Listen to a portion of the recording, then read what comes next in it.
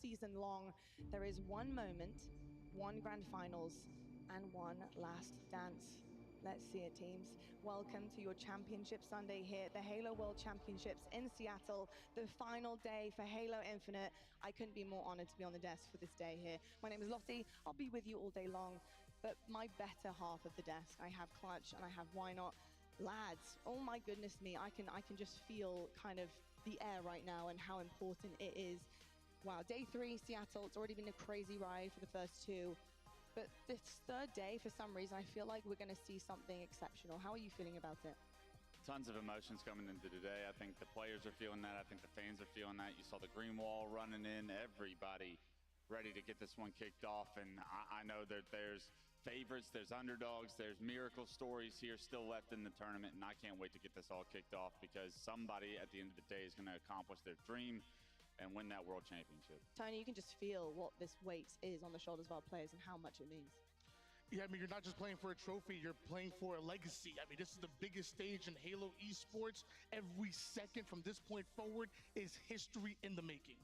Let's talk about what has happened because honestly, breaking news heading into day 3. We have 2 teams eliminated the first phase so early on, a top 12 finish, something that I think nobody really had expected. And this is exactly what happens when you let your foot off the gas, when you make a mistake where it counts and matters most. You're looking at right now a game 5 against Shopify Rebellion. They are doing everything that they had practiced and they were nearly executing it. Clutch, talk to me about the mistakes and how much this has now affected this team. Heart hurts for these guys. I mean, we know them to be world champions, each of their own. Penguin trying to get his first. Obviously, the career he had in Infinite was incredible throughout the HCS, but just not enough here this weekend. And it was Team Slayers that really got in the way of their success throughout this, and TSM got the better of them. A hot TSM found their way throughout the bracket. An inconsistent Space Station Gaming all season long. Also say goodbye to them before Sunday.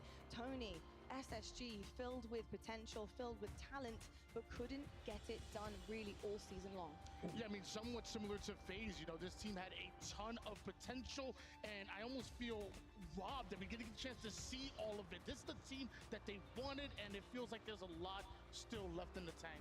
I think there is too, and you know what, I think, you know, they're going to be looking back on this moment, they're going to be really disappointed, they know that they've all given it their all, and I think that's just a shared sentiment across the board here in all of our seasons that we've had in Halo Infinite. It's just how it goes. That is competition, folks, and that's why you need to bring the very best to the table every single day here. But the top 2, they're still on top, and it really has been that story of 2 halves this season on the roadmap, and as you've seen, of course, the back-to-backs. We've had an OpTic back-to-back going through the elimination brackets, picking up a trophy at the end of it twice through. We've had Shopify Rebellion finally getting over their hump.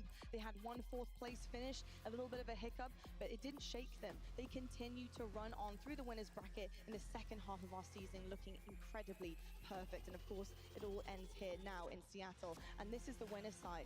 Shopify Rebellion just really pacing themselves through this. A little bit of a kind of a bump there against FaZe Clan, and they mentioned it on the stage. It was a little closer than they wanted. A little uncomfortable. However, they bounced back against Cole, who really were out for blood. And it was quite easy to slip up against the Complexity, who are feeling themselves and really go into it with nothing to lose. But I've got to ask you, Tony, Shopify Rebellion right now, coming into Sunday, they're going to hit a whole nother level, and that's pretty scary. Going on, Shell. Right now, How's your day been? The best team in the league. They have the firepower to compete and to challenge with anybody, but they don't lean on that. They lean on their teamwork. That's what dominates. I said it before, and I'll say it again. That is the best bait and switch in the league right now. They are so hard to take off the map. Of course, Shopify Rebellion West, they got the better of FaZe yesterday, although it seemed like in moments there could be a chance to have taken the series from them. That would have spelled a lot of trouble, but they just managed to pull it out. They have the ice every single time. Not only do they have perfect teamwork and perfect Halo for 99% of the time, but the fact that they have the ice to go alongside it when easily they could have slipped up, it speaks volumes about them. Yeah, they're going to need that ice here coming into today, and I know that they're the favorite, in my opinion, winning the last 2 tournaments. That's got to give you a lot of confidence in Shopify's opportunity here this weekend. You know, Cycle and Last Shot want to leave a legacy. They have said it even before they won their first tournament this year, that they want their names written in stone, and the best way to do that is this World Championship. Let's talk about OpTic Gaming, because I think something that has been different this season so far is the fact that they haven't slipped up early on. The mistakes were made, they managed to pull through, it didn't matter to them, they learned from them, adapted. The resilience has been key, honestly, for this org in Halo for so long, even despite a change on rosters as well. The resilience stays strong for OpTic Gaming, but this time they're through the winner side of things. And Wes, they have been looking really good. Although one player has been stepping up to the mark to save the day numerous times, numerous occasions this weekend. That boy Renegade. To also join him. Who better than Renegade to really showcase what he's been capable of for 4 years now in Halo Infinite? He individually carried this team, willed his team to a win yesterday. I am expecting the rest of OpTic to step up. They're going to need to step up. I'm looking at Formal, I'm looking at Legend. Can you bring the same level that Shopify Rebellion are? We saw the KD graphic at the end of yesterday, and it was all Shopify Renegade on top. He needs help in order to get the job done here. Will they have what it takes? And Tony, the head-to-head looks great. Don't get me wrong. This looks even keel. This looks fantastic for both teams here, and especially OpTic and their prospects. But like Wes said and had mentioned, when you dive deeper into the details of how these teams are winning these series, how they are performing, Shopify, every single one of them is firing. OpTic, I can't really say the same right now. I'm seeing some inconsistencies with players. I'm seeing certain circumstances where Renegade is completely leaned on at times. And don't get me wrong, easiest person to lean on, sure, our Halo Infinite MVP. But what happens if he just does have a game where he can't bring it to the table? There's a circumstance, a decision that is made where he doesn't have the opportunity to perform like that. And that is totally okay. You need the rest of the team to work around him. How are you feeling about the fact that they now need to adapt after 2 days coming into the third, when it's going to be incredibly hard against their competition? Well, I think going into this tournament, I would have worried a little bit, because this is best of sevens here in Championship Sunday. A lot of times when OpTic were losing those matches against Shopify Rebellion, it was because they didn't have a favorable game mode and map combination. Shopify Rebellion have the widest map count in the league right now, and best of sevens, a larger sample size, kind of lends to that. But so far, I've seen a different OpTic Gaming this tournament. I've seen a very hungry one, and I think that's one that's ready to really test Shopify Rebellion. Well, you know, OpTic, they haven't actually moved into the elimination bracket, so we won't see them in it. But let's take a look at who is there and who is left standing. Now, we've got Envy versus Luminon Gaming. So much to talk about here, and honestly, a very exciting elimination semi-final as well. Luminon Gaming, though, they have been so good. I am unbelievably impressed with them. What an incredible run. This is history in the making for them. This is the best that any European roster has placed at Worlds so far, and it's not even over. But Wes, when you're looking at how they have been performing and who they have actually been beating, are you comfortable with them coming into the rest of today knowing the competition is only getting higher? Yeah, I think they're definitely worried about that, but they got to be worried about Envy right now. And I think for Luminon Gaming, they should go into this series confident and almost consider themselves the favorite. Envy have looked strong, but not stronger than what we've seen from Luminon. I love the idea that Wootum now starting to figure it out. You see him really with an opportunity here at a World Championship. How far can a mouse and keyboard player go in Halo? His impact on the match is going to be so important for the success of Luminon Gaming, and their run has been nothing short of brilliant in the elimination bracket. SSG, Nightmare, Complexity, a very hot Complexity, and it's all been pretty straightforward, pretty perfect from there. 3-0, 3-0, 3-1. That's as good as you can get, and they're hot right now. I'm hoping they can ride that momentum. I'm hoping so too, because honestly, when I'm looking at the graphic, the outliers is Shopify, but really for me, where I'm honing in on is that Cloud9. And I know Cloud9 performed so well this weekend, although to see them go, I just want to see a little bit more from Luminon Gaming that is going to convince me that when they come to a Shopify or an OpTic Gaming, they're going to be able to produce the goods that they need to be able to get it across the line. Here's SLG though. We love Norwin. Norwin, he's been around for so long, and finally it is his time here on a Sunday at Worlds. I mean, the fact that top 6 is the best finish that he's ever had, and he's already secured top 4, Tony, it means so much to this Frenchman. When you look at his gameplay, especially across the years, and now coming into, of course, this final one for Halo Infinite, he's only grown, especially with his team, but he's such an integral part of it. What do you love about SLG the most? Yeah, you know, I got the chance to talk with some of the casters that work with the European Halo League, and I asked them about SLG specifically, and they talk about his playmaking ability and the fact that he has mastered use of the power weapons. He'll grab every rock and he'll get maximum value out of it. When you see him with the sniper in hands, even though a lot of times you want to feed the sniper to a mouse and keyboard player like Hootsum, SLG can go off with it as well. If he gets his hands on a power weapon, Luminon, dangerous. Just a quick note before we move on, I did happen to see with Clutch when we walked into the venue today, Glory was already there. And by the way, I had confirmation he was there at 8:20 a.m. warming up on his own in the back. He is ready to go. He is firing. This means a lot to these guys. So didn't see an Envy player in sight. However, Envy, though, they have a lot of passion on their side. And what a passion they have produced so far at Worlds. I mean, absolutely unbelievable performance from them. We questioned it online, hoping that they would manage to actually pull out the bag here. I mean, we hadn't seen it on LAN before. Online was great. I had questions about whether they played differently online just because of comfort, and then in LAN got a little bit hesitant. Clutch, what are you seeing on this roster that's making you confident, and comfortable heading into today? Man, this is it's beautiful to see, right? Because you wondered if it was ever going to happen. You saw them with the success online, the scrims, the tournaments online, and you wondered, when are they going to do this at a tournament? Throughout this entire year, they were falling short. But it is the World Championship that they came together and started to create upsets.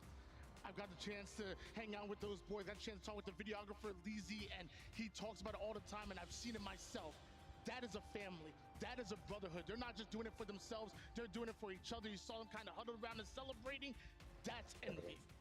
I will say the passion yesterday was unbelievable. It really was, two halves on the stage as well. But I love the huddle. I love the celebration. I want to see more of that coming into today because the job is not done. Although you're celebrating a massive win, we need to celebrate some more, Envy, especially as you get the job done here today. Of course, we do have our Sunday schedule. I want to know what is coming our way because beginning our day is Envy versus Luminon Gaming. This is a big elimination semi-final. Saying goodbye to somebody right at the start of Sunday is always going to be tough. Shopify Rebellion versus OpTic Gaming. History has a funny way of repeating itself in the winners finals this time because OpTic haven't slipped up. So again, a kind of bumpy road for Shopify Rebellion, something that they're not used to coming into this Sunday. Their toughest competition is meeting them already in the winners side of things, and they're going to have to get over that hump. But what a confidence boost it would be. And as well to note, best of sevens all day long, folks, which is going to be imperative. Clutch, just for new viewers here, why is it so important that best of sevens are just incredible here? I mean, it gives teams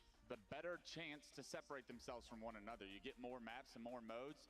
You have less Slayer factors into that. Best of fives, you always think an underdog has a chance with 2 Slayers in the series, but when it gets to a best of 7, maps and modes go out the window. You have to be the better team on that day. It's going to be a grind for all of these teams. We're going to have to dig deep, and we'll see who can dig the deepest by the end of the day. We certainly will indeed. Well, we have some incredibly talented players and teams, you name it, on that main stage. Been battling all weekend long, and of course, we have our event commendations. Blaze, it's over to you.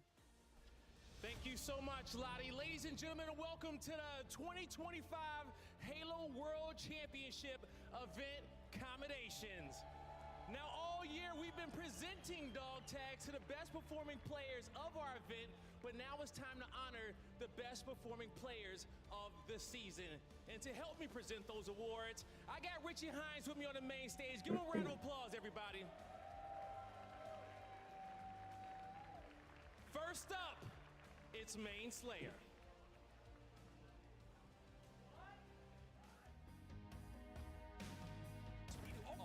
Yep.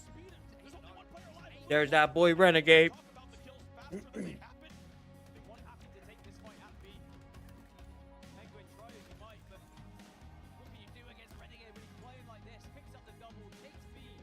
by the way, 17 and 9. Some of the most unbelievable consistent stat lines we've seen in the opening 2 events of a season, and he's not done yet.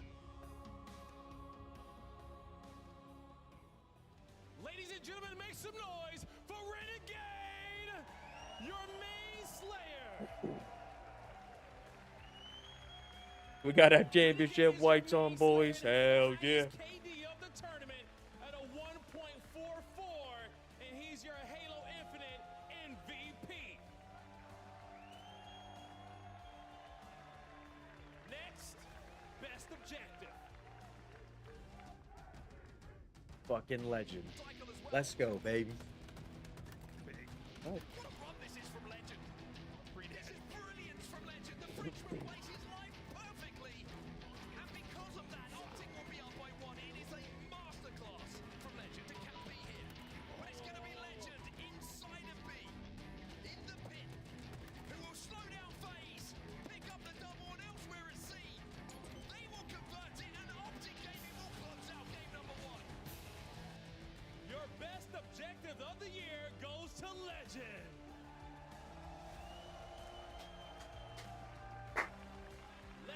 Legend has received 5 combinations during Infinite, and he has the most flag caps and steals in all of Infinite. Congratulations to Legend. Coming up next, best support. Very confident when it comes to holding this weapon. As Legend tries to crawl around, but he crawls right into the scope. The basement, Frosty was there. That boy, Cycle. Spotting over towards the sniper zone area. OpTic Gaming now killing spree for Cycle. Looking to take this game by the scruff of its neck. After what we saw in that first series, but as you say, they have regained not only a foothold in the series, but a firm control of the scoreboard. 2-0 with less than 2 minutes left to play. Psycho is making OpTic check shadows. They cannot find where to go. Psycho is your best support player of the year. This is his 4th support combination, and he has the highest KAD of all time at a 1.84, and he's your 2025 season MVP. Congratulations to Cycle. Damn. Finally, it's time for your best coach.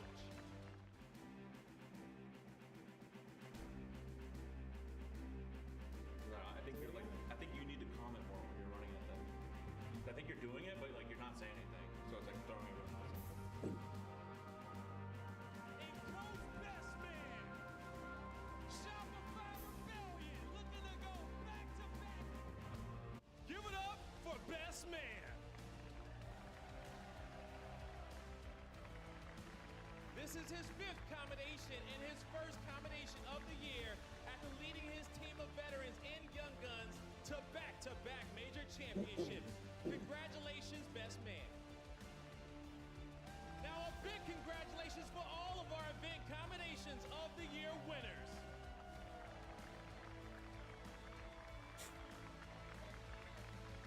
All right, now the awards don't stop. Now, this weekend, yesterday, we had the Halo World Championship free-for-all tournament take place. And as we had many players enter throughout all of our tournaments, only one can win. Only one can come out on top to call himself the best free-for-all player. Get ready, everybody, and get loud for V-Lego!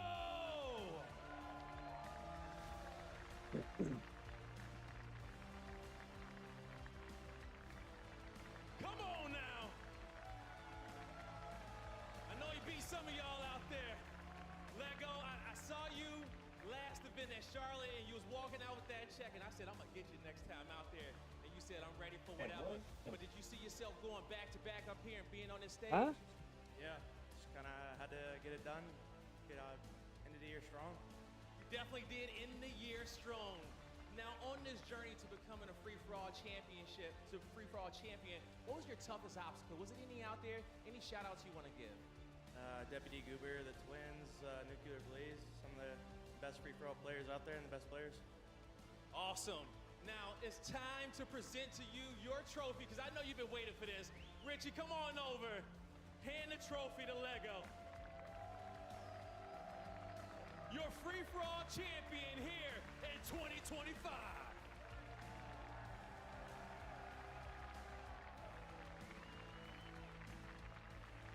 Now that all of our awards are out the way, it's time to get the big matches started. Everybody, you ready to get Championship Sunday going? It starts now.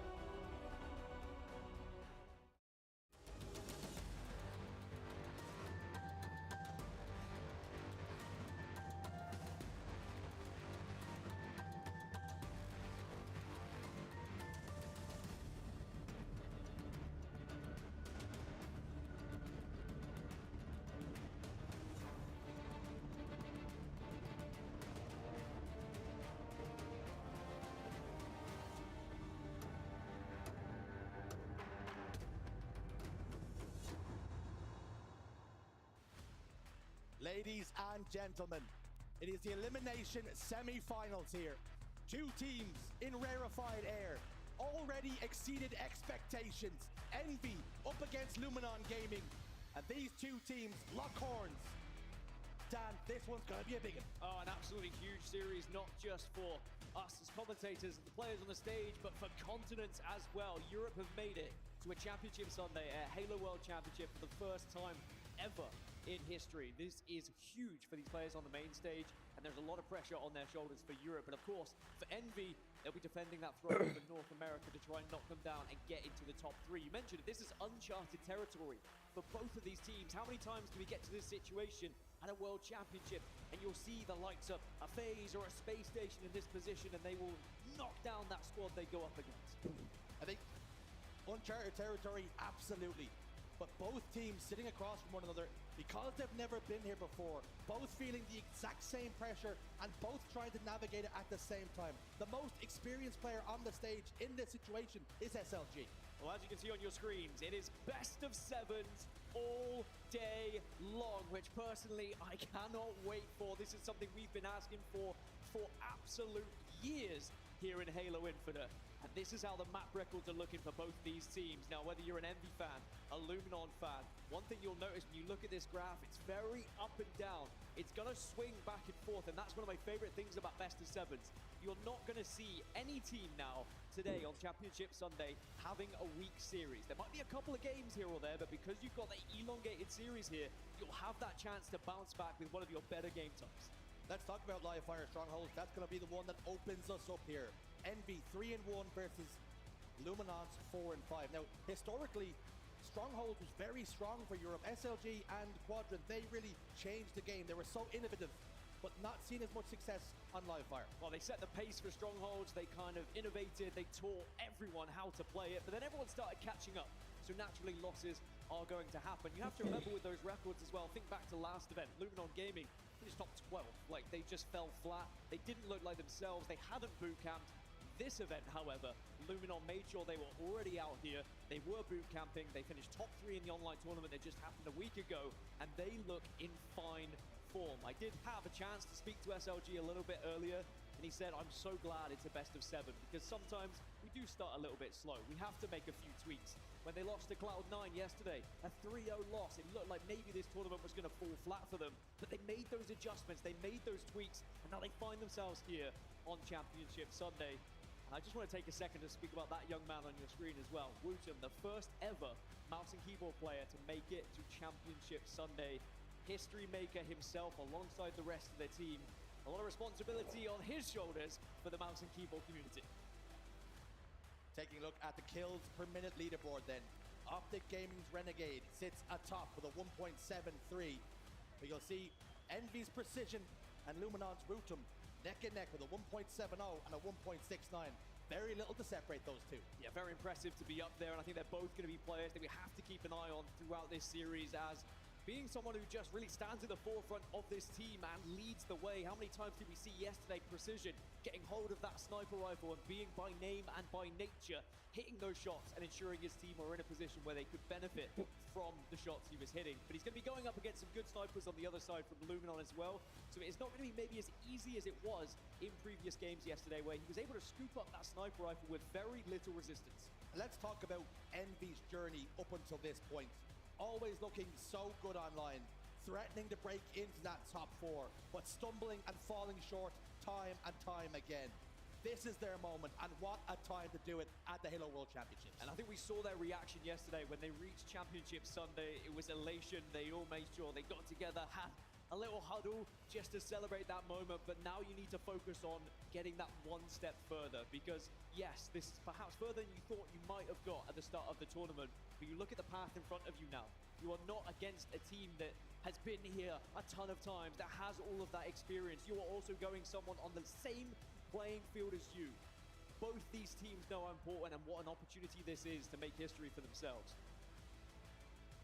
We often talk about the pressures of moments. Big series.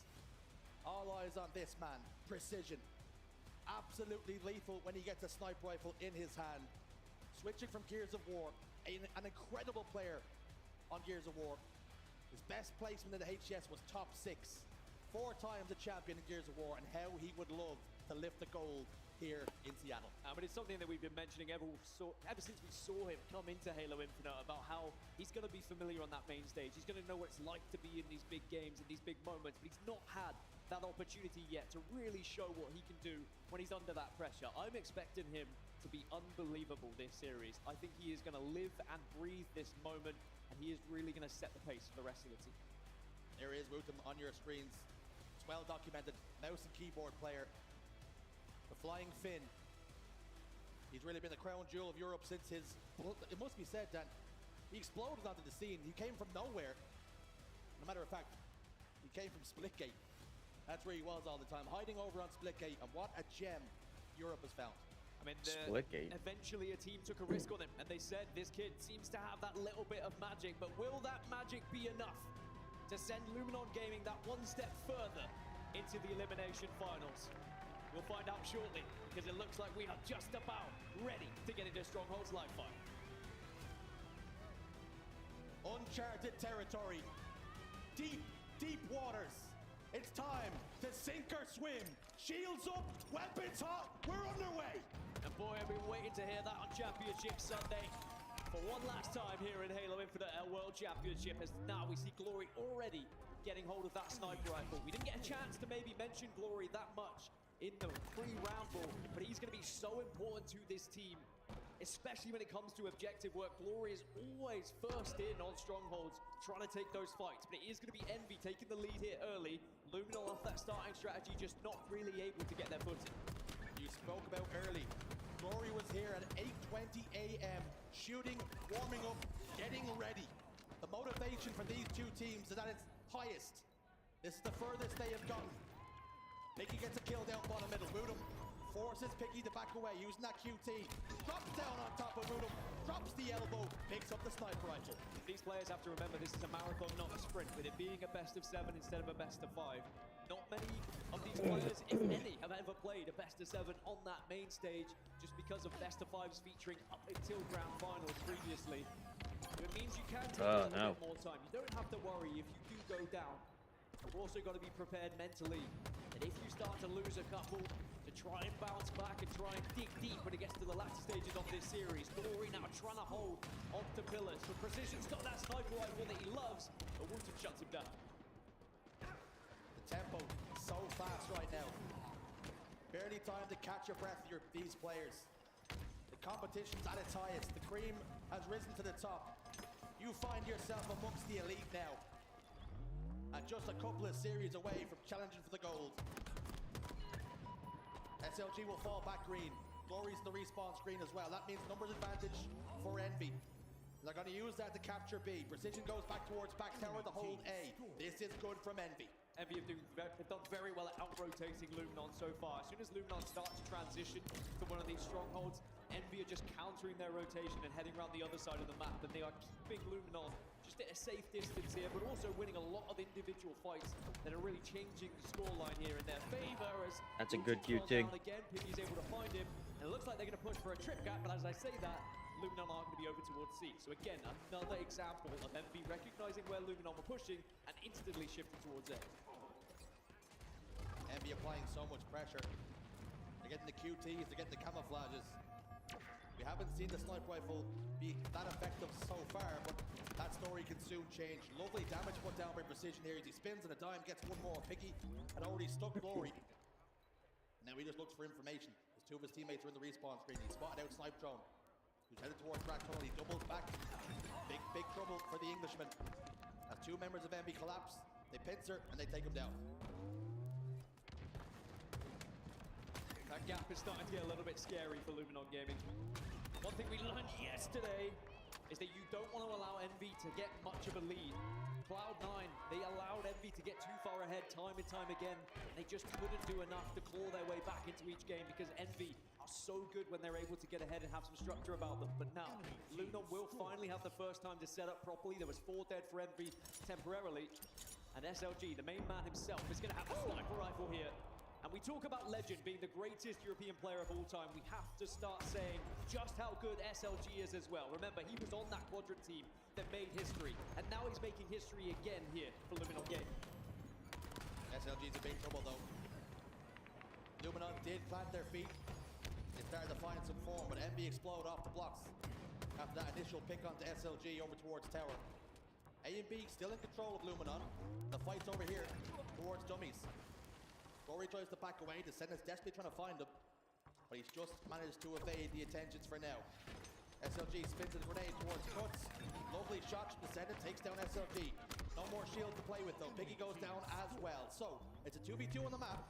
Widow's going to get C, but they're going to lose B. It's evident Luminon also falling victim to a slow start again here, as almost predicted by SLG when I did chat to him. Knows full well that sometimes they're a little slow out of the blocks, but you can kind of find that pace in game 1 and you don't have to wait until game 2, then you'll be very relieved. Still, it's only a 50-second gap. It's nothing too impossible to catch up on at this point, but I will say Envy looking very confident in their shot. Sender, though, not able to get the better of SLG this time. SLG 10, 6, and 7, leading his team in the charge for victory here on map number 1. And it can just be one that settles the nerves. You go one up to the good. You start to ask questions of Envy. Remember, folks, this is the best of 7. There can be no excuses at the end of the series that we didn't like our map mode combinations. You have 4 chances, 4 victories required to progress here. Descendant over towards scoreboard. Precision's got the camouflage again. This is what Envy are doing very, very well. Getting the power-ups down. And I think off the back of that, you say 4 chances. You can also have 3 mistakes. You can have 3 bad maps if you really want to dive that deep down the rabbit hole. If your map pool isn't that great, you can afford to have a couple of extra losses here in the best of 7. Now, Luminon are starting to catch up a little bit. Envy finally regain a little bit of control, but it's instantly wiped back away. Luminon Gaming now rotating better as a unit, but they've also been flanking far better as well. As Glory gets behind, the teammates join him, but he said, I didn't really need you boys. The double was already secured, and now just like that, Luminon have the lead. They have a trip cap. Envy on the back foot. You notice people at home cheering on the Europeans. It's beggars belief. We thought we'd never get here at the Halo World Championships to have a team on that main stage representing us. But Envy are no easy task, and they've proven that this tournament. They might even be the slight favorites in this series. And Europe are quite happy to play the underdog, because their bark and their bite are pretty savage. But it shows how both teams have progressed over this season, right? At one point they were competing for top 6, these 2 squads. Probably top 8 at one point throughout this season as well, and now suddenly they're fighting each other for top 3 at the World Championship. Now remember, Envy were up by 50, and just as you blink and miss it, suddenly it's Luminon now who have a 50-point lead. What they would have learned is that it is very easy to get back into things once you have that control, especially if you see all 4 of your team go down. A and B now for Envy. Jackson shields get popped in towards house. SLG's quite happy with the damage he's done. Opts to rotate towards B. Envy go 3 to the grave. And now it's about predicting those spawns. You can see SLG takes control of tower. They're happy to let them spawn inside house. And wait to see what way Envy like to push. What way are they going to lean here? The resource is going to be sent towards B for Envy. Luminon recognized that. The problem is Rotom and Sniper Drone have gone down. It's been enough damage to make sure Glory can capitalize on 1 kill. Precision waits for his teammates to come, but the help's not going to come quick enough. He's going to fall. A and C now held for Luminon, and they're very close to taking map number 1.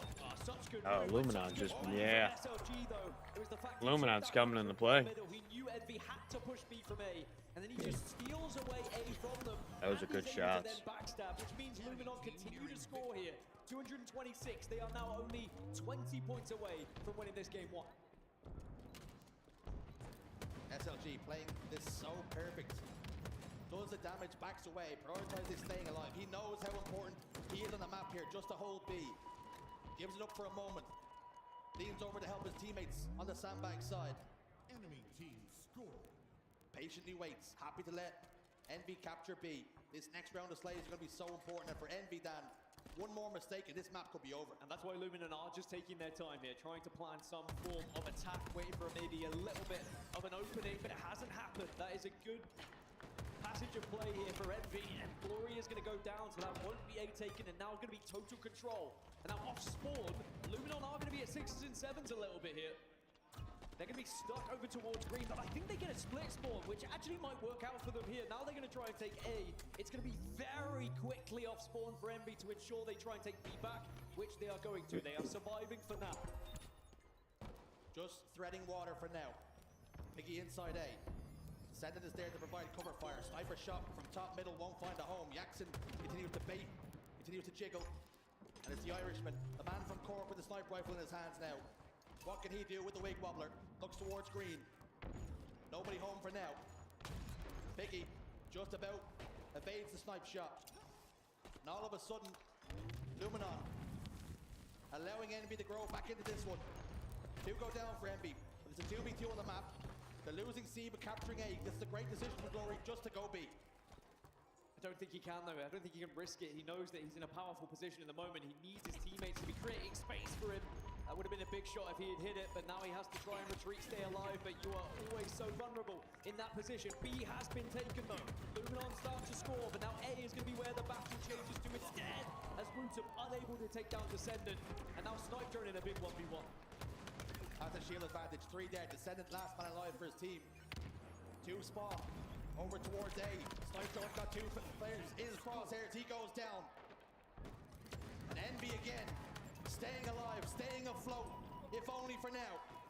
B and C in control of Luminon. They've lost a couple of members, put so many resources into capturing B, and they've allowed Envy right back into this one, and threatening a triple cap now. 3 are dead again, and Luminon Gaming, now this is where you start to sweat a little bit. You are so close to taking game 1, but how many times historically have we seen European teams in a position like this, where they are about to win, but then they just let it slip through their fingers? Luminon just need that one break, that one moment, but Envy have done fantastically here to deny them over and over again. And now look at the positions that Envy are putting themselves in. They are covering the angles. They are forcing Luminon to take a risk here with their push.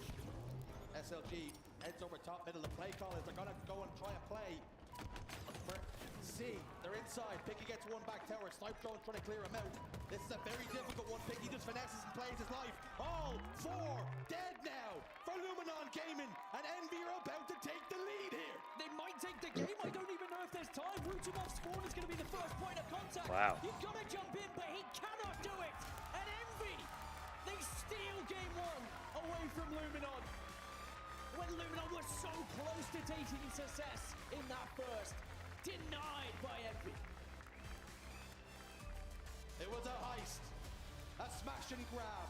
Luminon thought they'd done everything they needed to. They started to play patient, started to play passive, and was that their undoing? And now this is going to be one of those scenarios where you are thankful it is a best of 7. It does give you that little bit of extra time, but it will be a bitter pill to swallow for Luminon with just how close they were. But that's Strongholds in a nutshell. That's why we love that mode, because it is such a swinging game, back and forth like a pendulum, and it is so hard to predict. But Luminon will find themselves 1-0 down in the series.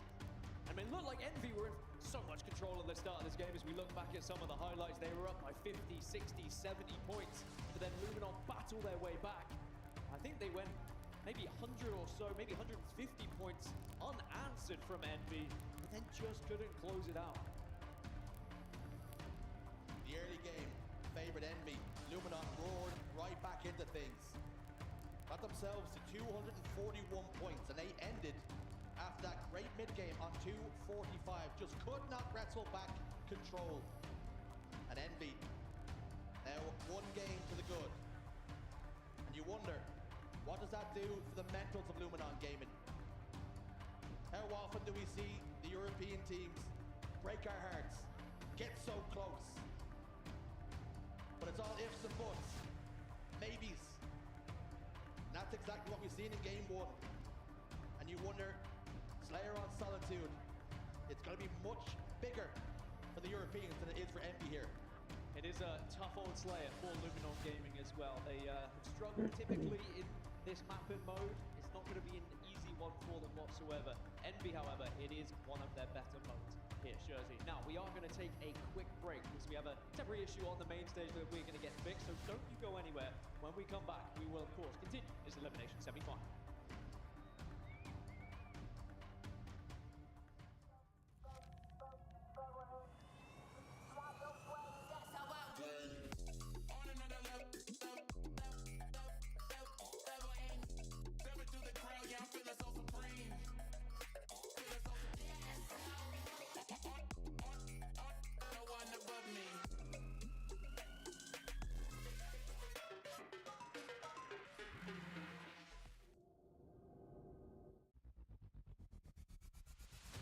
Want more Halo action?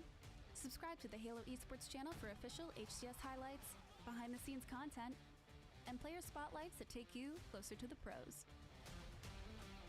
Stay in the loop with official updates, Halo Esports history, and our HCS and community top 10 series. Don't miss a second. Subscribe now.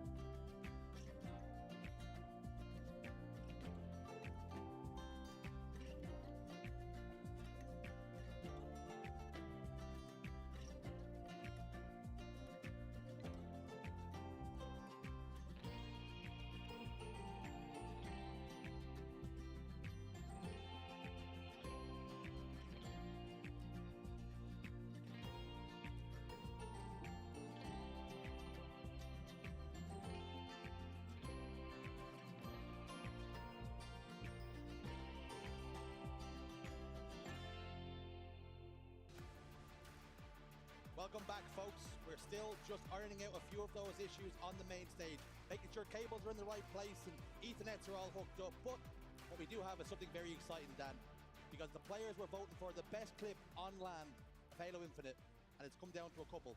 It's Chicks Overkill, who we can announce, Dan, was a runner-up, which, for me, I'm not so happy about. Not so happy about because you were commentating on it? And because you're a European? I'm not talking about the bias. Well, if you don't remember what Chicks Overkill was like, and I remember it very fondly, I can show you right now. Let's take a look. Once they recognize a player's on their own, they will just jump on you, and that team shot is so difficult to play against. And Chick may be starting to heat up. Oh shit. Oh shit. All time as far as I'm concerned, Dan. Yeah, I think Golden Boy voted. He hates the Europeans, that's what I've heard. But yeah, that would be the runner-up. But of course, there has to be a winner. It was Lucid and what he was able to provide on the main stage. Let's have a quick look and a memory of what that one might be. Yeah, Mental was sniped top tower now. Wins a nice body shot onto the player, bottom trending. But Mental's going to back it up, not going to overextend. They lose 2 players, and once again, the ball is going to get played. Mental actually going to throw the snipe off the map, but Lucid catches it. Lucid catches the snipe in midair before it can go off the map. And let's see what this means for OpTic Gaming's new setup. Yeah, he wanted to get rid of that one completely. It's still a near full sniper, 7 bullets. Let's see what Lucid decides to do here. Ball is going to be able to draw some players off from Shopify into some odd locations, and there's gonna be one pick over into dummies, second pick onto the silo. Just gonna jump out, no scope for the triple kill. Wait, can he do it all? Wait, Lucid, you madman! Oh my god. He catches the snipe, and he takes over with it! An absolutely incredible clip, there is no doubt about it, Dan, but I'm calling shenanigans. I think it's politics. Lucid is just a bigger name, that's all it is. I honestly, I love that clip, especially with Clutch going mental as well. I mean, both fantastic clips, both amazing memories as well. I think one thing that I loved is at the start of this clip was when he caught the sniper rifle. I mean, that is just something that adds, I think, a little bit of extra flavor to it. And just, I mean, unbelievable. The fact you could do this on the main stage as well against these names, that's something you've also got to take into account. Look who you're going up against. It also has to be said for Shopify Rebellion, think, oh, don't worry about it, we've thrown the sniper rifle off the map, and all of a sudden, it ends up in Lucid's hands. And this is possibly the worst thing that could have happened. He hits some amazing shots, and to end it off, that player sliding from top tower to hit that shot, body onto soul snipe, turns and whips, catches that shot's incredible. The whip, the adjustment of the crosshair to take down Mental, and the overkill. So I won't say rightfully the best clip of all time, but it's definitely in my top 2. It definitely does feel like a full circle moment, though. You know, Lucid, he kind of pioneered the way to play the game, to play li-fi, think of all the movement, and then all the combination of it, he gets rewarded with the best ever clip on LAN in Halo Infinite. Anyway, enough about the best clips we've seen so far. Perhaps we're going to have even better clips here at the Halo World Championship. Live in Seattle, we've got Envy versus Luminon. It's a best of 7. Envy have a 1-0 lead at the moment, and we are about to head into Slayer on Solitude. And as I was teasing you, Shurs, I know I like to tease every now and then, this is an uncomfortable map and mode for Luminon. Typically, they have struggled in the past, but as I always say, if it was a mode you struggled in at the last event, you've probably put a good amount of practice in. I think it has to be said for Luminon as well. The team we've seen at Charlotte, this is not that same squad. The preparation, the boot camp, the hours put in, the VOD reviews, they have gotten better and better in this last 2 or 3 weeks. A completely different team. And perhaps he can throw the form book out the window. As we load in the Slayer on Solitude, what way will it shake out? Already it's going to be an early push for this camo, and it was initially challenged, but Jackson puffed out his chest, and he forced his enemies away, but then he is cleaned up in the end, so that camo will amount to nothing. But it's going to be Glory who gets hold of the shock rifle and can be the first to put it to work. And he will just whip it out after the melee. Maybe he thought he was initially going to get that kill, but it's going to be an early lead here for Luminon. Glory posted up on glass, patiently waits. Gunfire rings out across the arena. Precision's got the snipe drone. Woodham's also fallen. Now pressure starts to come. Glory recognizes that, knows the push is going to be coming from yard. As he tries to stay away, tries to stay alive on loop, manages to pick up the pieces and the kill, the cleanup onto Precision. Turns his attention towards Ascendant, sends his nade back from whence it came. Shock rifle completely out of ammunition now. He just realized that, completely locked in. turns his attention towards top gold now. He's sort of on the periphery of the fights right now. And he gets back whacked. Not aware of that player behind him. Piggy, sneaky. Yeah, I think that's going to be a frustrating one for Glory. You could see the confusion on his face when he did go down, but I believe the kill was traded out as he quickly called it to the rest of the team. It's a little bit of a sporadic start for both teams in the moment. No real control here on Solitude, but as we've already learned, not just at this tournament, but throughout this season in general, this can be a big swing game, just like we saw in the previous. You might have a lead, you might feel comfortable, you could be up by 10, 15, but all it takes is that 1-4 dead to regain control of the entire map, and then suddenly you could be the one who progresses with 10 to 15 kills as well. SLG tried to get aggressive. Up on the goal ledge he went. Precision trades out with a stick on the Glory. We spoke about how important map 1 would be just to settle the nerves, ease the pressures, and it was Envy who secured it. Has that just taken the wind out of Luminon? They hold a 2-kill lead here. And you have to feel like this Slayer is massive for many reasons, but just for the mental aspect of it. Being down 0-2 on Championship Sunday versus 1-1, the complexion of it's so much different, no matter how close you come.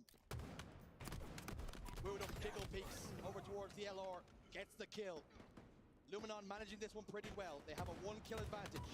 Camouflage just pops up. Glory puts down damage, forced to back down. He's now on the low ground. Descendant picks up a Camouflage. That's 2 now for Envy. Luminon need to find themselves with a little bit of security in this game. Get Snipe Drone into a position where he can begin to anchor a little bit more. He's uncomfortable with the rotations that are being made at the moment. You can see it in his stats. Yes, he's putting down damage. Yes, he's getting assists, but typically he will find himself in spots where he can do a little bit more for the team. The same can be said for Yaxen. Remember, Yaxen, incredible damage dealer on this Envy roster, hasn't necessarily been able to find himself in the same positions he would like to be either, just because of at the moment, a lot of the fights are just happening in random places, and no one really has had any control thus far. The game continues to be sporadic. Woodham dives over towards Hotel. Snipe Drone makes his way towards the snipe side. Elevates himself to S4, looking for a vantage point. Putting down damage. You can see he's not comfortable. Taking damage, forced to back away. Trying to clear out Precision, gets the kill. 5 beautiful shots will take down Precision. And will that give Snipe Drone the confidence he needs? Yeah, that's going to be important. As Snipe Drone starts to lock in and he's laser focused, he is a turret. An absolute powerhouse on the map. I'm sure anyone would fear crossing his path, but they still find themselves 3 kills down. And Snipe Drone now the last remaining player. Sadly, he's going to have to take this 1v1, and Piggy gets the better of him, had the high ground, had the advantage. And now Envy find themselves up by 5, and they did temporarily have the majority of Luminon down, so they should be able to get a good amount of map control here. They forced Luminon back over into blue. Now this is where things can start to get ugly. When you force now Luminon to have to make a decision, like do you try and push through yard, do you try and then push out through blue? Either are uncomfortable. Luminon on the back foot. 4 kills, the point of difference. Make it 3. As Descendant goes down, top goal ledge. Blue spawns coming now for Envy. Are Luminon aware of that? Glory down to no shields. Will he just get away? SLG covers for him. Expertly done with the bait and switch from the Frenchman. Precision trying to stay alive on the silo. Yaxen putting down damage, make sure SLG's life is no longer an issue, no longer a problem. Camouflage, up in 4. Descendant takes a power position over towards top goal ledge. Numbers advantage now for Envy. Picky towards Hotel, Snipe Drone and SLG. In between blue and yard. And Yaxen gets Camouflage for Envy, but is not able to pop it into his chest. It is down. It's in no man's land. Yeah, where did that Camouflage land? Does anyone have tabs on it? I think Wooten may have just spotted it. He pinged for the rest of the team. I think Glory's just popped it into his chest. That's a fantastic recovery from Luminon. It was not looking great. Envy had the advantage. Envy had the map control, and it looked like Envy were going to get that camo. But Luminon had set up the trap perfectly. Were able to use grenades to just force Yaxen off the camo, and now they find themselves only 1 kill behind. Glory has the chance with the camo here, does have support as well, and just like that, Luminon take the lead. Team nearing victory. Our Luminon about to pip Envy at the post here, as we wind into the last final 10 kills. Snipe Drone gets 1, Glory's in trouble. Plasma Grenade will settle for a trade now. Precision's in massive trouble as well, 3 dead for Envy, and this should be S1 spawns for Descendant, and is. They have players over towards blue as well. Yaxen's in trouble, being pressurized. Picky's got sniped though. That can change the tail very, very quickly. The greatest equalizer on the map. Rudum top gold. Piggy's just looking for information, but Luminon are not showing themselves, not revealing themselves. We've already seen Piggy so far this tournament do a lot of work, but notice how he drops it. He's going to press up and he's going to give it to Descendant instead, who maybe just feels a little bit more comfortable with the shot right now. It's a 4-kill difference. You have to hit these shots. Snipe Drone just evades the first. Wootum can't avoid it though. And now it's a 3-kill game. Glory going to push in. Does get stuck. That's huge for the chances here for Envy from Descendant. Trades are good though for Luminon. And Snipe Drone enters in blue. Jackson desperately tries to stay alive, knows he can't step outside, needs help, it's not going to come. And the Europeans just 2 kills away from tying up this series on Championship Sunday. But Envy are not out of this one just yet. This one's not comfortable. Will memories of game 1 start to loom over Luminon Gaming though? They remember how close they were in that initial, but now here comes the push. They start to find them. There's the 50. Jesus. Wootum gets his 20th kill of the game. Tied series 1-1. They lock in the second map to tie us up 1-1. Wow. 20 kills for Wootum on Championship Sunday. The biggest series of his career. When you look towards your big game players and you want them to have the most impact, the Finn has not stood on ceremony. Incredible performance. It was a great recovery from Luminon when control started to look like it was favoring Envy quite considerably, especially when they had the map. The camo was coming up, they were set up to grab it, and Luminon looked like they were to no end were going to find any sort of way of escaping. They just were able to find a couple of grenades onto top middle, which just changed the flow of the game completely. But then look at this push. Confident from Luminon Gaming, perhaps learning from their mistakes from game 1 where they took too much time, I think. They were trying to plan it out, trying to plan how they were going to break, and they just gave Envy the opportunity to go on that run. By taking that risk, when you have that little bit of an extra cushion, it just meant that maybe Envy were not expecting said push to come from blue. And we're all tied up, 1-1. And has the complexion of this series completely shifted? We're so used to in the best of 5s, game 3 being the swing. But you've got a lot more runway now. We spoke about it, Dan, a little earlier. You've 4 chances to win. You've also got 3 mistakes. Both teams have already lost a life. Massive moments. And again, to highlight how important it was for Wootum to have that performance. 20 kills, Dan. It cannot be understated. Well, map 3 is going to be Aquarius Neutral Bomb, which is one of my favorites to watch. Very methodical, trying to plan out how you're going to get that bomb into the base and get it down without being naded out. Both teams 4-3 and 5-3. So it's a pretty even map and mode for both of them. No one is going to be particularly confident on it just from those numbers, but who's been putting in the work in the background. Now the players I'm going to want to highlight, you've got Precision and Descendant on one side, Glory and Wootum on the other. Both of them have been able to just be at the forefront of their roster when it comes to getting those kills on the board. Incredible KDAs from both, but also keep an eye on SLG and Jackson as the assist machines when it comes to Neutral Bomb. They are always there laying down the foundations for their squad, ensuring that damage is being dealt so that the main slayers can go out and do their job. Massive map on the horizon now. You speak about big game players and who is to watch and what's the most effective way to play the game. And we've seen Halo Infinite throughout his lifespan, game plans develop. Flag plays much different to Assault, but one thing rings true. You want to try and spawn them over towards that bridge. You want unrelenting pressure. And something maybe Luminon didn't do as well in the last game was capturing those camouflages. Having a look at the record, 5-4 versus 8-3 with an average pass of 1.9 and 2.3. Very little to separate them, but perhaps, Dan, this one maybe favors Envy. Maybe a little bit, and I think that Jackson is going to be one of the key reasons of that. I think anchor players are so important in this map and mode, even more so than CTF sometimes, because that power position of taking a base or maybe taking a top P or top car, unbelievable control you can find yourself in if you're a confident damage dealer. How many times do you see someone take one of those spots, get shot once, and then they just back down, and then you're a non-factor, and it allows the other team to take so much space. But the likes of Jackson, he is fearless when he's in front of enemies. He'll take a couple of shots, but he's happy to repeat. And it might look a little bit silly at first glance, but just being able to fire back and force someone down, force them to back down, just allows your teammates to do so much more on the map. It is something similar that Snipe Drone also does on the side of Luminon. SLG is also very good at it, but Jackson statistically has the advantage over both when it comes to that kind of position. And we'll have to see whether he can be that key factor here on Neutral Bomb Aquarius. I'm so happy you've highlighted Snipe Drone.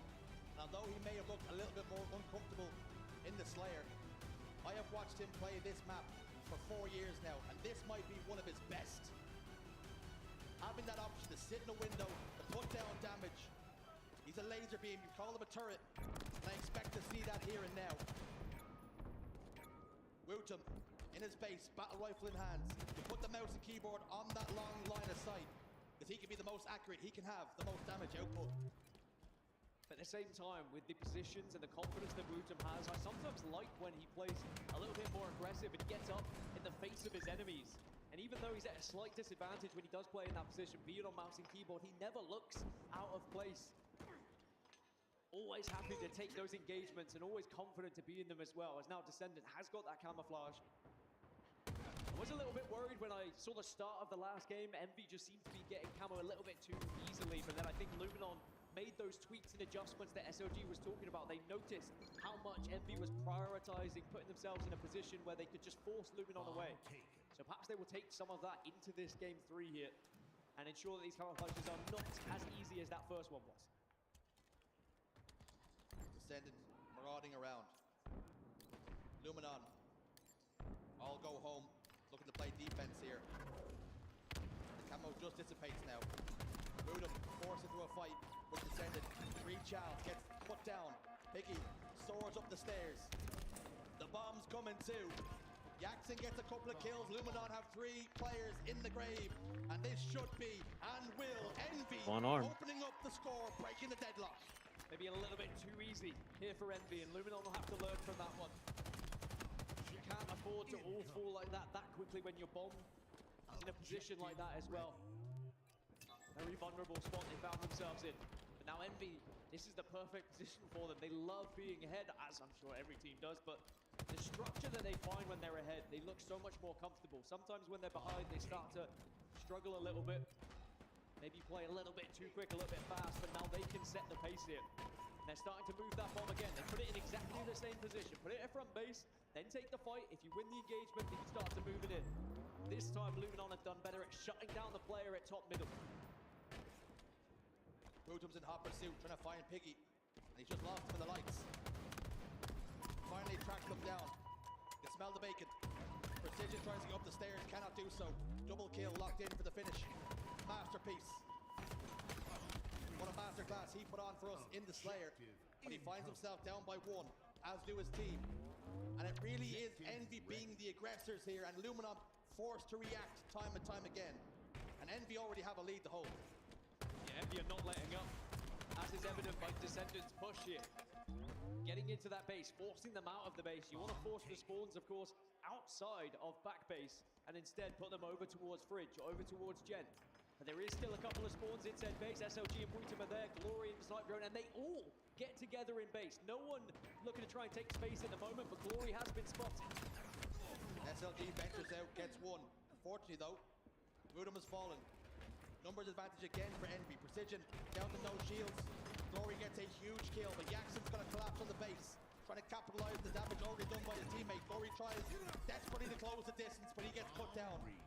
Envy still applying the pressure, but the bomb resets. Well, Luminon parked the bus, and it worked out for this time, but you need to start creating space and actually finding a position top car where they can begin to laying down some pressure onto Envy. Not going to win the game by sitting back in the base, but they're also reluctant to allow Envy just to walk up as comfortably as they did the first time. Definitely playing a little bit scared at the moment, are Luminon. I think Envy far more comfortable with the positions they found themselves in thus far. The game is well and truly being played inside Luminon's half. He's not even really threatened to push the bomb across the halfway point. It's been all defense. Perhaps now is the time for the tide to change. 2 members over towards the engine area now on the car side, but they slip away and evade Snipe Drone's crosshairs, if only for a moment, as he's still trying to find information. Now, that's one of the most frustrating things when you make that flank around, you find no one, and then you find yourself in a vulnerable position because of it. You're in such a good spot, but then suddenly you have to then play a blind angle and hope that you're not going to be spotted out. And in the end, Piggy, I think, picks up a triple off the back of it. SLG does shut him down before anything crazy happened. That bomb was not moved any further just because Envy were just able to get pretty fortunate with the timing on the Snipe Drone, I will say. Speak about timing. SLG hit YY, battle rifle came out and spanned it. It was half and half and not able to put down any damage. That meant that Jackson was the favorite to win the fight. Snipe Drone settles for a trade now. And again, Envy pushing forward. Camouflage is up. And every single camouflage that's been on the map so far has belonged to the boys in blue. Double kill for Precision. He might not be done just yet. Turns his attention towards SLG, who just gets away. That camouflage still waits for somebody to be brave. It was SLG who made the move. Precision cuts him down. And he's laying siege to the base once more. This is the power position now. When you get in the enemy base, you force those spawns outside and you can start to lay down damage, but Precision has been spotted out. Wutum shuts him down immediately. But now Piggy's found himself a camouflage.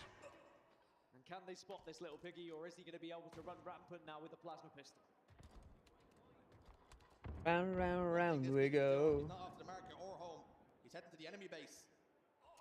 And he can be a little bit of a predator. Gets the information. Glory down to no shields. Almost turned the tide of that fight. Piggy spares his blushes by locking in that final kill. That final shot does connect. But again, they're happy to play this one patient, our Envy. Playing it very slow now all of a sudden. And Envy would happily finish this one. 1-0, but Piggy does get behind Envy. Oh, wow. Does pick up the double. Also applies damage onto Glory. It's all 4 dead for Luminon. The bomb can begin to move. But they won't be able to plant it initially. They have to get another round of kills here. You don't want to give up your position, considering how much control you have at the moment as well. But Piggy does get caught out by SLG.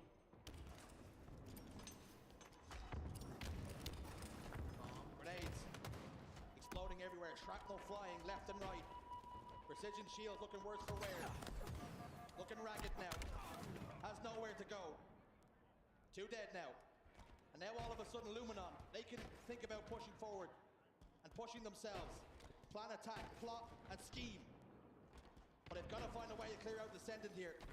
Just marking the bomb. Precision's down bottom middle. Glory just looks away at the worst possible moment.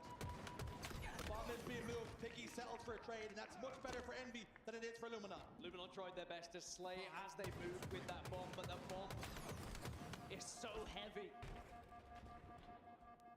The weight of it, you can't move it as fast as you could perhaps historically in previous Halos. You try and toss it, and it just drops straight back down, so it is a slow old maneuver trying to get to the enemy base at times.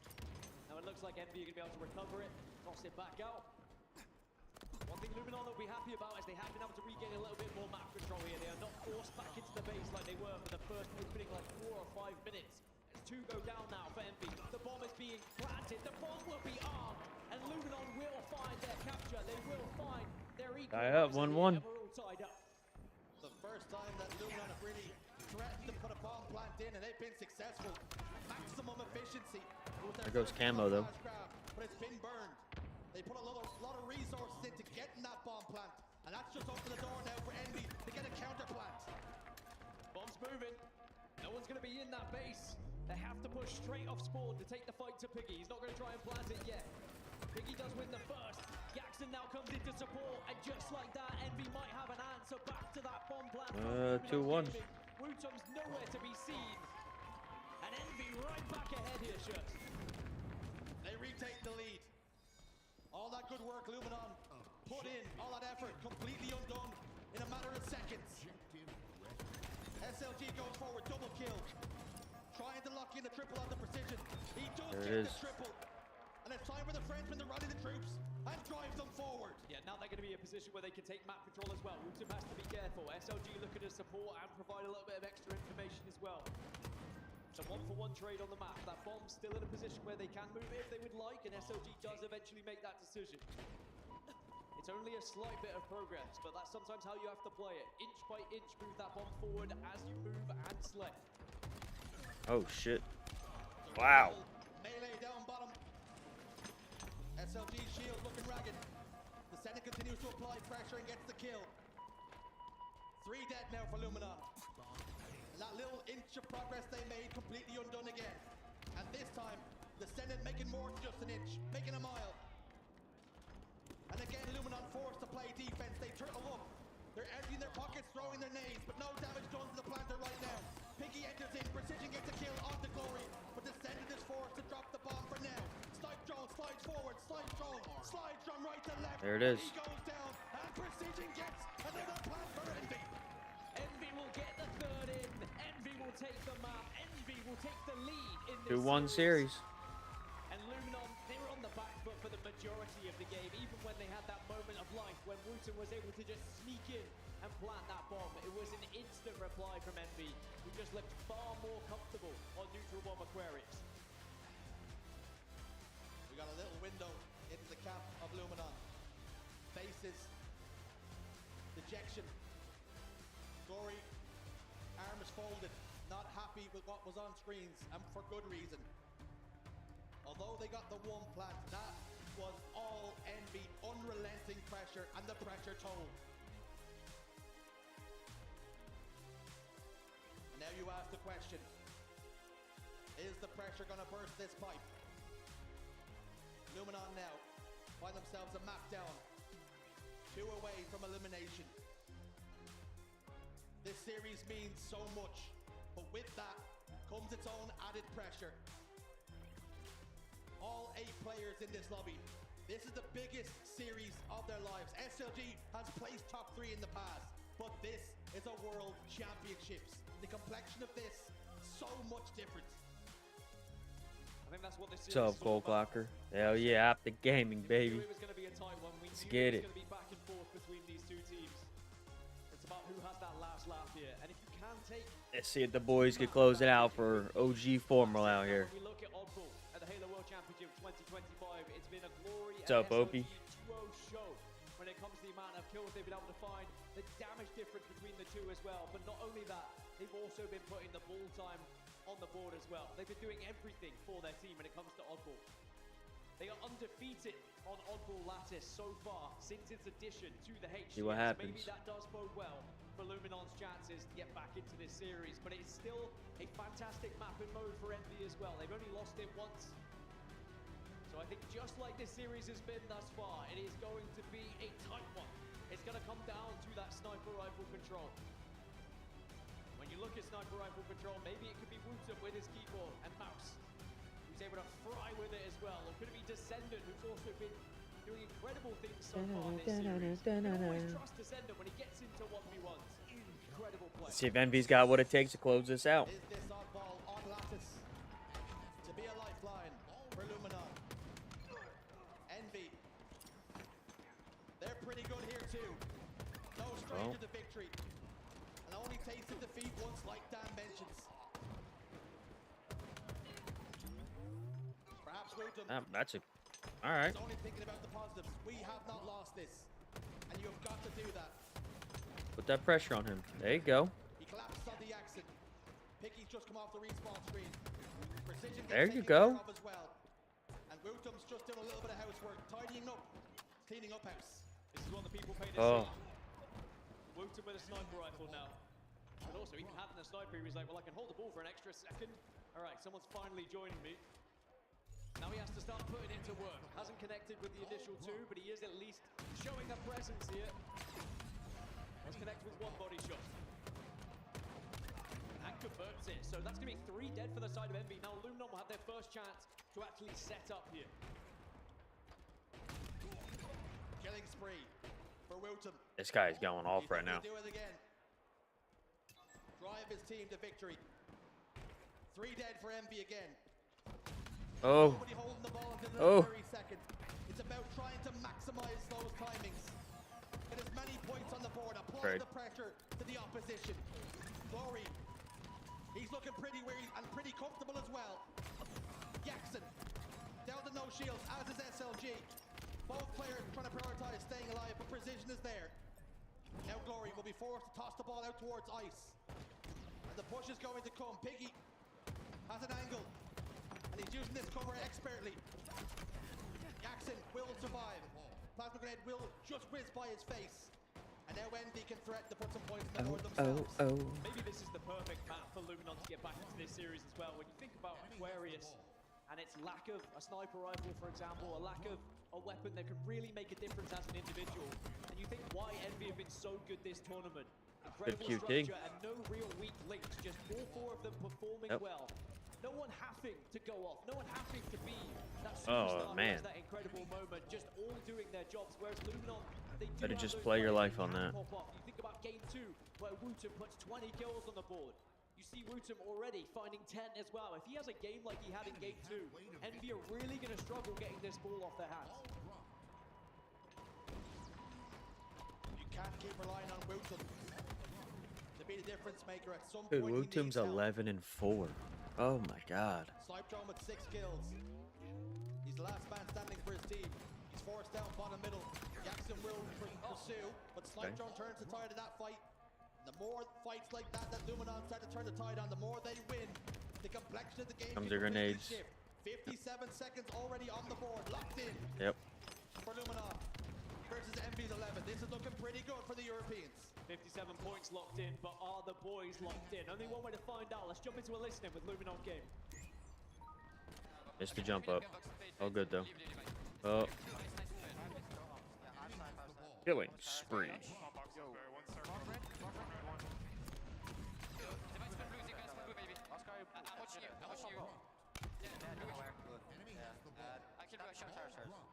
Inside red.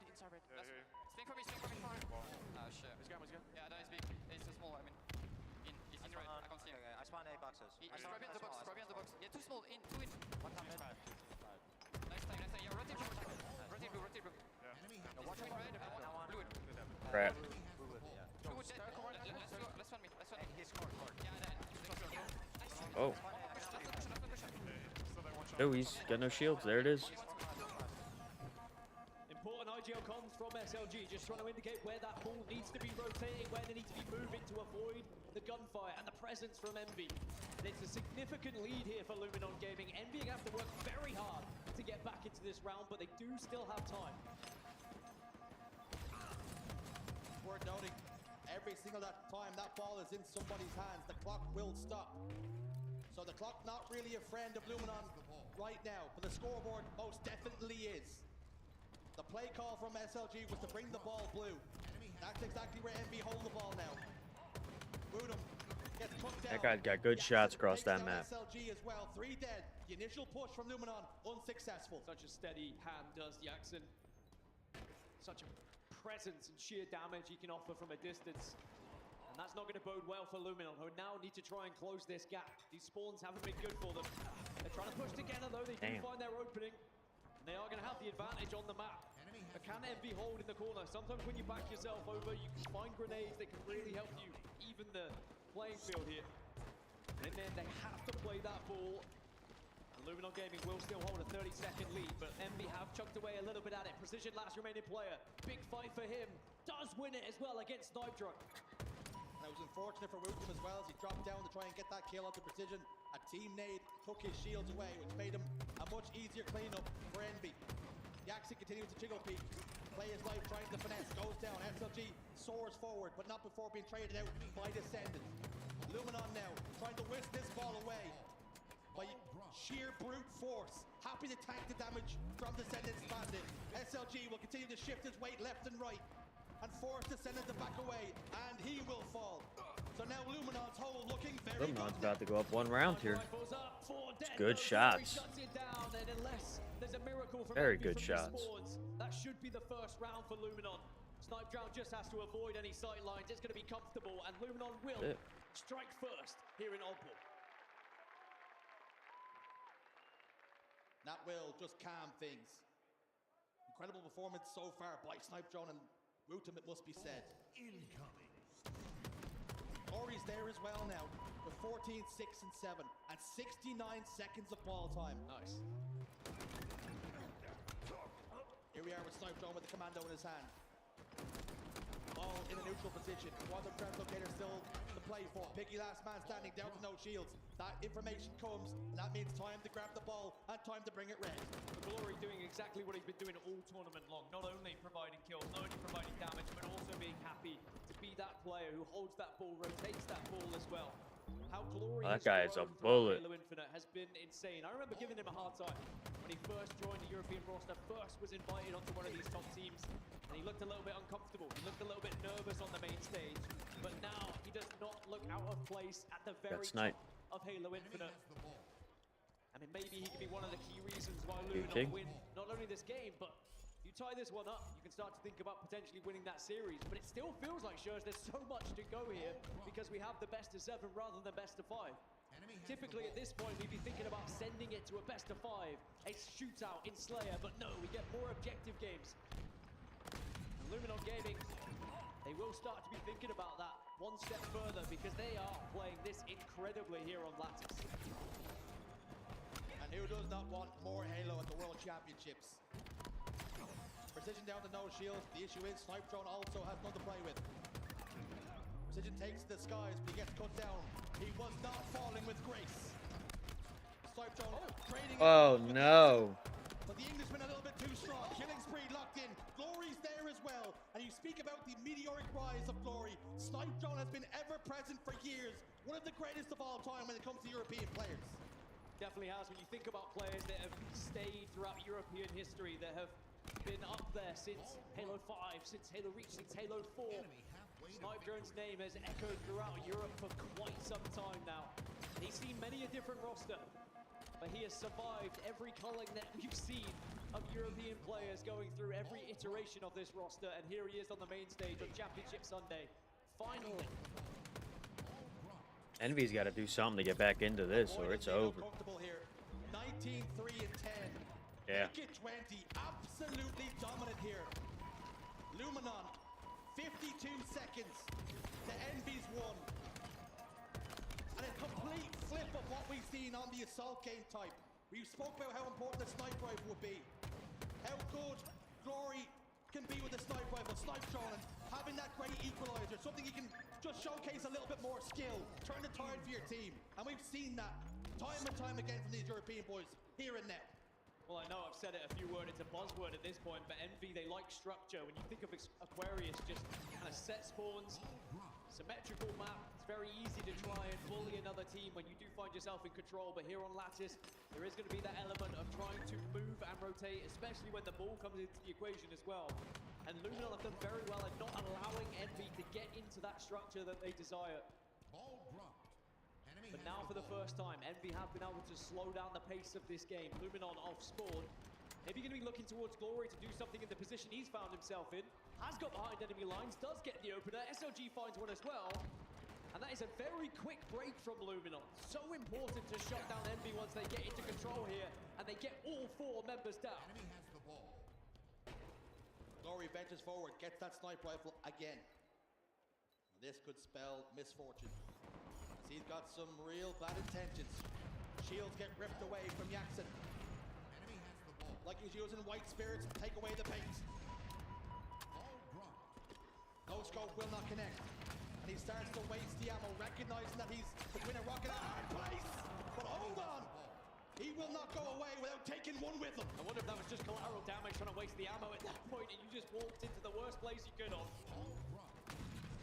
And all those bullets are now gone, so Descendant sadly not able to make an impact with the sniper rifle. Instead, it's going to have to use the bandit instead now. MBR still in this one. 40 points behind, 2 minutes left on the clock. So you're not in panic stations just yet. However, if they see themselves go 4 dead again, it might be the end of this one, allowing Luminon just to set up perfectly. With the player advantages at the moment, Envy are not scoring. Luminon are doing so well off spawn to frustrate them. Just be a thorn in the side, getting behind enemy. They are being an absolute nuisance. They are constantly wondering where is Snipe Drone. Well, here he is, getting in front of enemy faces again. Utum's in there now. It doesn't matter, he's not getting kills. They are just stopping Envy scoring, and now the boost in return. A constant irritation. The Europeans continue to be 3 dead now for Envy. And SLG just patiently waits for the spawns to pop up again. And perhaps they're quite happy to let this clock run down, because the impetus is now on Envy to be the ones to make the change, to make the aggressive plays. And they will take it to safety, and now the option is there. Get some points, sure, but play the ball, if need be. And the ball has now been played. Piggy's in trouble. 2 members of Luminon collapse. 3 dead for Envy once more, and they run the same play back. 3 dead again for Envy, and Luminon can continue to score. Snipedrone's doing it again. Lingering like a bad smell in the open bracket. You know it's there, but you just can't find it. Someone needs to put on the deodorant. Someone needs to shut down Snipedrone. And he is bullying Envy at the moment. 28 kills. And Luminon looking like they're going to close out this map and tie us up 2-2. 4 dead for Envy. 5 seconds all that's required for Luminon to close out this game. This series is all tied up 2-2. I think when we saw it on paper, we knew this was going to be a brilliant series of Halo. And these 8 players have not disappointed. And I think the right decision was made that this was a best of 7. Wouldn't have felt right if suddenly we go into a Game 5 Slayer here. But it is going to be a chance now for the players to take a little breather. Reset. Because it's all even Stevens. It's like these first 4 didn't really matter now at this point, right? That's how it works. 2 up. Best of 7 though. Ain't over yet. Championship Sunday, we talk about OpTic Gaming, Shopify Rebellion, FaZe, SSG, and we call them the heavyweights. And perhaps these 2 are light heavyweights, punching above their weight class. But they find themselves front and center, staring at one another, and a place for top 3 up for grabs. Both players, both teams have already hit the mat a couple of times, but this time the rules are a little bit different. Best of 7s. You can hit the mat one more time and still have life, still have some air in the lungs. But boy, oh boy, has this one been back and forth. One thing we can say for Luminon is they've gotten themselves back into the series twice. But what will it look like when they take the lead and they start to ask some difficult questions of Envy? And this time when a Slayer comes round in the series, it will be a chance for them to take the lead rather than try and tie it like they did previously on Solitude. But as we look back at some of the highlights here of Lattice Oddball, what an impressively played game it was from Luminon from start to finish. From ball rotations, from the holds they had, to the breaks of setup as well. When Envy did get that control, it was very rarely for long. Luminon were just so quick off of spawn to immediately try and find a route to get behind enemy lines. As it's a beautiful series layout to look at, even at the moment, but we move into Slayer Livefire. 3-3 for both teams. Be brave to try and call this one. It's a coin flip. How often do we say that about a Slayer? But then when it's in your screens, your eyeballs lock onto 3-3 in the green and blue, nothing to separate them. There's been nothing to separate them in the series, nothing to separate them in the records on Livefire Slayer. But someone is gonna have to take it. Taking a look at the stats then. 2 superstars. And perhaps they have not been superstars for long, but their reputation is growing and growing. Rutum and Piggy.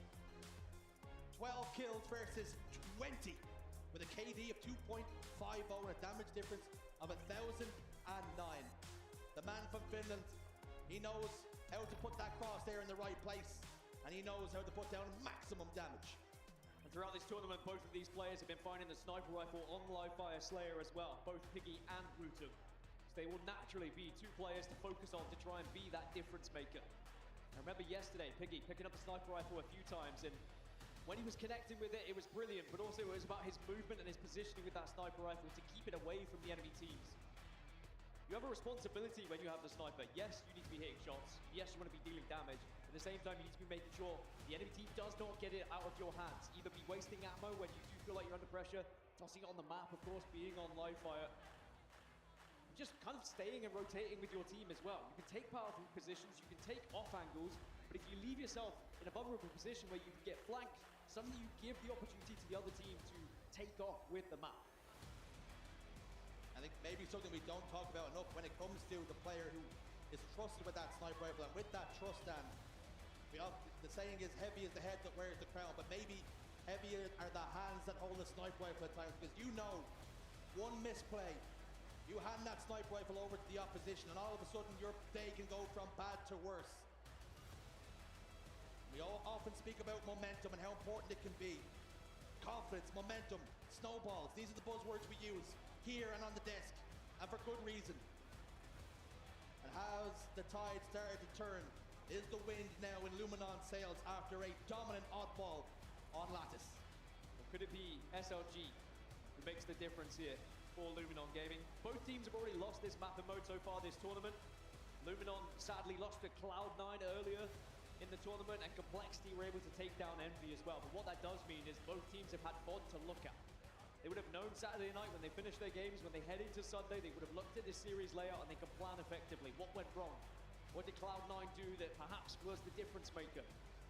Were they maybe taking too much control of that sniper rifle? Did they have better power-up control? Were we maybe a little bit hasty to try and push our spawns? Were we not waiting for each other? All these questions that have to be answered and then put into effect here going into Game 5. What a weekend of Halo it has been up until this point. There have been upsets here, there, and everywhere. Cloud9 topping their pool. TSM eliminating FaZe Clan, but then getting toppled themselves right after it. But now Envy and Luminon locked level, complete deadlock after 4. This is the true swing game, I believe. We will see what these teams are made of come the end of this Slayer. It's such a huge map. I mean, obviously, for reasons that are so evident I don't even need to explain, but importantly for me, when you look at that series layout, you look at Game 6, it heavily favors Envy, in my opinion, TTF mid. Whereas then you look at map 7, a map that favors Luminon when it comes to Origin Slayer. And it could be this one we look back at really made the difference when it comes to this best of 7.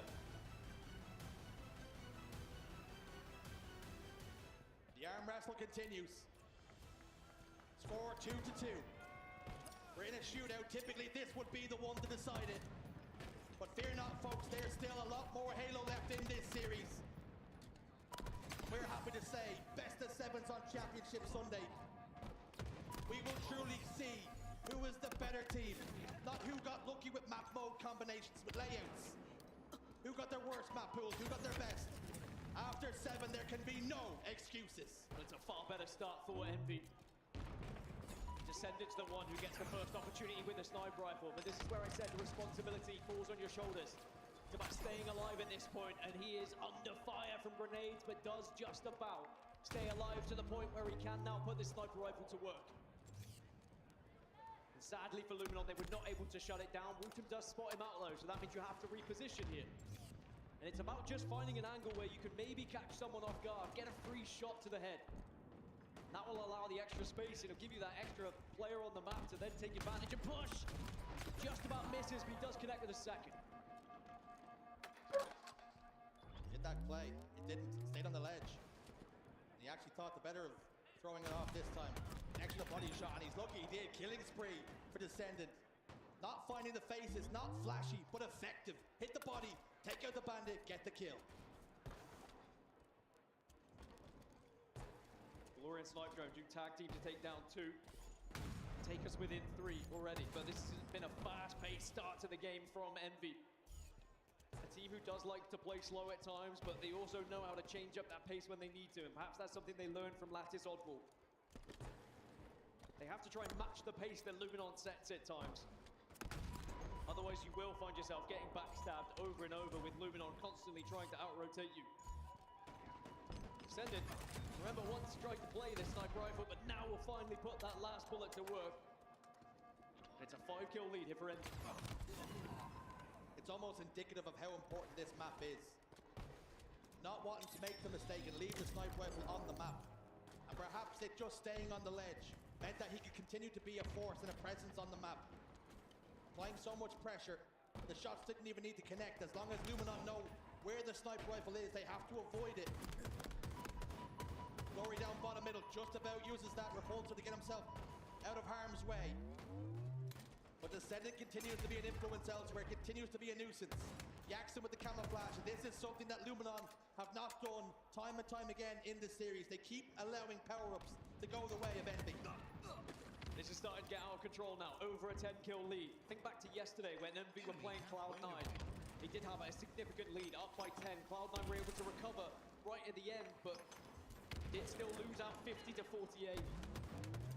Can't allow Envy to have such a lead because they will just slowly start to grind out this victory.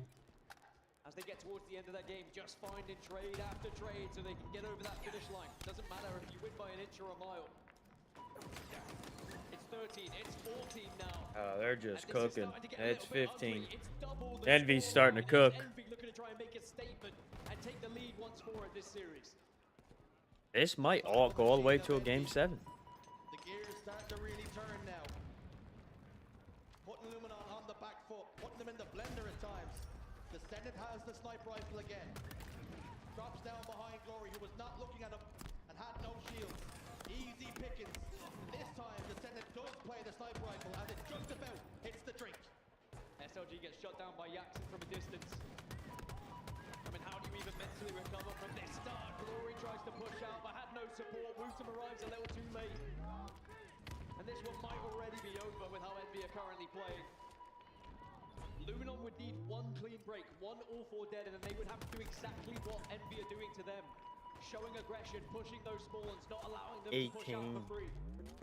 But with only now 12 kills to require, you feel like maybe this one, you already have the writing on the wall. So far, this has been as close to perfection as you're likely to see in a live fire Slayer. Still almost up double the kills, requiring only 12 to retake the series lead. And Luminon with so much to do, we start to fear the worst as Descendant continues to hit shots. Did not miss a single bullet on Guys, 15 and 4. Jackson's still at 13 and 3. These guys are going off on the Slayer. Just getting too far from their grasp. I heard the roar from Descendant from here as well, all the way at the back of the venue. He let Snipedro know about that one. This game's over.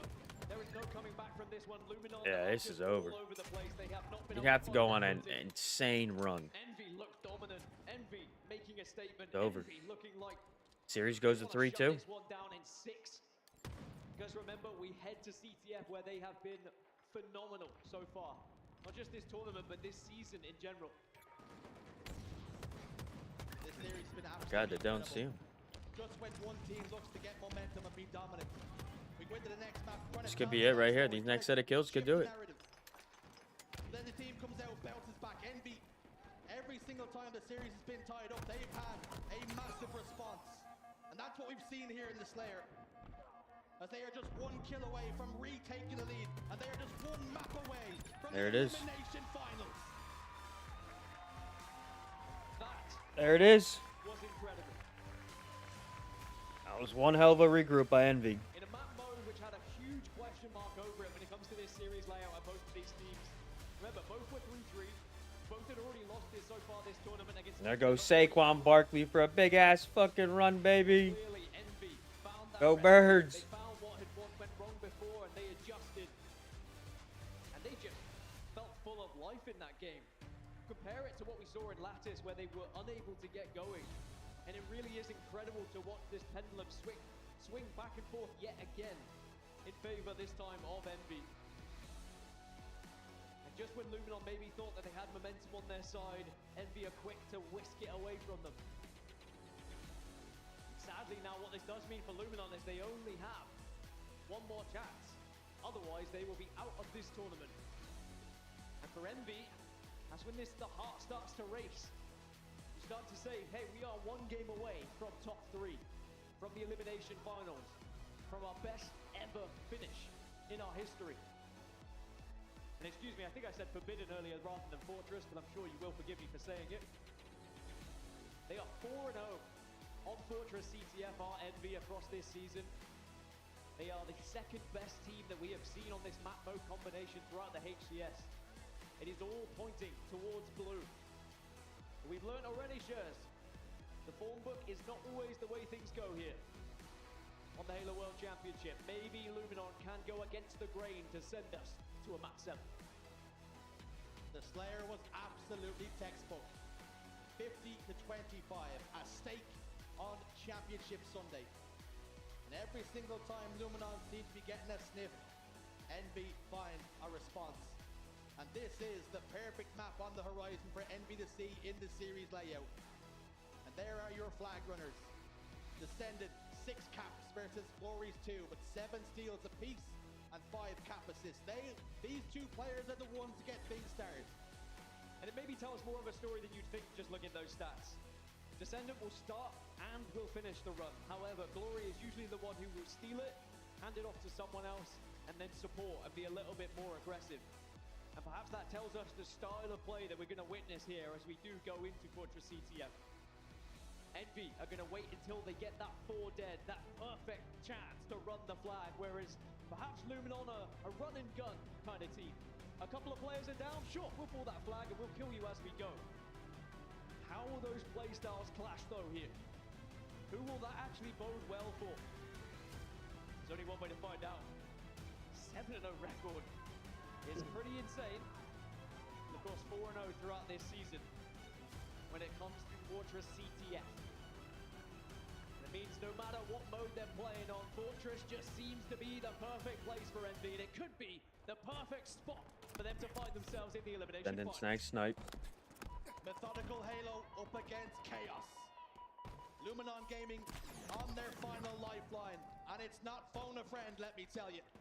Jackson's got the overshield. Yet another power-up goes the way of Envy, and he's already behind enemy lines. Last life though. 2 flags get pulled. Bootum hits a massive shot. Oh, Jackson will fall. And Luminon Gaming have an opportunity here, a massive chance to take the lead. But Slays goes down. Yep, Slays go against them. Good Sniper shot. was trying to toss that one out, and then again being that nuisance, that thorn in the side, but Envy are able to catch him out. And if it wasn't for the overshield, maybe it would have looked very different, but Luminon had to turn and face Yax, and they couldn't allow him a free run there. They did very well to shut him down, but that shows the power of the overshield and the difference that it can make. Speaking of making a difference, Descendant shuts down the other sniper and takes the ammo away from it as well. Snipe drone though will force it off the map. A heads up play here from Descendant. Big run by Bigsby for the Eagles. Give everybody a heads up. In this series. He's not put a foot wrong. First and 10 for the Birds. The right choices, the right decisions, time and time again. Oh, look at this. They're all in the stairwell. Inside this spiral staircase. Oh, no. Precision tries to get away. Oh. And they've dealt with the pressure and the presence of Snipe Drone. As now SLG forced away for his teammates to spawn back up and settled for a trade. The map will slow down. And Envy can venture forward once more. It's such a different map as well, with no sniper rifles on said map. And both teams will be aware of it. They know the ammo was scooped into one. They know it was tossed off. So you've got to wait for those snipers to spawn before really you can start to take any sort of control with said weapon. But now Glory's going to be the last remaining player. We're going to see the first attempt from Envy. The sound cue came. Glory giving up the ghost. 2 dead for Envy. 3 for Luminon. Another power up, this time in the chest of Descendant. And Envy drive this flag forward. And Luminon just do not have a response, nor enough They're gonna get the numbers cap. on the map. And Envy open up the scoring. Envy strike first. Envy start to creep their toes into the door of the elimination finals. And they answer maybe the first question that was posed from Luminon Gaming of can you carry on that momentum from the previous? But now Luminon need to respond here. Envy have been able to control that overshield, and it has paid dividends. Snipe drone is able to get into the enemy base though, and we've already seen what a nuisance he can be, but Jackson says, all right, you can play that game. Maybe I'll start to think about being a thorn in the side from this angle. And here's that run and gun strategy I was talking about from Luminon.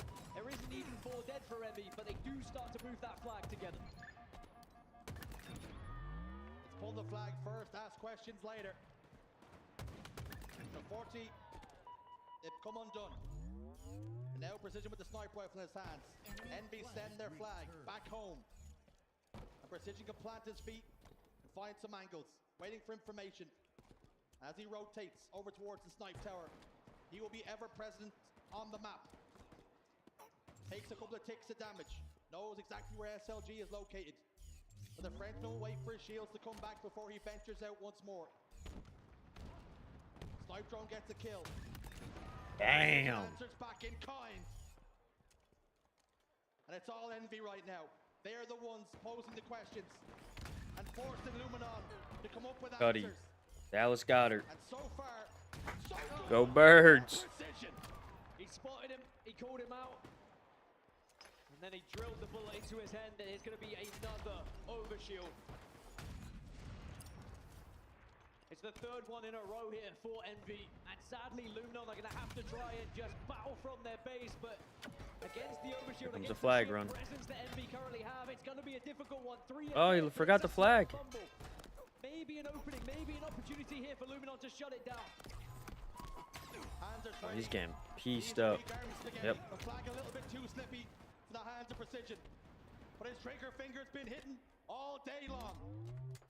The flag already made so much progress. Luminon trying to play defense, holding the high line, but not good That's enough. two. As Piggy slams in Envy's second flag, one away from the elimination final. One away. Recovery from Envy after the small fumble. Luminon looked like maybe they had done enough to stop it, and they positioned themselves to deny the capture, but Piggy just steals it away from them. And now are Luminon starting to think about what could have been here, or will there be a little bit of a late resurgence back into this game? There is still 7 minutes left for them to work with, but they have to start getting these overshields. And even though we've been on the POV of Piggy, of Precision, Jackson for me has been the key factor for Envy with where he's been positioning himself, the anchor position he's found himself in. And of course, when we go over to him, he gets taken down by SLG, but he has done so much this game. Snipe drone, with a little bit of desperation, tosses the flag, sacrifices his life. Glory spins around, tries to get the kill, settles for a trade. That suits Envy down to the ground. As Jackson takes map control once more, he continues to output maximum damage, maximum pain here. And is the seed of doubt starting to really grow and flourish in the minds of Luminon Gaming? The biggest series of their careers. And is this to be the toughest defeat of their careers? There's still time to change things. 6 minutes to be exact. But Envy have got the upper hand yet again, and look at the timing for it. It's another overshield. It's another advantage. It's another chance for Envy to move forward, but Precision is the last remaining player. At least that does bode well for Luminon, that it is not going to be an easy flag pull here, but they still have to worry about him. They still have to force him out of this base. The good thing is that overshield has been depleted, and Snipe Drone will get the trade. But who is going to step up for Luminon here? They've tried to run a couple of flags, but it has been when Envy is still up. They need to get something a little bit more solid. Halo was incredible. The layers, the margins that in which you can win and lose a game. Precision done the best thing possible there, and that was by doing absolutely nothing with the overshield, remaining in the basement. Why, you ask? Because Luminon were forced to all turn around and deal with that threat before they could take map. And what does that do? Buy Envy more time to come off the respawn and take space. But the Luminon siege, here it comes. They're laying waste to Envy right now, but they need to get some flags on the move. This is going to be their best chance. They were able to get a couple down. There was a sniper shot hit by Glory.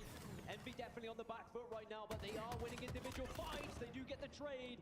Is anyone in position to run this flag? That I'm unsure of. And it's again another big fight from Jackson in another powerful position as 3 go down for Luminon. Envy recover the map. Envy deny the pull from Luminon.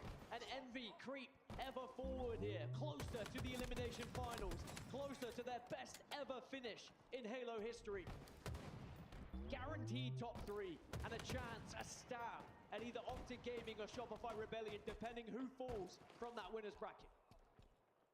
And you can see exactly why this is one of Envy's best map and modes, one of the best in the league at this map and mode combination.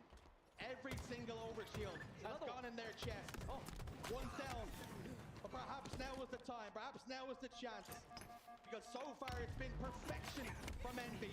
And Descendant grabs the overshield, settles for a trade, but Piggy is there now. Relentless pressure, and the pressure's really starting to tell as Piggy falls. Can someone take control? Precision is the man to lock it into his chest once more. Look how many players were just sent towards that overshield. Envy did not let Luminon even have it. There would have been so many teams that would have said, all right, we can leave it. We don't need to just send bodies here. But Envy know that by sending bodies, they are also delaying time. They are denying Luminon control. Glory will fight back to stay alive, but now the flag can start to move. Jackson is moving it, but there's already spawners for Luminon. But again, this all is advantage Envy. Snipe Drone, the last remaining player. Flag can start to move yet again, but Snipe Drone has to get the kill and will. Luminon hold on for now.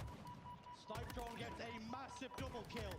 Precision remains a thorn in the side for Luminon. SLG finally clears him out.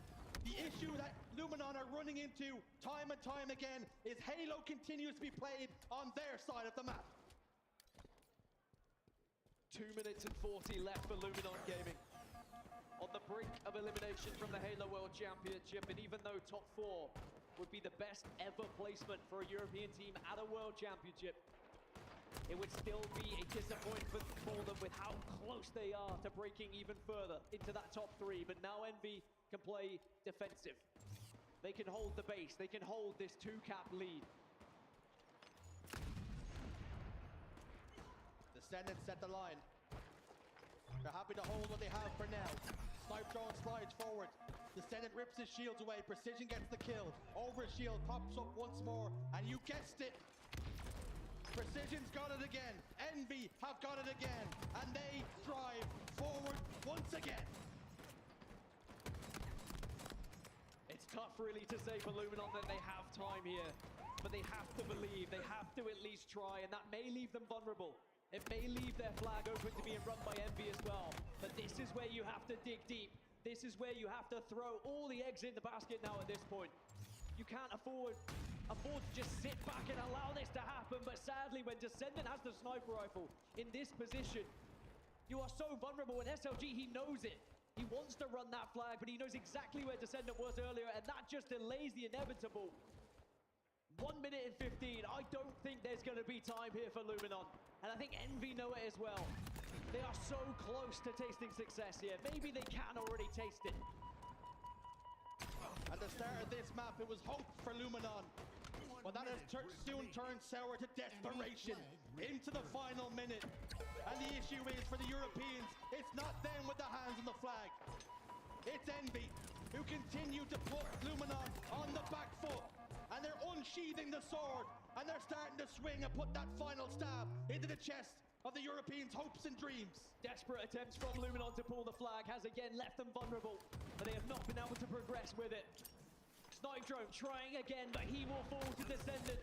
And Envy know they just need to deny over and over again, and they will be in the elimination finals. SLG falls. Glory 2.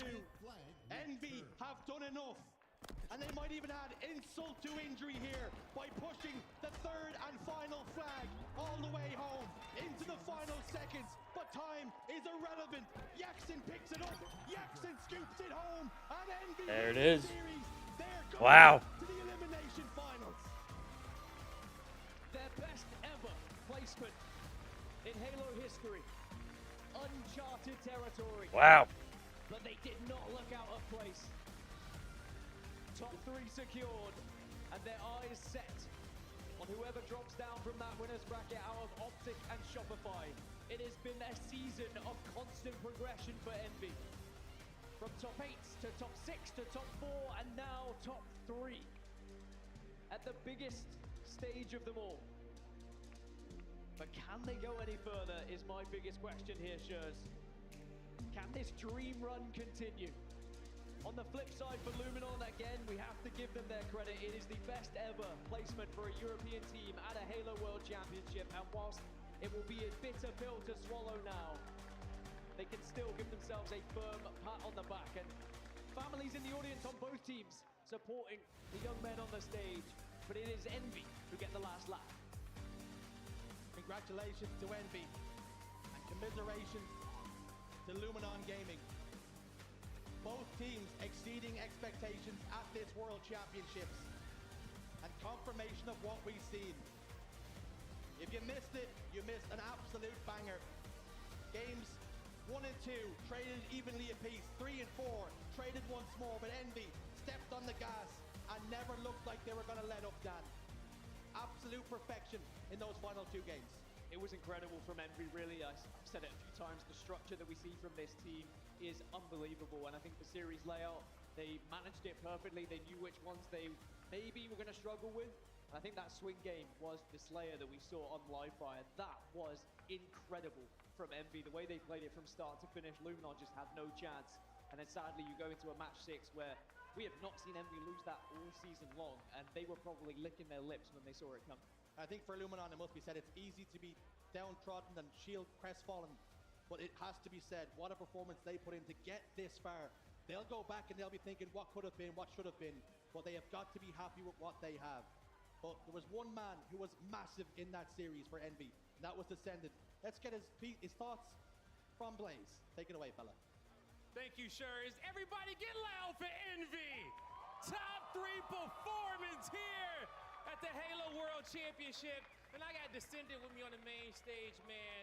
Jason, talk to me about how does it feel to be able to come out here and not go to a Game 5 and perform the way that y'all know that y'all can here on a Sunday? Yeah, it feels amazing to definitely not go Game 5. As we know, we don't really have a good track record for Game 5s. So the key is for us, just don't go Game 5 at all. Now, when it comes down to this series here against Luminon, it was some close matchups in this one. What was the game plan to take down these guys? There wasn't really any game plan, particularly to how they play the game. It's more or less just focus on us, how we perform and how we play, just keep a clear mind and just work together as a team. And all the work that we've done, all the scrims and stuff will pan out. It really did pay off, man. You guys' teamwork up there was phenomenal. Now, your past Worlds performances, top 12, into a top 3, your best place in all season. What do you want to say about your teammates and everything that you guys have done just to get to this point so far, even though the job's not done yet? Yeah, so to my teammates, I'm beyond proud. This team has kind of been like a family to me in the sense of like, this is the longest team that I've ever had, and it's really, truly is like a brotherhood for us. We've all kind of came from the gutters, you know what I mean? Kind of just scraps left out to rot, and we somehow managed to, to find each other and to play on this big of a stage, you know what I mean, and perform so well. It's truly a blessing. So. It really is a blessing, and you guys represent this Envy brand so well. Get it out the mud, get it out the gutter, and working so hard here on this Sunday. And I only got one question for you, and it's a simple one. You guys got what it takes to win this tournament today? I truly believe, yeah. I truly believe if we perform at the best of our abilities, I think we can bring home Papa Hastro another ring. So you heard it here. They want to bring home Hastro another ring here on this Sunday, and that's going to do it for us on the stage. Lot, take it away. Thank you so much, Blaze. Wow, Envy, they continue on their run. Actually, I love that interview from Descendant as well. You can see how much it means to them. And also just to take a little peek behind the curtain of the team and how they're feeling, and also the chemistry, and to hear about kind of the brotherhood that has formed, it being the longest roster that Descendant has been on. Tony, it's actually really important to have such good chemistry and dynamic as a team, especially in big moments like this.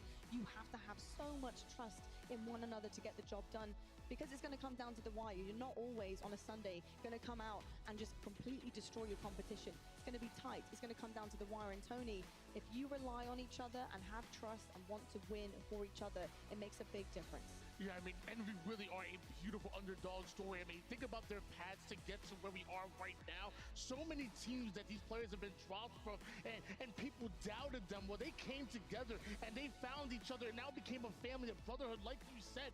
And they are showing what they are truly made of. Envy have continued to get better and better, and the sky is the limit. When Descendant says he believes he can win this tournament, he believes that, and so does his team. And you have to believe it. And Clutch, you've been there so many different times before as well. Belief is one thing, but skill and executing is a whole other ball game. Talk to me about what you've seen from Envy going into this one against Luminon. That's going to have you convinced heading into this Elim final that they managed to take a series from either Shopify or OpTic. Yeah, I think it's the growth and the development and the experience that these guys now have. We've seen such highlight clips from the likes of Precision, from Descendant, like some of the most individual skilled plays we've seen in all of Infinite come from those two. It was a matter of, do they ever figure it out in fours? And I feel like this NV roster has figured it out online for so long. We've been waiting for them to create these moments at a tournament. And what a time to do it. The last chance they get in their careers here in the HCS, and they make the most of it so far. I truly believe if those two are firing, they're going to be a problem for whoever drops down into that elimination finals. The words I think of when I think of NV, it's about dang time. And you saw the combination, the sensitive precision, the decision. That was beautiful. It certainly was indeed, and what a beautiful run through the elimination bracket it has been for NV. Going down into round one, they have made the most out of this opportunity, as was said by my analyst, and I've got to say NV sitting pretty right now. 4-2 is a really convincing win against Europe's finest, and that brings me on to say, of course, commiserations to Luminon Gaming, but a top four finish for them. It is history making, so incredible stuff. Should be incredibly proud as well. Is the winners bracket side of things, of course, our winners finals happening very shortly. Shopify Rebellion versus OpTic Gaming. That one is going to be a banger. I cannot wait to see how that one goes, because I have questions. Shopify, they're looking really good, and they know what it takes on a Sunday to win this thing. OpTic Gaming looking a little bit shaky yesterday, although getting the job done on the right side of things. Clutch, how are you feeling? The appetizer's over. I'm ready for the main course, and we get the exact two teams that deserve to be in the winners bracket finals. We get the two teams that have won tournaments this year. The first two OpTic, the second two Shopify. I can't wait, because when these two play, we get a best of 7 this time. It usually goes to game 5. Will it go to game 7?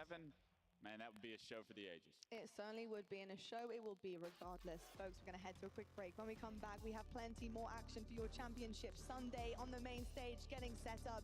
It's OpTic versus Shopify Rebellion. This one is for the history books. Who will come out on top? We'll find out right after the break.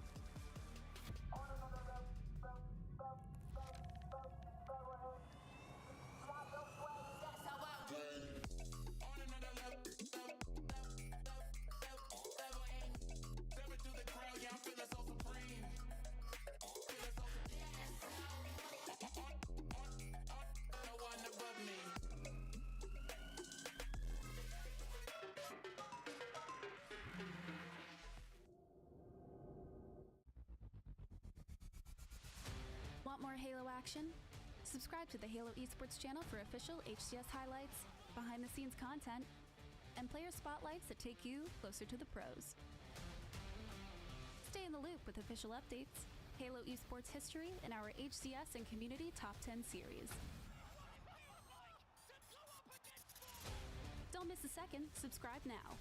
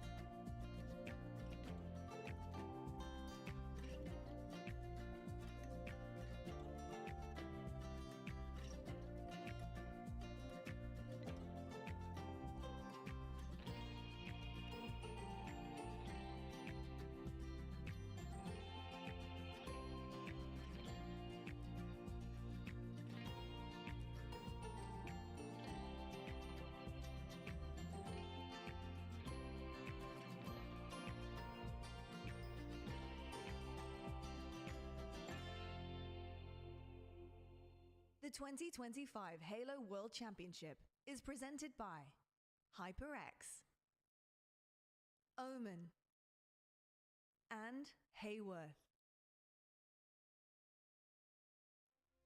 I think when fans look back on the era of Halo Infinite, they'll speak highly of it just because of how competitive it was and is, and all the crazy moments that this game has brought us. I mean, look at like Tommy's overkill last year. Like, Just gonna jump out and nose for the triple kill. Wait, can he do it all? Wait, listen, you madman! there's been some pretty insane moments, but I think this game has some respect on it. I think when people look back on this era of Halo esports, they're going to see some of the most intense grand finals that we've ever seen. 3 seconds left, Formal ties the game up once more. It's absolute carnage in the base. OpTic make the push. OpTic make the push. The amount of bracket resets we've had, game 5s, game 7s, games decided by 1 kill, 1 point. The moment we've been waiting for. OpTic Gaming or Shopify Rebellion. This is the go to the grand finals.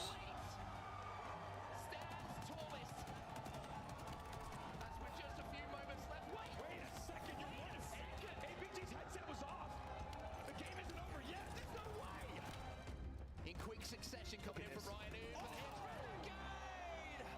3 seconds left. They say phase. It's that boy APG on that screen. Rocket launcher. I don't think it's over. Not again on streets. 0 seconds on the clock. These two teams will tie. I feel like this era of esports, of Halo esports, would definitely be looked on as probably the most competitive. I think it would be probably the most fun and exciting time, I'd say. Going to an event knowing that like multiple teams could win, we always just made it fun. I think it's the most competitive it's ever been.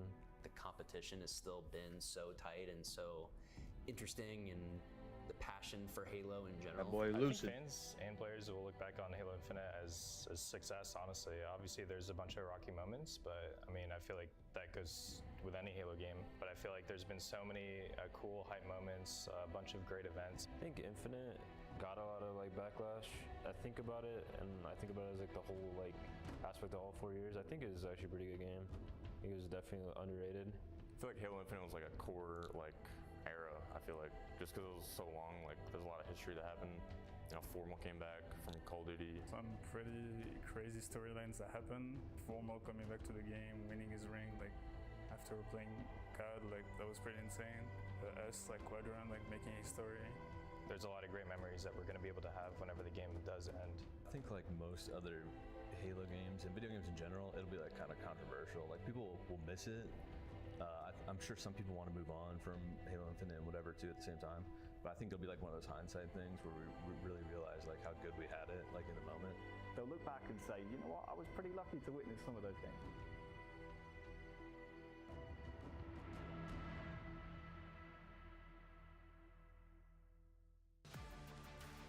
Well, the memories will continue because, of course, we have another main stage match here in Seattle for your Halo World Championships. And boy, oh boy, is it a big one. 2 Titans on that main stage are getting ready to go. And this means everything, let me tell you. This right here is the biggest confidence boost you could ask for. One of them will be heading into the grand finals, and one will be meeting Envy in the elimination finals with another chance to bounce back. This is huge. This moment is everything. I think it weighs heavy on both of our teams for 2 different reasons. I think one side we have OpTic, who have done this so cleanly. Why stop now? Get that leg up, have that bracket reset behind you as a safety net. And the other side, we have Shopify Rebellion, who have done it cleanly. They've been there time and time again, and they know how to win. But OpTic Gaming, it's a tall order. Yesterday, I didn't see what I needed to from them in order to get this done against Shopify. Have I seen it before, though? Yes, I have. I know they're capable of it. I need to see more out of the teamwork. It can't just be Renegade time and time again bailing them out. But I know those 4 individuals can get together, they can produce what it takes to win, and clutch. Can they do it on this stage? That's the big question. Legend Bound, I'm looking at you too. Formal, we got to have a big series here because I do think that this is a must-win for OpTic Gaming. Shopify have gotten the better of them at our HCS tournaments as of recent. So this would be a massive confidence to say that we belong, especially in a best-of-7 here. If you truly outplay Shopify in the winners finals, that gives you so much opportunity, not only the double opportunity in the grand finals if Shopify do get to come back here, and as we take a look at the formal graphic, I mean, he hasn't missed a beat in what seems Hashtag boy formal. It certainly isn't. I mean, I've got to say the support coming from Formal is unbelievable. Everything that you want out of your anchor player, and he's there just making sure his team are willed on to victory. And I agree with you, a big game needs to be seen out of Formal today. But I will say, Tony, I know that the biggest stage in the world produces the goods when it comes to Formal, and in history, he's been absolutely amazing on a Sunday. Yeah, I mean, they put a lot of responsibility on his hands. You know, he's the human UAV, but he also has one of the best shots in the league and is the anchor for that team. He certainly is indeed. And of course, Shopify, Tony, on one side, they have been fantastic. Although coming into this tournament, they were defeated by OpTic online. So that could be looming over their heads, knowing they're facing their biggest competition right now for a chance in this grand final. How are you feeling about the team and how they performed this weekend?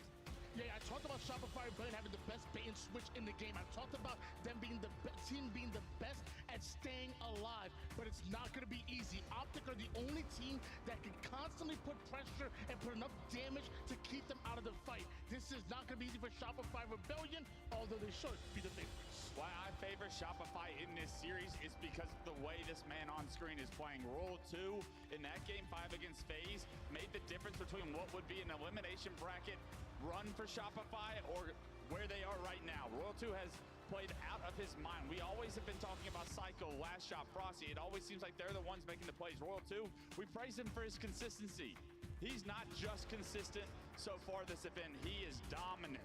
And if Roll 2 is dominant, Shopify become even more of a problem. I couldn't agree more. He is the outlier for me. He has been superstar on this team, which is difficult to do when you look at the caliber of teammates you have next to you, but he has been unbelievable. We're looking right now at basically what both of these teams have managed to accomplish here, and it's looking really good on both sides. I will say they're both undefeated in Slayers.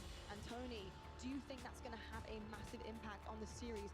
How do you see this going? Is it in the Slayers? Is it in the objective work? What do you foresee? Yeah, I think it's definitely important. You know, obviously OpTic have made some huge improvements in their Slayer game, but I will say Shopify and Blade have already been one of the top teams in Slayer. And OpTic Gaming, although we've seen the improvements, we haven't seen you specifically against Shopify Rebellion in the Slayer. That's what I want to know. Yeah, both teams being undefeated in Slayers is awesome, but it really is the Slayers that determine the series difference between these two whenever they match up. So pay attention to those games 2, 5, and 7 when they come around. The fact that OpTic is voting well in that shows me a lot of promise for OpTic fans as well, because usually it's a bumpy ride for the Slayers. I know they haven't played against Shopify yet, so we'll see if they can get it done, but they are usually not perfect. So the fact that they are so far gives me some hope for the Green Wall. I can't wait. I hope this one is a competitive series because it is our final one. Our winners finals for Halo Infinite starts in just moments. It's OpTic versus Shopify happening on the main stage. Here we fucking go. I'm getting a piss in before this match starts.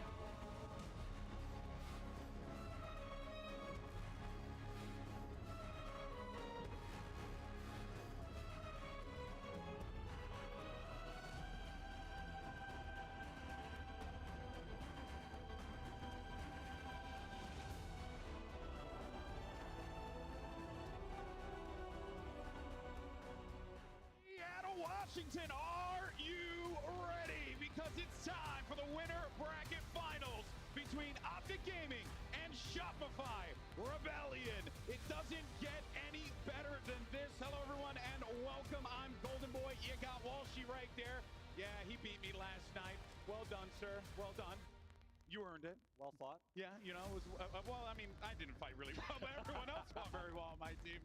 In any case, folks, enough about the shenanigans from yesterday. We're focused on the future. Let's go ahead and take a look at our series layout. We got Live Fire Oddball, Slayer Solitude, King of the Hill Lattice, Strongholds Recharge, and if necessary, and I think it will be, Live Fire Slayer, Bomb on Aquarius, Slayer on Origin. And what we saw in the stats earlier, Dave, these two teams coming into this winter final with perfect records in the Slayer, but OpTic Gaming looking absolutely diabolical when it comes to on-ball. And that's exactly where we're starting things off here.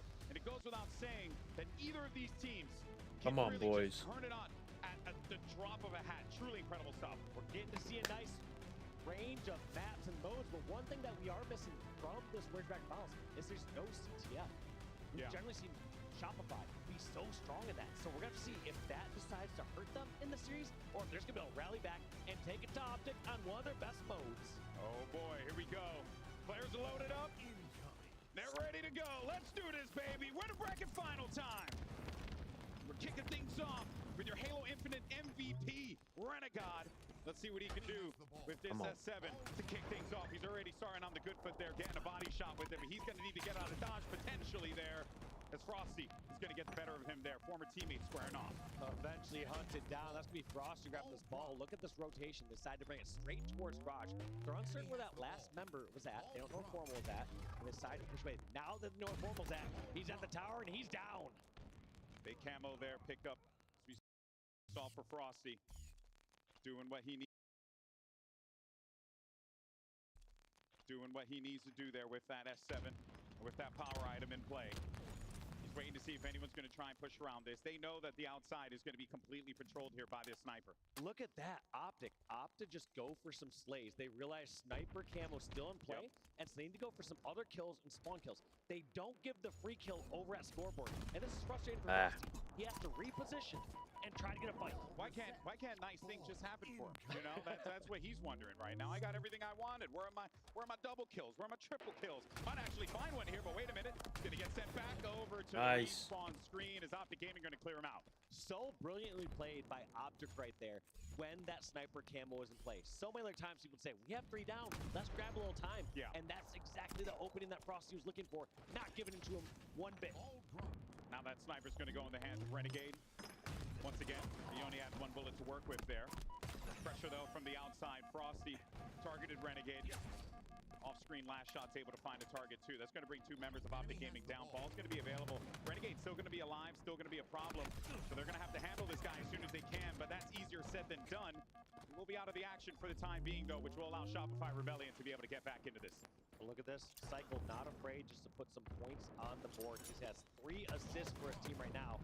And now we got the season MVP versus the overall MVP. And guess what? It's an even fight. Who would have called? Who'd have thunk it? Granted, though, with 3 players down from OpTic Gaming right now, this could be a prime opportunity, but got to watch out here for Formal. Nice Going shots. to be a problem, especially he's in the back line like that. He's going to get shut down, though. That's going to open the opportunity now for Shopify Rebellion to be able to add on some more to this. They got a good setup here. Players playing in the forward position, Dave. They're holding the green side of the map. They also have some presence down low. Yeah, right now, Shopify trying to sniff out exactly where the push is coming from. It's always a tough position when you have the ball over in the small window at the garage, because as soon as you lose the setup, the other team gets it. Shopify, they're hoping to get some sort of breakthrough over towards green or over towards camo, but to no avail. This is going to be Royal 2 trying to get whatever kills he can versus Renegade. And look at those peak shots. You give Royal 2 a corner, and you can't take him down. That camo ended up doing absolutely nothing there, and the spawn ends up working for Rebellion, so they're going to be right back at it. Should be able to get this ball, as you can see there. They're going to continue to hold this one down. Great defensive play there from Rebellion. Great plays from Royal 2 to keep the drive alive here with this ball. Look at this. Legend now has the snipe in his hands. He hits that ball down. He still has 5 bullets, but he's still not in too safe a spot.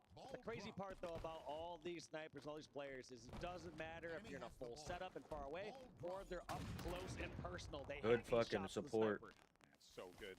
So clinical with it. Look at that there, even managing, I believe that was a tag on a Royal 2. I think I heard it. Enemy has the ball. Waiting to see if he can get that target. I got to say, though, despite the plays that we're seeing from OpTic Gaming, it is commendable how Rebellion have just been able to hold things down. Because I thought that when that whole play happened and the sniper went back in the hands of OpTic, Rebellion were going to have to concede that ground. You would have thought so. But Rebellion, they do such a good job of talking it through and saying, hey, here's the threat we have to avoid.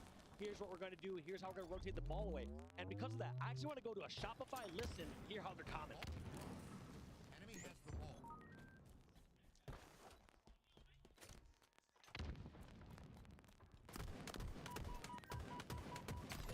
Ball run. Enemy has the ball. Enemy team. All right, I think we're going to get that sorted in a little bit, but it's all good, though. We'll check out the listen-ins in a few. But, hey, you know what? If we were listening in, I think we were just going to hear them feeling great because they're up right now 87-20, and they're continuing to add on to this. Could lock up the first round here and now. Great defensive plays coming through. OpTic trying to break through that 50-yard line, but it might be all for naught. Formal's going to be very weak here. This could be that first round going for Shopify Rebellion. He's going to have to handle last shot. A lot of these targets from OpTic, and OpTic know that they have to put pedal to the metal then and there, but they put themselves in a tough spot because one mistake, and this whole thing's going to be wrapped up for round one. On top of it, though, feels like OpTic aren't grabbing this time to even put some pressure onto the board. At some point, OpTic have to start scrapping the time and make it actually a threat. Right now, Shopify are saying there's no need to rush across the map. We only have 25 points. We can take our time and go for any sort of slays. But now they're putting a little pressure. You see it climbing towards 30, towards 35.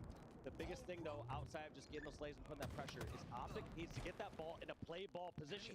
They cannot keep it in the house because as soon as Shopify get the kills, OpTic lose the game. But it feels like Shopify more than aware of that, which is part of the reason why it's been difficult for OpTic to be able to rotate out. As you can see towards the camo area, World 2's been patrolling around here, preventing them from being able to move. And you also saw some solid holds from Shopify Rebellion around the perimeters of the map. Now, though, OpTic Gaming have an opportunity. This is where they're going to have to force their way out of this one. But even then, it's still going to be tucked away inside of the room. Cycle could end up making a big play here if they're not careful. Here comes the push now. Actually, Cycle just goes and swoops the ball away, and he's going to get the round. Just like that. That is so sneaky.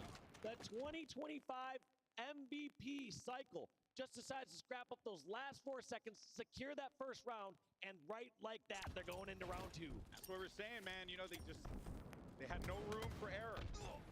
And that was one that, you know, it could have happened to anyone because you got to worry about so many things at once in an oddball game, especially when you only have 4 points before that round is wrapped up. I don't know if it happened to anyone. I saw Uber Nick just camping the objective yesterday in the BTB battle. He was doing the Lord's work with that hammer. Okay, I will defend that man to the grave. Now, guy who was supposed to be on my team but ended up not showing up down on screen here. Not salty about that. He could have helped you a little bit. Not at all. Sorry, you got Guy Blaze instead. Hey, good start though for OpTic Gaming. Right where they left off, we were seeing them really start to put things together in that first round toward the tail end of it, Dave. And they have really picked up that momentum. Rebellion now need to break this setup, and they have that play ball set up in the back of the map. Look at this. Quite opposite from what we saw during the first round. OpTic grabbing a bunch of time, getting the ball in play ball positions, being very efficient this time about. And now they get to play with a bit more patience. They're not playing exactly just Shopify's game, but now we see the kills going in the favor of Shopify. I'd love to see where they're going to set this ball up this time. They've been loving holding the ball inside of the garage side of the map, so maybe they're going to continue to do this here. When they get that opportunity for rotation, perhaps they could bring it over to the green side if they want to, which is Last Shot doing a ton of work out here. Last Shot doing a lot of great work.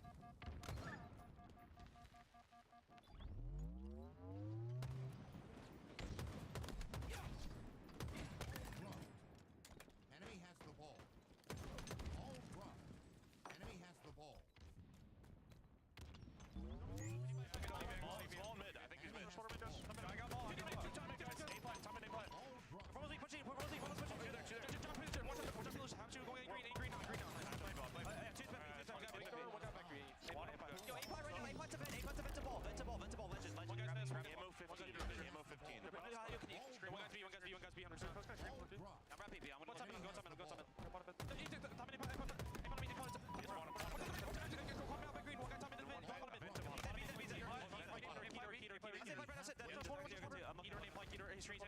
swatter, you hit him with that. Nice. Another one. He's one shot to me. And elbows one. Yeah, try to live off that. Right, look, press like a Joe. Nest form on. In white wall, came out. White wall came out, weak. Bottom mid now, hitting heater to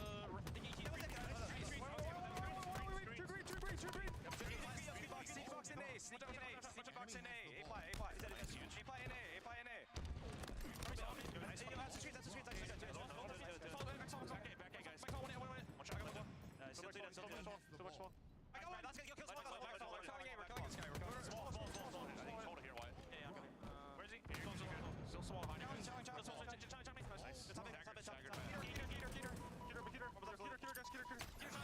Brad has snipe, guys. Screens, never go nice. Holy fuck. 3 dead. While that whole thing was happening there, you ended up seeing Shopify Rebellion taking this lead in a commanding fashion, 74, 75, and counting. This garage setup has been meticulous for Shopify Rebellion, and Frosty with this sniper, he's just giving him so much info. Yeah, every single time I keep talking about that, man, shouldn't Shopify rotate that ball over towards tower, towards green? Yeah. It's like in a play ball scenario, but it feels like they just never lose control of this house area. It feels like they have control of it the majority of the time. Yeah, the defense is truly something to marvel at here. And what a good spawn for Cycle there. As there were 7 people down the map, Formal Last Alive, Cycle gets the dummy spawn and just makes its way over towards house to block the rest of these players. Sometimes it just be like that. You know, you do all that work and then the guy ends up getting a god spawn. Nice shot, won there by Cycle. You only got a couple of points. Is anyone from OpTic Gaming in the vicinity to stop it? No, it is not. 2-1, GG, game 1 goes to Shopify Rebellion. They strike first. They strike first, and I guess it shows that all levels of play here, Golden Boy, whether you're gold or whether you're playing in the Halo World Championship, sometimes just meant, what a lucky spawn. What's up with that spawn, man? We would have had it if not for that. But you know what, though, Dave? You got to commend how Rebellion, because even with that spawn, they were still up at 86. So far ahead. They took the first round. Absolutely owning on that garage side of the map. And this is a team, OpTic, that came into this one with just high marks across the board in the oddball game type. And Shopify Rebellion just handled business. That's looking dangerous there if you're an OpTic fan. OpTic, we're looking so good there on oddball. But Shopify just showing their house set with that ball. Just played so much better. They played around the spawns better. It felt like any single time these players spawned out and tried to make their way back towards the house. Felt like Shopify were getting slays along the way. Shopify were buying more time in that window. Shopify just doing everything better in that corner of the map. Yeah, and think about even the times where you were seeing, you know, like the pushes that we were getting from like Frosty and World 2, just getting up in the middle of the map, getting in the face of OpTic Gaming, putting in a couple of shots, allowing the likes of Cycle, allowing the likes of World 2 to be able to pick up those big kills. Just a really well-executed game of oddball from Shopify Rebellion. But now we set our sights to Slayer. And as I talked about at the opening, Dave, both of these teams walking into this one with a perfect record here at the Halo World Championship. Someone's going to drop an L here. Someone's going to have to take an L. It could be a multiple tie. You know, like game 2 of the Big Team Battle Bonanza. Okay, you need to. This is now you're rubbing it in. Now it's just me. Not kidding. But that said, though, look at this. I mean, Dave, the stats speak for themselves. Both of these teams have been on fire in this game mode. Well, I mean, you look at those stats. You start to say what happens when an unstoppable force meets an immovable object. Right. You should say one of those is inclassified. They're classified improperly. So one of these teams is going to falter right here and have a single spread stick in that loss column. You know, I never thought in all of it took the last event for you to quote the legendary Gorilla Monsoon, one of the greatest wrestling commentators of all time. Truly mind-blowing stuff. You win a championship belt, you think you know wrestling now? Unreal. Unreal, Dave. Hey, but you're right, though. You're so right. Everything that you said about both of these squads being unstoppable forces, being immovable objects, and especially OpTic Gaming on Championship Sunday. A lot of teams fear them. Talking to a lot of fans out here, and they're all saying the same thing. OpTic Gaming, Champ Sunday, different breed. Let's see if that comes to fruition here in the Slayer. They're going to need it. They got to hit Shopify with a left hook and get themselves right back into this series. And that's just insane stats right there. 10 Slayers wins in a row for Shopify. 7 Slayer wins in a row for OpTic. Both teams We used to talk about Slayer being the more random mode, the one where the teams that are on the up-and-coming roster side are getting wins against the Titans. Instead, it feels like Slayer is now the true test of skill. Yeah, the game really has matured in a very unique way. Frosty gets out of there with that camo. Feel like every time you're looking at Frosty's screen, he's invisible. He's always prioritizing that. Of those power-ups and power weapons. So good. He's getting a lot of info. And, you know, of course, you could deduce where these players are based on where things are here. And OpTic did this so well last time. They just stayed hidden for a bit. And one thing I like about OpTic as well is they'll do this play where they'll stay hidden for a bit, and then they'll make a random charge out through a side. Yeah, and when they're doing that it right sniper may have just reconfigured over a different location, but just like that, walks into the 6-1. U-turn, gets killed. That's 3 down for OpTic without the camo or the shock doing anything. Dude, they were so ready for that. You were calling it as it was happening. That's part of their playbook, and it's a really tough, even if you know what's happening, it's tough to counteract because on the one hand, you want your sniper to get in the action, to get a new angle. On the other hand, you don't know where that push is coming from. Yeah, especially when that sniper rocking camo is invisible, able to just kind of run around the map willy-nilly. I do credit OpTic for trying to give themselves an opening there, but Shopify, great response. Renegade starting with the donut. Lead to start things off. It's still early days here, so plenty of opportunities for OpTic, especially with Bound holding the shock rifle here. Could find a lot of targets. Frosty, I thought he was going to find Frosty, but instead it's going to be Formal. Ends up getting the connection there, looking for another one as well. That's going to be 2 going down. But while all that's happening, though, more kills coming in for the Rebellion. Let's do what Bound decides to do here with the rest of the shock. Only a couple shots left. Not making the greatest use of it, but end of the day, it's in their hands. All right, come on. No longer in the hands of Shopify.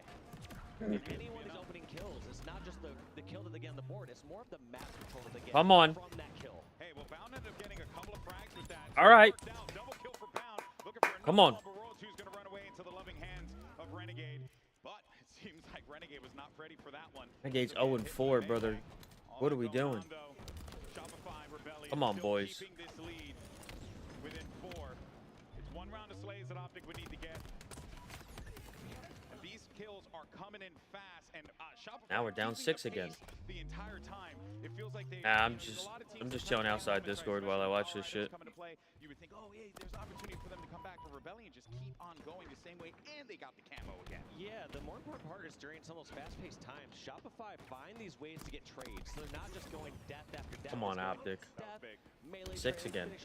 Down by 6 again. So that they are never getting themselves in a spot. Oh, you're in a bad spot for him. Bad spot for him.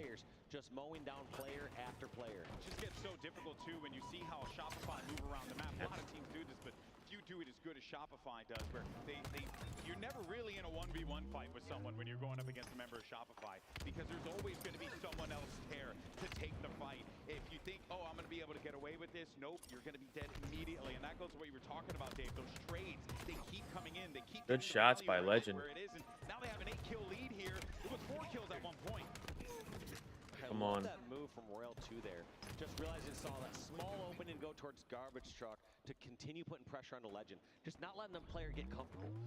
The way that someone like Legend or Renegade are going to go off when they have shock rifle is they get to hit their shot that they want to take, then they reposition, hit a new shot. But if you can find that player before they can reposition and continue to pelt them with shots, put that pressure on them, it throws them off their groove. Yeah, I mean, hell, even right there where you were seeing on the opposite side of that what OpTic was trying to do to Rebellion there. Ended up getting 4 down. So that's going to get things at least a little bit more manageable, because this lead was looking a little out of hand at one point. I think they were up to like 10 kills. So credit to OpTic Gaming, keeping themselves very much in there. Come on, OpTic. These big moments down low for Formal. We can't go down 2 maps. It's not a good look to start Sunday. Wait for a time to strike. You know Formal's patrolling down here. They got to handle it. Yeah, Formal's in such a smart spot. He's not overextending just yet. They knows they're all stuck over at top shock. And they're just trying to squeeze 4. in here. And Let's rally it together. Bring this shit back. Come on. 4. Kill after kill going in favor of OpTic. Well executed. But even when that's happening, though, you're still seeing Shopify get 1 or 2 in those exchanges. That keeps that lead going. And it's been the theme of the entirety of Game 2 here, where Shopify seemingly don't want to give an inch to OpTic Gaming, as they shouldn't. But OpTic are doing a good job of just trying to force the situation, get themselves back into this one. And Formal is holding things down over here, but now things are going to slow down just a touch. Just as I say that, Cycle manages to break through the lines. Just somehow seeing these different routes that don't seem like they can be taken. You just assume a squad like OpTic has every single angle watched. Yeah. But the fact that Shopify just hit those routes so fast, there's zero hesitation. They're not waiting for a stalemate to do this. They're doing this in the middle of chaos, and that's why it's successful. World 2 got invis. Power item, camo grab for Shopify Rebellion. Ball's been made though. Formal is going to be weakened. World 2 playing his life here. Needed to get outbound, had those camo eyes, was able to see it. And they're just exchanging those kills over and over, maintaining this 5-kill lead. It's only continued to frustrate OpTic. And with this camo too, they're kind of in a position where they don't really have the freedom and understanding of where things are in the map because this one player is able to just run around willy-nilly and grab so much info. Like this play by RL2, just realizing he has the damage, continues to put this squeeze onto these players. We need a good sweep right here. The hunt, because right now they're not getting the finishes on these kills. They finally take down Legend, who was that original kill over in the yard, and it's just hunt after hunt. Bound goes down after Legend, and just like that, we're back to the 6-kill lead that Shopify has established at the very beginning of the game. Yeah, Rebellion have gotten the lead and never let it go. And also credit though to Cycle World 2. They're having two incredible games, but hell, Frosty is as well. Got himself a big shock rifle kill there. Trying to see if maybe there could be another target. It's Renegade up top. He's weakened. Might have to commit to this fight knowing that there's going to be pressure right behind him. They're over toward the snipe, but the help comes in. It's beautiful. He gets right out of dodge there. You think he's going to be cooked, and he's still getting kills. It's just such a difficult kill. We always talk about how good their shots are. That was just a perfect reenactment of how difficult it is to kill a top pro in Halo. So many times he slid back and forth, dodged the perfect grenades, hit the perfect shots along the way. Just all this movement while perfectly precise. Okay, this nade might have to slow things down here for Frosty. He had a read on him. I don't know if they're aware of it. They were, so they were able to take him out. Good calls there from OpTic Gaming, but things are getting a little dicey here. Shopify could just trade their way to victory at this point. You get a kill, you get like a little melee, right? Just try and force those trades to happen. OpTic knows that. They're going to have to play wiser here. So patient, too, from the Shopify side. He notices 2 weak players over at LR and doesn't decide to charge it. Instead, just puts down damage, stays alive, and plays his life, knowing that if he does not have the perfect charge, he knows one of his teammates will find the opportunity to make the play. And that's what perfect Halo looks like, boy. It's players just taking advantage of the opportunities when they come through, but not forcing plays if they don't need to. Yeah. It goes back to that ball game, right? When Cycle just kind of swooped in. He could have, went in for a fight, right? But instead, he opted to just go for that, just go for the grab, end the game, right? Don't try and be a superstar, right? Make those efficient plays where they are. And the camo that OpTic ends up getting here gets shut down. That's going to make a 7-kill lead, an 8-kill lead. And just as I say that, we're getting ever so close to this one being a 2-0 for the Rebellion. Cycle's got a couple of people in front of him. That's going to be kill number 49. Looking for the other one. Getting a little fancy with it with this repulsor. He's getting pressure as well from down low, but it does not matter. That final kill came in courtesy of last shot. 50-42. Now, this is where you get a little nervous if you're an OpTic Gaming fan, and I know we got a lot of those in this venue today here, Dave. Absolutely. I mean, you lose the first mode, which is looking very favorable to OpTic, but it looks like they're going to take a moment just to regroup. But hey, we do have ourselves a best-of-7 Golden Boy. Plenty of time to get momentum and get steam. And one thing I tend to say about these two teams when I look at OpTic and Shopify, as I do think in the world right now, Rebellion is the best team. I think that they're consistently the best right now. However, with that being said, I think that OpTic has the highest ceiling out of any team in the world. I think if OpTic's playing their best against Shopify's best, I think OpTic win. There's a moment that they can get steam and momentum and bring this series back. Yeah, there's like a fire that lights up inside of them whenever you see them in these pressured situations.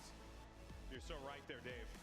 But I will say, though, the thing that I enjoy about Shopify is, they have that icy demeanor. It kind of brings me back to when World 2 and Frosty were teaming with Snakebite, and Lethal or Snakebite and Renegade, like back in the day when they were in like FaZe or OpTic or Tox, where it was always like the icy team, keeping it calm, not getting too crazy, focusing more on just getting the job done.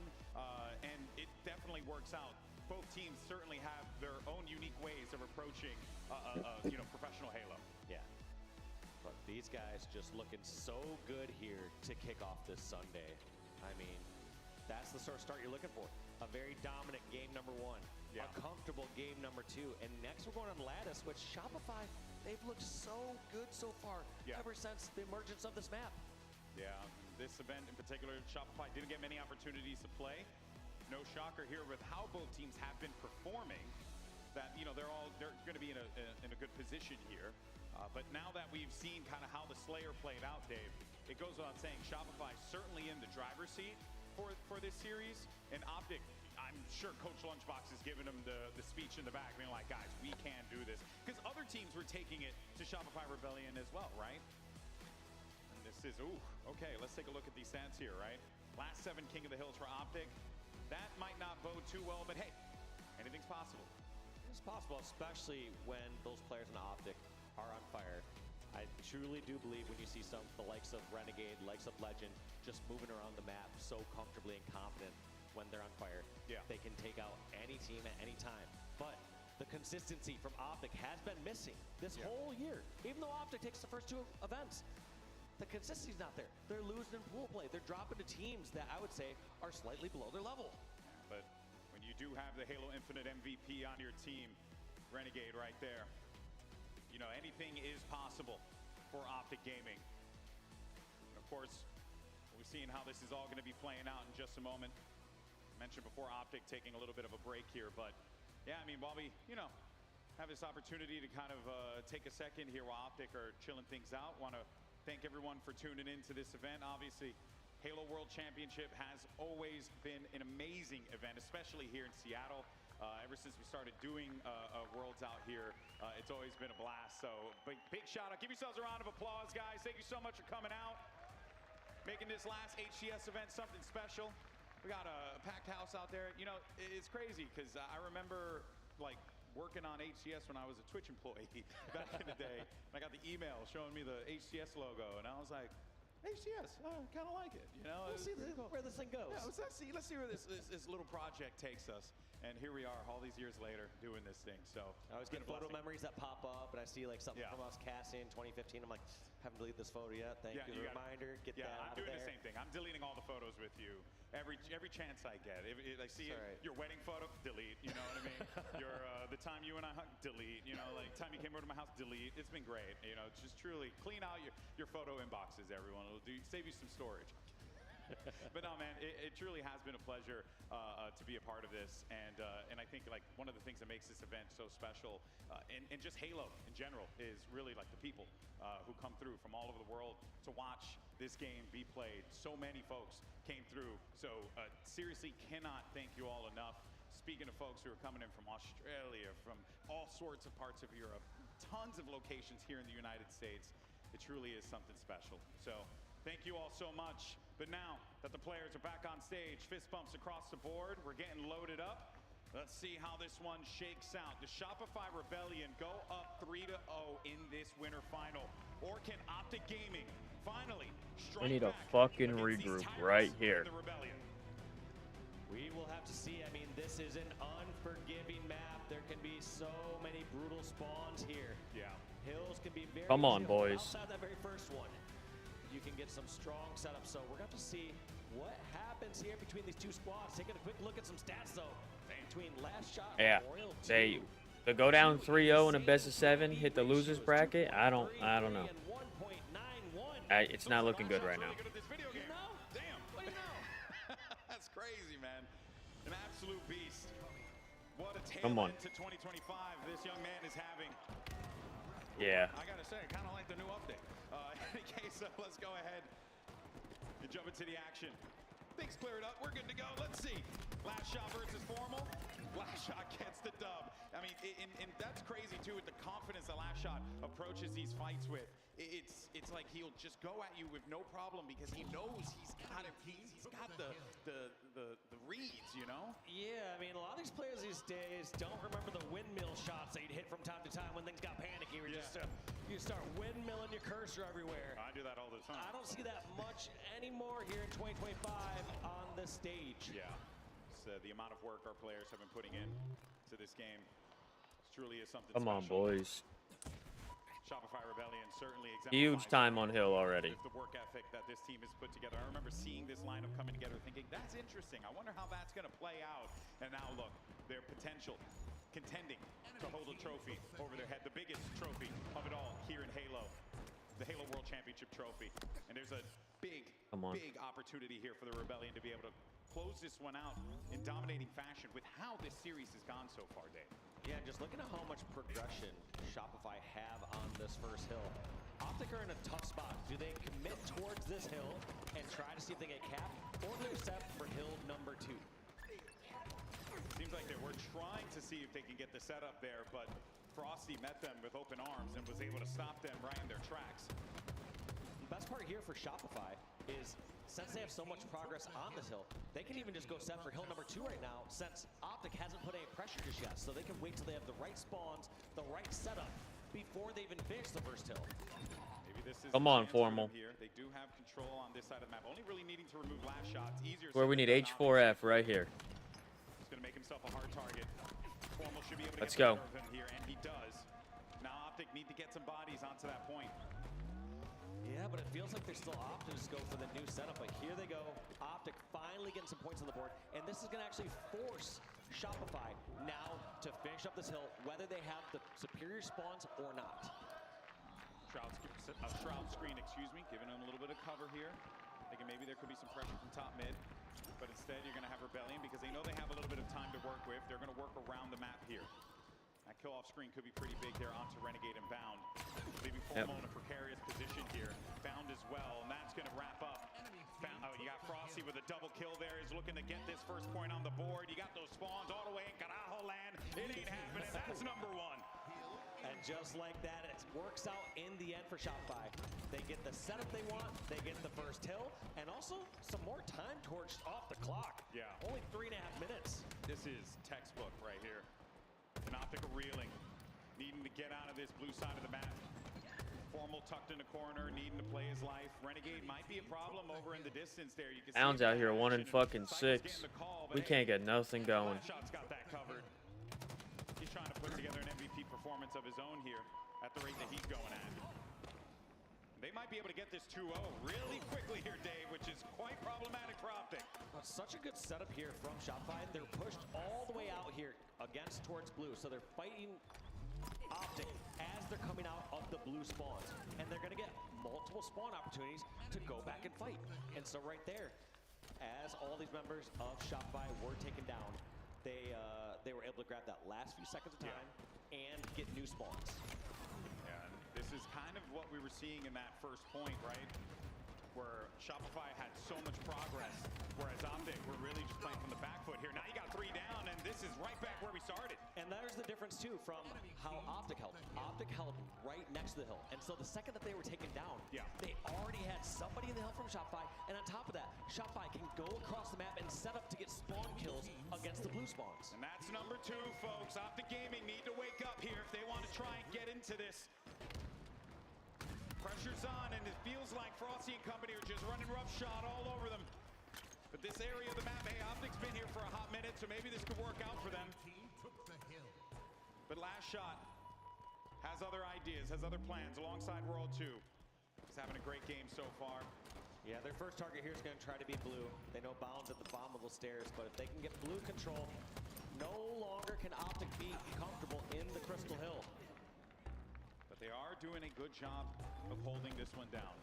Like I said, they had a lot of familiarity with this blue area of the map. They've been here for a minute now, so it should be at least a territory where they can hold things down. The Rebellion making it so difficult. Beautiful plays there from World 2, getting them right back into this one. Yep, all 4 down. Let's see how aggressive Shopify decide to be on this hill. We saw in red, they decided to push all the way across the map and put pressure right on the spawns. Here, I don't feel like they're afforded the exact same luxury of pressuring towards red. So you might see them hold back a little bit more. It's really this top mid control here that's so pivotal. That's why OpTic prioritizing getting bodies inside of there. They got 3 down now, and they're right back in it. So OpTic Gaming trying to get one on the board, and they're close to it. And I feel like Shopify, they have the room for error for this, so they're just going to likely let this hill go. Yeah, they're going to let this go. Then they're going to set up for the next hill, which is what we need to be doing. And that'll do it. OpTic's on the board. Now they need to get themselves one more, not this game up. Just like that, they got the first kills on the board. These next kills are going to decide everything. That huge kill by Legend is going to disallow Shopify from having full control over at Blue and Crystal. Big fight here as well. World 2 trying to win this one out. Sends an nade over to Legend. All good, it's all good. Just a good use Come on. the items there. The repulsor and the nade into the corner. Brilliant. Yeah, you start to see that more here in the 2025 season where people are doing that with the frag grenade plus repulse. You saw that consistently in previous years where people do that with a sticky grenade and the repulse and get that stick. Yeah, very well executed there. OpTic Gaming, so far so good for them. Green wall's looking pretty strong. That snipe would have been fucking huge. That snipe would have been huge. A couple of those key shots could have really held back those members of Shopify Rebellion on the push, but instead he's going to lose his life in that exchange. Now Legend on the flank knows that this area is going to be quite important to have to clear, but Shopify's Frosty so on top of that. While all that's going on here, finally managed to get bodies onto that hill. Formal in the back, got to handle business now. Frosty tried to juke him out. Formal's a little too wise to that one. Last shot with the sniper. A little time going for Shopify, but I don't feel like they're in a safe enough spot. There goes Royal 2. Frosty's down. That's going to be cycled. Just like that, last shot, the last one remaining, and they're going for the hunt. Has one bullet here, but can only do so much with this. Yeah, misses that body shot. Would have loved to have been able to get that one there, but no not going to come to fruition for him. And it continues to be OpTic Gaming in the driver's seat. We were seeing in the beginning, Shopify Rebellion started off hot, getting those 2 caps right Come out on. of the gate here, but OpTic showing that they are not Come on. this, not by a long shot. No, looking a little more scary here for Shopify now that you see OpTic starting to heat up. Also on top of this, Shopify, they've been outslain by 7 kills so far in this game, yet they're about to go even in the Come on. This goes to show the great defensive hold that we've been seeing from OpTic. I think a lot of that probably came from It's all good, it's all good. too. I wouldn't be shocked. I think if you look at Gotta start winning our ones. Yeah, I think if you look at like how the slays kind of matched up, with like if there's a graph, if you will, probably would show that. Now both of these teams, probably OpTic, winning more of those exchanges here. Yep. Call him out. Close this one out though. Put the nade in his back pocket. Beautiful. Cycle's having a bit of a tough start. Get out of that. Get out of that. Get out of that. A lot of work with those assists. Trying to help his teammates out here. No one's really been in a comfortable spot to move into that damn hill either. Get out of that. Get out of that. Get out of that. Okay. Okay. And I don't think we're going to go to hill number 6, Golden Boy. I think it's going to be ended right here. Yeah. Come on, OpTic. Right here. What an area for this one to Get yourselves on the fucking board. is going to take place here, Dave, because you know this hill can get a little scrappy Come on. sometimes. The box hill, which OpTic has presence right now, and it's kind of ironic that considering the way this game started, where everything was really catering more toward playing on the outside, playing red. These last Nice. hills have all been on the blue side. That's fucking 3 down. That's going to be 3 down for Shopify. Come on. Grabbing all this time, and I feel like we're going to see OpTic play some defense after this. Yeah, and they have every right to. 55 seconds left on the clock. They can get this Nice. shot from Bound. It's going to get shut down immediately, though. By Hold it. Hold it. There it is. Come on. in this series, OpTic Gaming takes the lead over Shopify Rebellion. Perhaps that's the juice they're looking for. Like this play from Legend, though. No need to go directly towards the hill just yet and try to take over some height, try to take over the catwalks. There goes Frosty. They know Royal 2 is 1 shot as well over at red. And look at this clock. Start to team tick nade. down. 46 seconds of defense left. Come Here on. for OpTic. Things are getting a little dicey now. Come on. Shot from Bound. Looking for another one. Last shot. The lineup. The pitch. And he misses. But hey, It's all good. at the very least, it's the pressure that he's applying to Shopify Rebellion. That clock begins to tick down. 30 seconds remaining here. Things are getting dicey. But Bound's got good control of this snipe. Gets the body shot. Love to see it. And they're going to continue to add on to this. Frosty, though, finally stops Bound's reign of terror. But no one's in a great spot to be able to get into that hill. We only got 14 seconds. Nice QT. Nice QT. Oh, just this defense is impenetrable.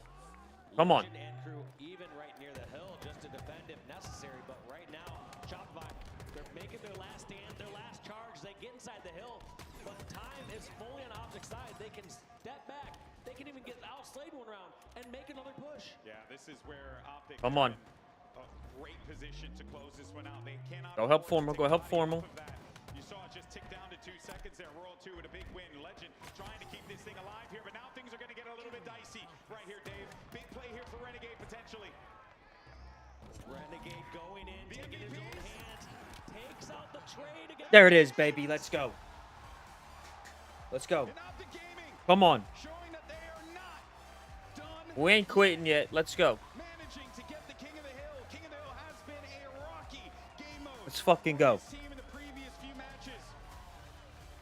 And they showed that despite that hot start from Shopify Rebellion, you can never count out the green wall. Especially going down to that 0-2 lead. They just started to click, started to get the slays. It felt like you're starting to see OpTic really have that life. You're starting to get hope. I think this is exactly what OpTic needed here. Just to get that motivation going, just to confirm, yes, this Shopify team, they're absolute menaces, they're beasts, but we are too. And they have shown that they can come back against the wall. They were pinned for a majority of that game, played to those small advantages that they were able to build up, and those small advantages became big advantages, and before you know it, Shopify Rebellion, they received an L on this one after having a pretty damn good King of the Hill run too. Just perfect play out of OpTic to close that one out. Clutching up, getting the kills on the spawn areas that they needed to at the right times, executing when they needed to. Yeah. Just so well played for them. And I love that last play by Renegade as well. Just says, you know what? I'm going to take out Cycle, and I'll take out Last Shot. The only 2 people near the hill, and this clock is going to tick down. You see that moment too for the team when that kill came in. Renegade goes back in his chair. He's like, whew, all right, we got that, guys. Let's keep it going. And now we go to Stronghold's recharge. I think we're going to get ourselves a little bit of a series here, Dave, perhaps. Now, this is going to be how Shopify Rebellion perform on Strongholds. And hey, would you look at that? First across the board. Oh, like we just saw that. Yep, I mean, that tends to happen when you are the #1 seed in the tournament and on a 15-win streak on this mode. Just absolutely insanity. It feels like every time we look at those stats, right, it's not a shocker to see Rebellion performing so well. And I feel like even at this point in a competition too, like, yeah, stats are always going to be valuable, always going to be important, but Here we go. You know, it's championship Come on, boys. Halo. You just got to feel. Come on, boys. It can't. Doesn't matter how you got here. Doesn't matter the records before. All that matters close it out. is these Let's lock the games fuck in, boys. during this match. Record-wise, there you could see both teams having pretty decent results. I mean, Shopify Rebellion having an incredible result, OpTic having a decent result. So this is not going to be one where OpTic are going to be in a tough position, so to speak. They should be able to contend here early on. I have no reason to believe they won't. But of course, for Rebellion, you know, you were seeing Frosty really hit some nasty shots there. Last Shot had a great start to that game.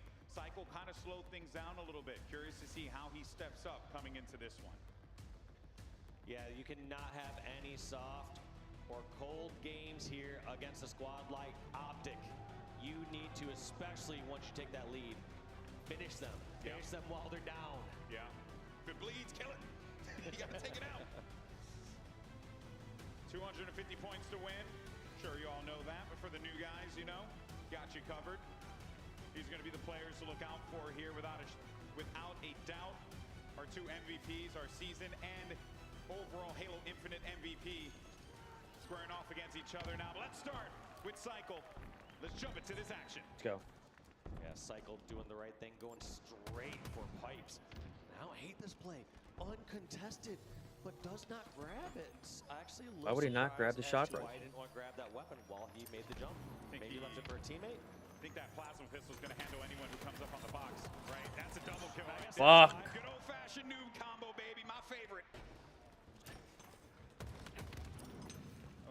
They'll get that shock rifle here, Shopify eventually. No way. Last shot managing to stay alive there. That's just silly. Yeah, No way. Hitting that melee just a little too early. Not getting those favorable lunges here on land, and his team is punished. Yeah, but The last shot did get a Still sucks we left that shit unattended. Going to be pushing over toward elevator side. This is going to be Frosty and them working together. Trip That Bound's getting hit with the noob combo again. And they're not going to get an opportunity to flip that. So that is just going to continue to add to the pain here for OpTic Gaming. A strong start for Rebellion. I feel like I've been repeating myself with the way Rebellion have been starting these games, Dave. And look at this. Shopify has such a strong setup, almost a little U shape here from control all the way towards pipes. And they aren't even contesting C. But OpTic don't know that. So OpTic feel like they're out playing Shopify. They're saying, hey, don't go for the obvious hill. Don't go straight for C. Let's go for something else. Let's go for elevator. And they're kind of walking right into Shopify's trap. Yeah, but they did manage to flip B here. Is it going to be enough, though, right? You got Last Shot going to be moving up. Come on, boys. He's got a big fight happening. That he ended up getting the melee off of there, so the flip might be coming in The here. good shots by Legend. Oh. But it might be short-lived. Yep.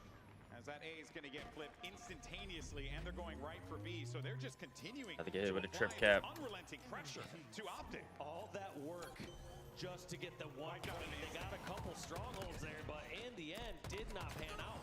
Now, OpTic finally grabbing C, which should have been a free grab earlier. But like I said, it's generally a trap. Most people say, all right, you can't go for this open one. We stopped the bleeding, but they're still scoring. Yeah, they did a Come on, boys. trying to make that flip happen. But Rebellion, they're just so icy at these moments. Plasma Pistol's doing some big work here, especially in these chokes. Check your corners. Oh, he's gonna miss that Missed. one. He missed. The fight comes through. Instead, he's gonna wait this one out. No reason to get crazy with it. This is a wild lead that you're starting We got to see camo. Rebellion build off of here. Renegade snags camo. And now it is Stronghold, so it is possible for them to. He got stuck. It was a spider. Nice. It Come is on. Stronghold, so they can get back into this one. OpTic. They We need a just trip cap. couple clean round of slays, and hell, maybe a trip cap or two could help out. Yeah, starting trip cap. All right, do all right, the all right. job here. But Come look on. at this difference now. They're gonna take C. Shopify, the moment that they're over at Long and Hydro, instantly grab C. Stop that bleeding from a trip cap. But there's only so much you can do when you got a camo shock rifle renegade roaming around the map. Yeah, but Royal Come 2 on. is wise to this one here. He jumped up on to the gold side, and he's just been waiting it out. You saw that notification come up instantly of the shock rifle being available, and he saw it disappear instantly. So that, you got to deduce, right? There's just no shot that this guy hasn't left this area anticipating where this push is going to be coming from. And they're going to try and slow it down. So instead, prioritize resources in other areas of the map to try and see if they can make an opening happen here. Wow, well done. So well done. Like you said, so smart and patient from Royal 2 there. Just waiting at gold to see if and when he decides to go long haul. And the second to go long haul, decides to get the cutoff through batteries. Doesn't take the obvious route just through pipes. Man, what a difference in approach there. Oh, just as I say that, Renegade, he's going to get his pound of flesh, manages to take him right back and grab that shock rifle too, perhaps. Make that flip happen. B and C. Come on. Going over to OpTic Gaming. Chance for them to add some points to the board. Trip cap it? And now that Renegade's All right. shock rifle, let's see Now if we're they can getting do some the trip fucking cap. points on the board. Here we go. Maybe they'll start to add and get to Oh, yeah. Oh, yeah. Get a triple. Looking for the shot. Is anyone there for him? Oh, boy. Come on. So close to it. Half the team down. They know where the other half is. Fuck it. Let's go. Keep this shit rolling. This player was over near long haul, so they know where the spawns are. And look at this, a continued trip cap. This is exactly what OpTic needs to get back into this game. Kind of in a similar situation you were talking about earlier, Dave, about how like C, it seems a little obvious, so on and so forth. And you can see where OpTic are positioned in that. Such a smart flank there from both sides. Let's go. Amazing flank from Renegade. Also a great flank from Let's go. Frosty, but both sides kind of shut down. Come on. Just like that flank from Renegade's able to punish through, and now Shopify don't know. Do they turn around and try to No. get Renegade? All right. Or do they push through and stop this trip cap? Well, the good news is that they were able to accomplish both seemingly here. Get themselves. Oh, No. He did not get an opportunity to pop that camo. So it is going to be up for Fuck. grabs. Frosty gets it. Great reads Fuck. from Shopify Rebellion, and now they're going to That was a bad stop peek. this bleeding here. That OpTic Gaming put a world of hurt on them. It's all good, though. It's all good. Fight happening. Renegade Frosty. Renegade gets that dub. But looking just like that, Frosty roaming with this camo. You know OpTic are trying to hunt him down. They need to stop this cap. They need to stop this camo. Let's go to OpTic. Listen and hear how they're going to break out this Come on. trip Bring the cap. boys out. Nope.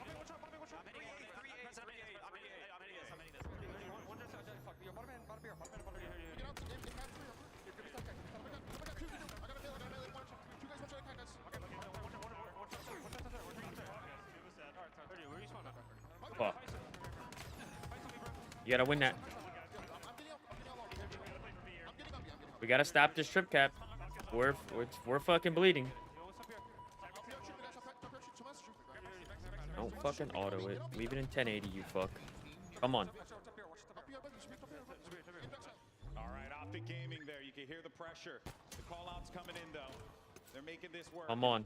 It was a little bit of that indecision on just getting B, right? It's just so much work that they have to put forward just to be able to get that It's one over. spot. We're getting close to the danger zone. 3-1. In fact, we're well into the danger It's over. zone. 240 and counting if they can stop the bleeding here, which they have been at the very least for a moment. The last shot has other plans. Yeah, they've let some of those trip caps linger on a little too long.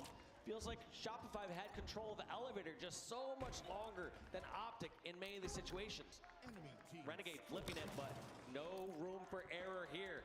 None at Shopify are just looking for a dub cap and to just hold that. And they got plenty of time. They're running right to C. OpTic's only real pressure moment here is to get around the slays, get trip cap, and play perfect Halo. Last shot. There it is. Big kill there onto Bound in the back of the map. Snag B. Got control here. They're going to move immediately toward A. That's going to be another target. Looking for a second, but he does not locate it. But the rest of the team now looking to dash on over toward A. Flip this one here. Is there anyone able to do anything towards C? Doesn't seem like it. Nope. It's just Renegade. Last shot versus Renegade here. Who's going to get the better of who in this exchange? Little game of ring around the rosy around this turbine. Get on it. Get on it. Get on it. Renegade, but the cleanup comes in. Only a couple of points, but OpTic's trying to stop it in its tracks. They got bodies on A, bodies on C, trying to make the flip happen here. But just like say that, they're going after B, Dave. Feels like every stronghold's contested in some way, shape, or form right now. There goes B. C is being grabbed by Renegade. All these members from Shopify are going back to grab C. And Cycle can't walk into this trap. If he gives up this free death over at A, this could be disastrous. Nice play. Smart play by Cycle just to back down and wait for small. He's got to win this one out against Bound. Big Bound. Nice. Come on. The better of him, and he'll try and hold out here toward the B side of the map. They got to get this flip happening ASAP, but Bound's going to get exposed. He's weak and he's down. Look at all three strongholds have a little bit of capture on all of them because these players are just making it such a chaotic situation. OpTic still alive, only 3 points away. Shopify just need to grab one of these strongholds, but it's really going to come down to these slays. This opening kill against Renegade could be huge. Renegade manages to get out of there, though. A little beaten up, but not done yet. He's still in the action, looking for another one above him. He's going to get the main. Come on. That's going to be the flip. He gets B and C control. A's going over to Shopify, but they're trying to hold this one down. It's getting dicey, Dave. This is fine now for OpTic. No longer do they need the trip cap. They can hold this for 22 points. They just have to get a couple more kills. Royal 2 has a staggered death. Stay alive. Stay alive. Wait for Royal 2, and now they make Come on. just like that. Frosty's down. Killing spree for Renegade. He's trying to get another one. Royal 2 finally stopping him, but we're getting close to the wire, folks. Look at that, the progress. OpTic Gaming dug deep, and they're getting right back into this. But just as I say that, Shopify... They're on B. They're on B. You can't let them have this. You have to get them off. Fuck! It's the Rebellion who come out on top in dramatic fashion after one hell of a comeback from OpTic Gaming. OpTic brought that back so beautifully, but just at the end, Shopify realized players were out of position from OpTic. Double up into batteries and get the last few points. You want to know what's really incredible about that too, Dave? OpTic Gaming were completely outslayed in that map. 58 to 47 kills. Goes to show you that when OpTic needed to turn it on right at the end, damn, they are a scary, scary team. Come on. Rebellion, they had that little bit of We fucking needed that. Now we go to a Slayer. and that's all they got. It's crazy when you put OpTic backs against the wall. They show up. They play. They fight out of those corners. Yeah. You saw it in game number 3 on Last King of the Hill as they were down 2-0. Like, this man yet again is doing it all for the fucking boys. Give this man some fucking help. And bring it back at the very end. This time, narrowly being edged out by Shopify Rebellion. Crazy to think too that had they been able to take out Renegade before he was able to grapple shot into pipes, this could have played out. This could have been over in an instant. But instead, This was it. He shouldn't even have fucking ran out here. He should have just left it. Should have just left it. Don't even go to A. Yep, don't even go this way. Just hold it. That's it. Right here. This is where Formal needed to just go. He needed to run. He needed to run. Right here, this is the time that OpTic got caught. too many players over. Yeah, he shouldn't even listen. He shouldn't even have went over there. They didn't make a play quick enough. Didn't even need to go make it to A. And Shopify, because of that They could have. They had that hold. Could have made somebody push. Shopify had to move. from OpTic. Formal needed to just run straight to B. Honestly, like letting them take B, he needed to go straight to B. Stop that cap. Went and grabbed the nades. Next thing you know, it's too late. Tied up 7-2, 7-2 on this map and mode. Come on. So if you're OpTic, you got to be feeling a little bit of confidence here because look at the rest of the series layout. You get yourself An Aquarius neutral bomb and a fucking. Shopify, you know, kind of swaying on that. Come on. After how they started this series, you're right back into this one. And we're wasting no time, folks. Let's jump into the action. Boys better lock the fuck in, Formal. It's your last event. You know it, brother. Take home the fucking ring, baby. Or does Shopify Rebellion punch their ticket to their first ever Halo World Championship Grand Final? Come on. Stats though from Cycle during game number 2 on Slayer, 16 kills and 2.67 KD. Also 4,000 damage, 4.1k damage in a Slayer is unheard of. It's like he just spawned up and just had bullets going everywhere. You know, it's insanity. Frosty, probably one of the best QT players in this tournament. This quantum translocator in his hands is something of beauty, but does not manage to get the kill there. But he'll be able Oh, you to fucking stuck him. Oh! Come on. from there, not having any of those shenanigans. Come on. You saw the respect that he's giving that sniper rifle, saying, my best chance to get the sniper is to somehow get a back smack or throw a plasma. What did he just give it to? Despite Bound hitting a 6 shot like that, he passes Gave the it the sniper Legend. to his teammate Legend. With the camo. That's because he's got this camo here. Frosty, not sure when that push is going to be coming through, trying to use those grenades to push him back, but that was just a clean, easy kill for the Legend himself. I love that. Early days here. Let's do something with this. Bounds looking to get a fight going with last shot. It's out on that. No! Fucking God. That gets me going every time. I love these snipes. They're fucking insane. How aggressive he is and how he can make plays during these neutral scenarios. So when he has a Come on, teammate boys. who has a sniper cam across Fucking. many players will just sit back and say, all right, let's our snipe do something. Instead, Bound is creating opportunities, getting from information, and finding out easy spots where Up by 4. go get a pick and reposition. Yeah, that snipe that came through with the camo prompted all of Rebellion to just work the nest side of the map here. Up by 6. OpTic more than wise to it. Stops them, and this feels like the opposite of what we saw in that Solitude Slayer game, right? OpTic Gaming with that strong start now. Exactly what the doctor ordered. You have to think, too, after the way that King of the Hill game, or rather Stronghold game, played out, they have to have that confidence. Got him money. They should. Get out of there. Get out of there. Sorry. They have to be feeling good about how they've been playing in this one. Feeling real good. That's Come on. absolutely certain. Come on. Up by 8. Just get him in line. And this is what we're seeing. Up by. Come on. Wasn't there before in the first couple games of the series. They're catching Shopify off guard. They're charging around without getting punished every single moment. Like this. Look at this flank that he's already prepping on. Renegade, so smart, slowing it down. You heard him just. You know they're there. You know they're there. You come on. You know they're there. All good. Let's go. Up by 7 still. Come on. Come on. Opportunity to be able to make those pushes happen.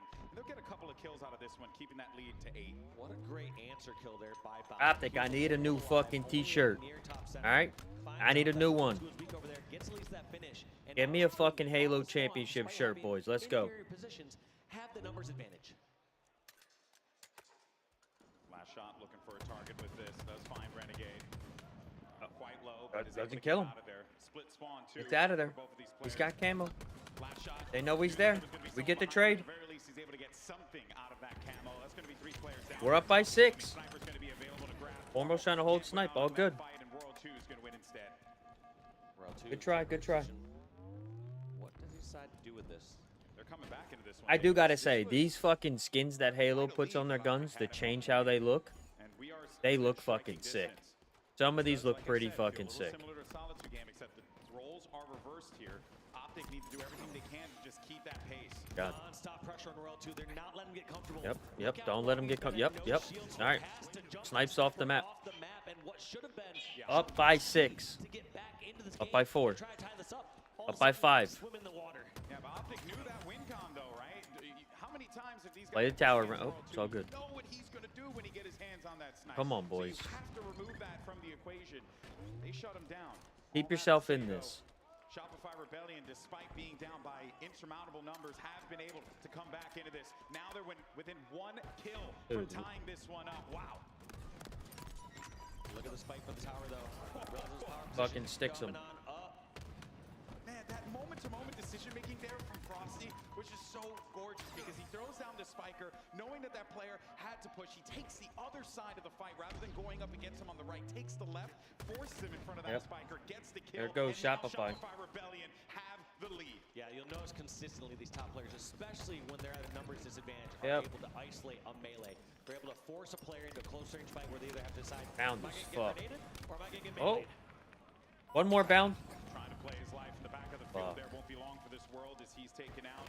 And now Rebellion have been able to get themselves a little bit of a lead here, but it's a fragile one. Just 2 kills.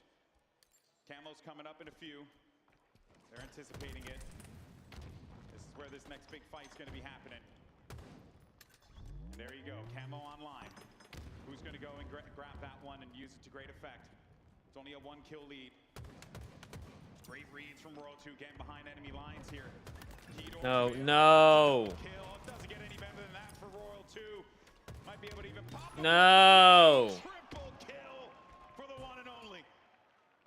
Capitalizing on that chaos, giving his team now the lead after OpTic got off to such a strong start, and he's not stopping just yet. Yep. Finding where these players are at, getting so much information. And this is what's so dangerous about Shopify.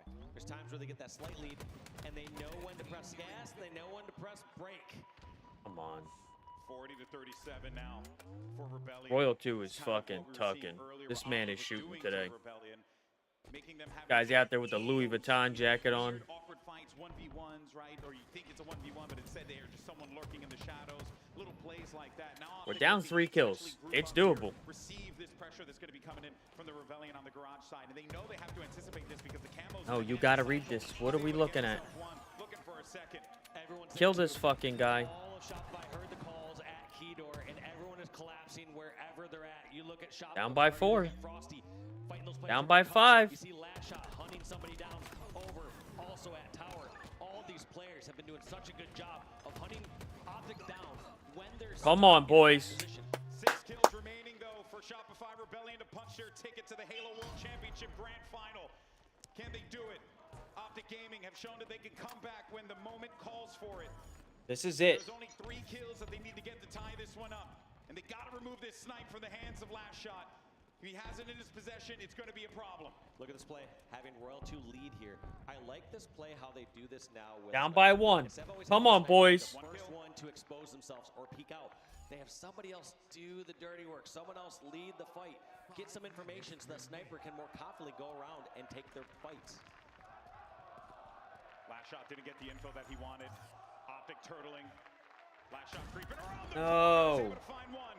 Looking for a second. There it is.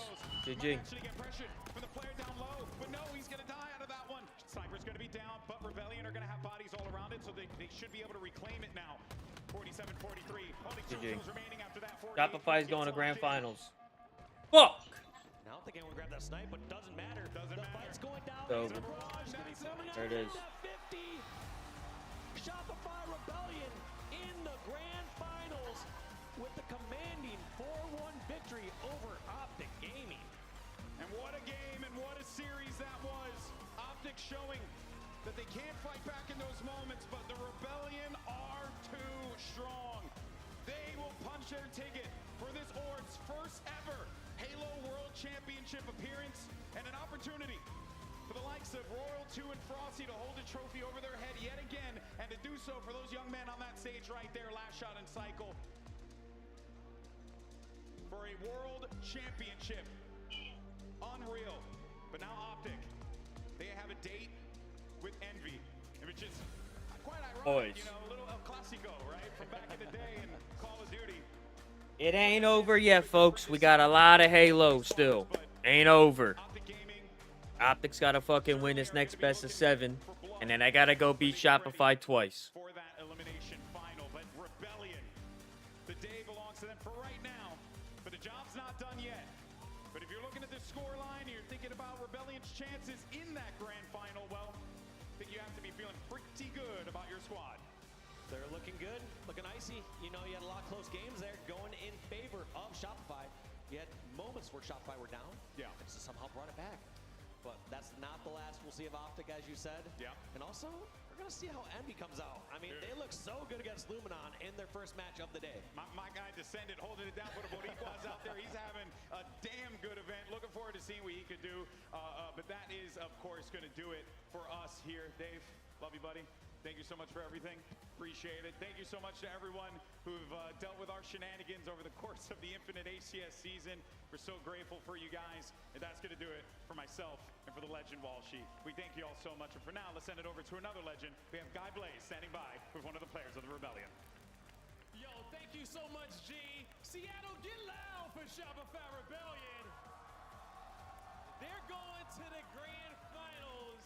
And I got last shot up here. And I believe you got the last kill in that series. Talk to me about how you and the boys are feeling now going to the grand finals. And what was y'all game plan going against this OpTic Gaming team who really wants to beat y'all, man? Feels good to be in grand finals. First time in the Worlds. I think the audio is fucked up on their end, folks. Focus on first two game types. A lot of static. And we got the job done. You guys got the job done, but the big one isn't done yet, okay? And this is so far your highest place in Edo Worlds. Last year you got top 4. Just talk to me about how proud are you being able to play in this grand finals. You've had a crazy career, you know, even being trained by your sensei, Rescue Killer, coming all the way up here to the stage to playing with some of the best slayers in the league. How does that feel? Yeah, it feels great. Shout out my teammates, shout out my family that's here. And yeah, we're gonna go back here and get ready for these game types. All right, that's gonna do it for us on the stage. Lot, take us away. Thank you so much, Blaze. Wow. Shopify Rebellion, my goodness me. I was hoping for a competitive series, to be honest with you, just because I don't want this day to be over just yet. But you just cannot deny how perfect Rebellion play, consistent game modes and game types. It's just unbelievable. And honestly, when you're looking at, you know, the graphics, right, and you're looking at the charts, who's better at what? It's really out the window at times for Rebellion. They're so strong on pretty much everything that you can never count them out, no matter who's best they're going up against. Clutch, when you're looking back at moments where you thought OpTic had the lead, where you thought OpTic had a hold on it potentially to come back here in this series, Rebellion denied. What does that come down to for you? What are you noticing in gameplay that really does stop to, you know, stop their opposition from applying that pressure and apply it themselves? Yeah, I mean, when you're watching these two teams play, this is the fastest Halo you've ever seen. And coming into the season, this OpTic Gaming roster formed, and we talked about how they're going to set a record for the pace of play in Halo Infinite. Well, it's actually Shopify Rebellion doing that. I think OpTic are struggling at times with how fast Shopify are in their face, forcing these split spawns, forcing them to be uncomfortable and not really letting the individuals on OpTic shine like we know them to be capable of. I think it's poor for OpTic to have started off slow in the series, because I do think the games got super competitive throughout the series later on, but they started slow and Shopify took all the momentum with them. I think if we do see these two again, we can hopefully see a more warmed up, ready to play OpTic, because I don't think that they were quite ready in games 1 and 2 really specifically, but game 3, it did turn into more of a series than what I thought was going to happen after the first 2. And Tony, you're looking here at Shopify, just little to no hesitation there when you're looking at the B-roll as well. And I think that's something that is massive for them. And it also adds to that speed and that pace that we're kind of picking up on a little bit here. You see in the final moments of the Slayer, last shot takes the head of top tower. And then immediately following that kill, and I mean immediately, it's a swarm. The pressure is applied the second that goes into their favor. They cannot take their foot off the gas. I don't think teams are ready for that. It's incredible, and they're only growing consistently in terms of that pressure that is applied. There's no timing loss. There's no hesitation. You give them an inch, and they often will take a mile. And the reason why Flights are able to do that is because that man on screen with the highest KD, it is so easy for Psycho, Frosty, and Last Shot to move as smoothly as they do on the map when you know World 2 simply has your back and is covering it. I love what World 2 did this series. He was phenomenal. Yeah, I think you'll get the veterans, the guys that have been there before, the 3-time world champions, Frosty, World 2, what they brought to the table in that winners finals was everything for this Shopify team. Usually it's Cycle and Last Shot I feel like we talk about a lot, but Frosty had so many big moments to start that series. Rule 2's been dominant this tournament. Those two are really having MVP-esque tournaments, and what a better tournament to do it, right? They've had such successful careers in Infinite, and they want to end this with Cycle and Last Shot getting a ring of their own as well. You know what I love about Shopify Rebellion is my mind changes on who's performing the best. Literally every single series. It could be any. And honestly, every map too. It could be any game. It really can. It could be any game, any map. It changes for me time and time again because I just see something unbelievable from every single one of them. I just, honestly, it's pitch perfect right now. We'll see what can be done about that in the grand finals. But of course, OpTic Gaming, they do fall flat there, 4-1. They'll be in the elimination bracket. They will be going up against MB, who have been waiting and watching and really looking at what they need to do to take down OpTic Gaming, because it was right there for them. You know, they watched that series, they saw how it was done. They now need to execute that themselves. Tony, how are you feeling about this matchup for the elimination final? Oh, OpTic Gaming, you know, obviously you got hit in the mouth real hard, and now, you know, you're shaking up a little bit, but obviously not knocked out. And we've seen OpTic time and time again get knocked down to the elimination bracket and come back better than we saw in the winner's side. Envy, you stand in their way. You have an opportunity to take advantage of this, but it ain't going to be easy. Yeah, we've seen veterans several times this tournament lose in the winner's bracket, lose in the elimination bracket immediately following. So I'm looking at OpTic Gaming to not fall into that same mistake. It's going to be tough to get back on your feet. You saw Renegade at the end there on the camera looking dejected, like that series got away. He knows how important that winner's bracket final series is, but I actually know that Renegade and the rest of OpTic are capable of winning this elimination bracket finals and getting back to what their mission is, what their goal is. It's not the easy way, but OpTic all year has never done it the easy way. It doesn't surprise me, and it won't when we see them. I will say, let's talk about what we have going on, of course, in this incredible building. It is a celebration of Halo, and of course the final day here at Champs. It's unbelievable. Sunday brings so much, but of course all weekend we've had something amazing on standby for you guys here to get your hands on. And Blaze right now is over at the playable area. Blaze, what's going on over there? What's up, everybody? It's Championship Sunday, and we are here in Seattle in the compound. Now, this compound has been an exclusive gift to us here at Worlds, but don't worry, you guys get a chance to play Halo Campaign Evolved in 2026. Now, we got the stage set ablaze here early off as we got our players out there competing, trying to hoist the trophy. A lot of cheers out there, but if you're in the compound, don't worry, we got these amazing HyperX headsets here for you that's toning out everything in the background so that you can get a clean, authentic Halo Campaign Evolved experience.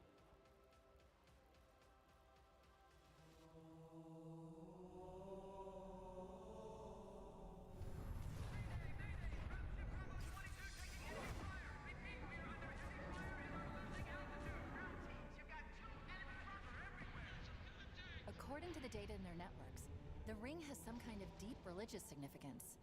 They call it Halo. They believe that Halo is some kind of weapon. What sort of weapon is it? One with unimaginable power.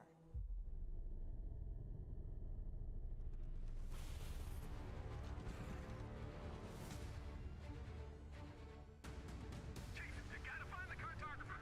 We'll keep him busy as long as we can. Fire Team Charlie, we're on our way.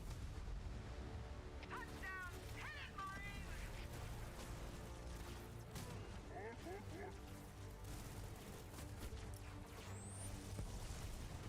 Somebody order a warthog.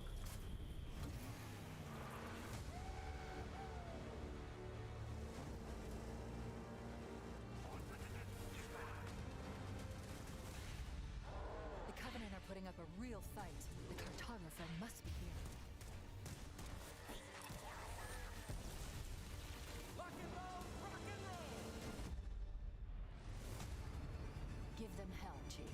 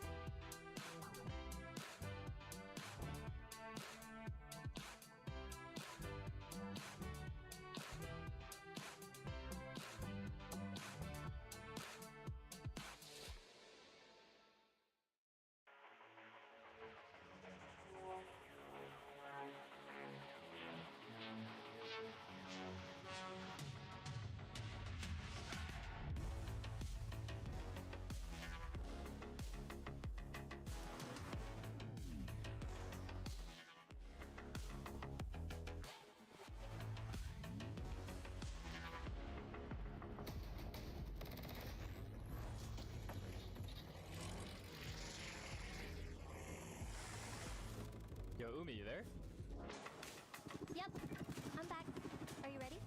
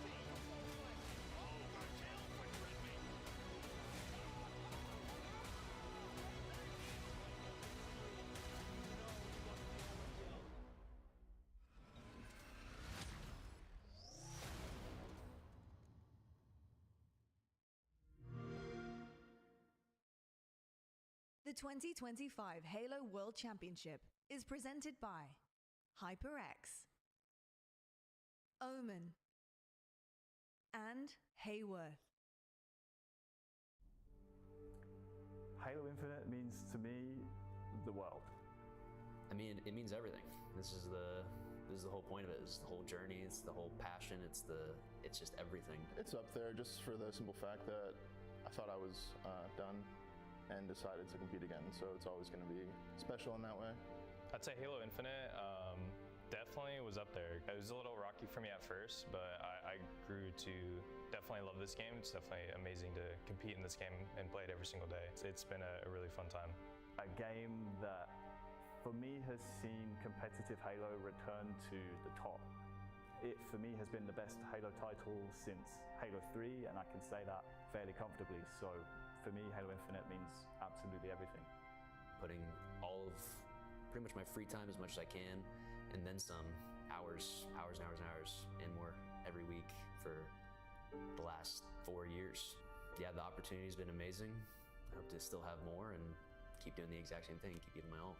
I mean, I just love Halo, so I'm just gonna play any Halo that comes out, to be honest.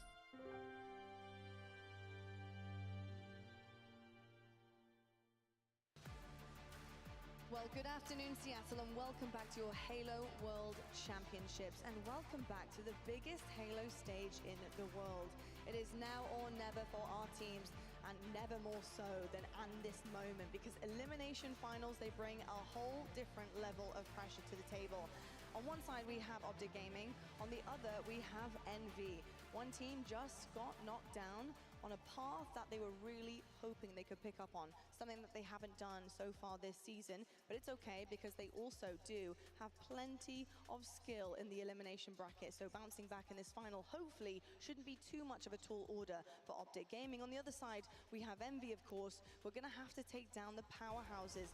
This green wall team are very, very tricky. Yes, they didn't get it done to Shopify Rebellion, but Clutch, they do have what it takes here in this elimination final. I can say that very confidently. But it's what type of team they're going to meet. Can they keep their heads up? We've seen what happens to the likes of FaZe, who take it all the way down to the wire with Shopify and suddenly get knocked out of the tournament by TSM in a sweep fashion. Will the same be said for OpTic Gaming, or can they regain? Yeah, it's tough, right? Envy's on a heater right now through the elimination bracket, making it all the way to the elimination bracket finals. OpTic are going to find a team that's very comfortable and believes in themselves, but OpTic are going to be the favorite. Make no mistake about it. They just have to have a little bit more from everybody on the team. looking at these two, I think Bound actually had a phenomenal series last series. 0.93 with the way that Bound plays is very impressive in the fashion that they lost. So if he can continue that pace, you get a little bit more from Formal and Legend, I think they'll be just fine. I certainly do agree as well. There were just moments in that Shopify series for OpTic Gaming, Tony, where it was really just a decision, a split decision. It could have been turned on its head. That Strongholds was really tough to watch. There was a moment there where OpTic Gaming had it in their hands, and unfortunately they gave it away. So many different pathways you could have taken, but yes, it's hearsay now. How do they regain in those moments, in those decision-making aspects, and try to do this against Envy here? Well, I mean, you're leaning on Bound. I mean, you saw in those stats right there, you know, obviously sub 1.0 KD for him, and even Formal as well. But when you look at when they're winning tournaments, you often see Bound is top 5 in the entire tournament in damage per minute. If he can get back to that, I don't care about his KD. I want to know that damage. I love to hear that. Well, the other side of the stage loves to see what just happened to OpTic Gaming. Obviously, the series didn't go the distance. Now they're looking to capitalize on that. And Envy, they had a really hot series against Luminon Gaming, knocking them out of the tournament. And I will say that final map for them was a heater. It looked great. We saw what happens when Envy are all playing at the same caliber. We saw Descendants start to pick things back up again. Clutch, what do you want to see them bring to the table against OpTic that you did see in this Luminon Gaming series? I think it was that objective efficiency that Envy was showing us, that they actually can play Halo at a very high level and not just shoot better than a lot of other teams. And I think that individuals on this team will be able to stand in some gunfights with OpTic. It's a matter of, do they capitalize? Are they actually efficient with the objective? Is their movement around the map, their rotations on point? They showed against Luminon that they can do it. Let's see now with OpTic being the new line of defense here, if they're able to actually replicate that same level of gameplay. And of course, this was their road in the Halo World Championships up to this point. And things had been looking so good for Envy. They had a bit of a struggle in the middle against Space Station Gaming and against Cole, who were heating up there in that winners quarterfinals. Ultimately, that pushed them down to round 1, but it's been great ever since. And then for me, I think the big outlier, what really turned this on its head and I think made me believe in Envy the most, was that TSM series. The fact that TSM came off basically their championship kind of series against FaZe, knocking them out top 12. They were on cloud 9, excuse me, and the pun obviously with cloud 9 there, but they certainly were indeed, and to do that to a hot TSM is crazy, Tony. It really is. And the one thing I love about how Envy played the game is they like to play in twos and they like to bait and switch a lot. But once they get those kills, that's when they start to widen their influence on the map. The problem is when Complexity caught them off guard, they caught them in isolation plays. And that's what OpTic like to do as well. Envy, you got to be careful. You got to be quick. Do not allow OpTic to dictate the pace. I know Envy hadn't had a lot of success on LAN coming into this event, but looking at that graphic, I'm a little bit less impressed with Envy's run. They, in my head, are favorites against Cloud9, are favorites against Luminon, are favorites against Akave. Like, they haven't created the upset I feel like we probably think they have being in the elimination finals. This has been a weird tournament, everybody. This is a different beast for Envy. This is where you prove that you can play with the big dogs. You got to go against the green wall. There is a lot on the line here, folks, and the main stage is ready to go. This is going to be now or never. Do not leave anything in the tank. Leave it all on the stage. This is your elimination finals, and it's Envy versus OpTic.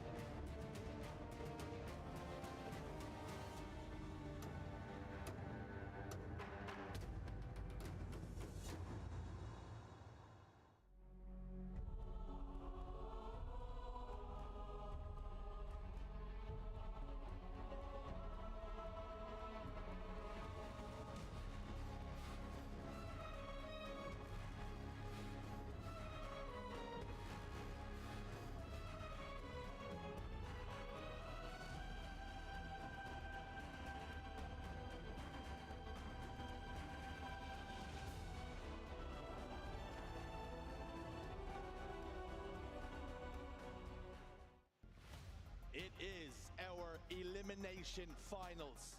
Resurrection or redemption.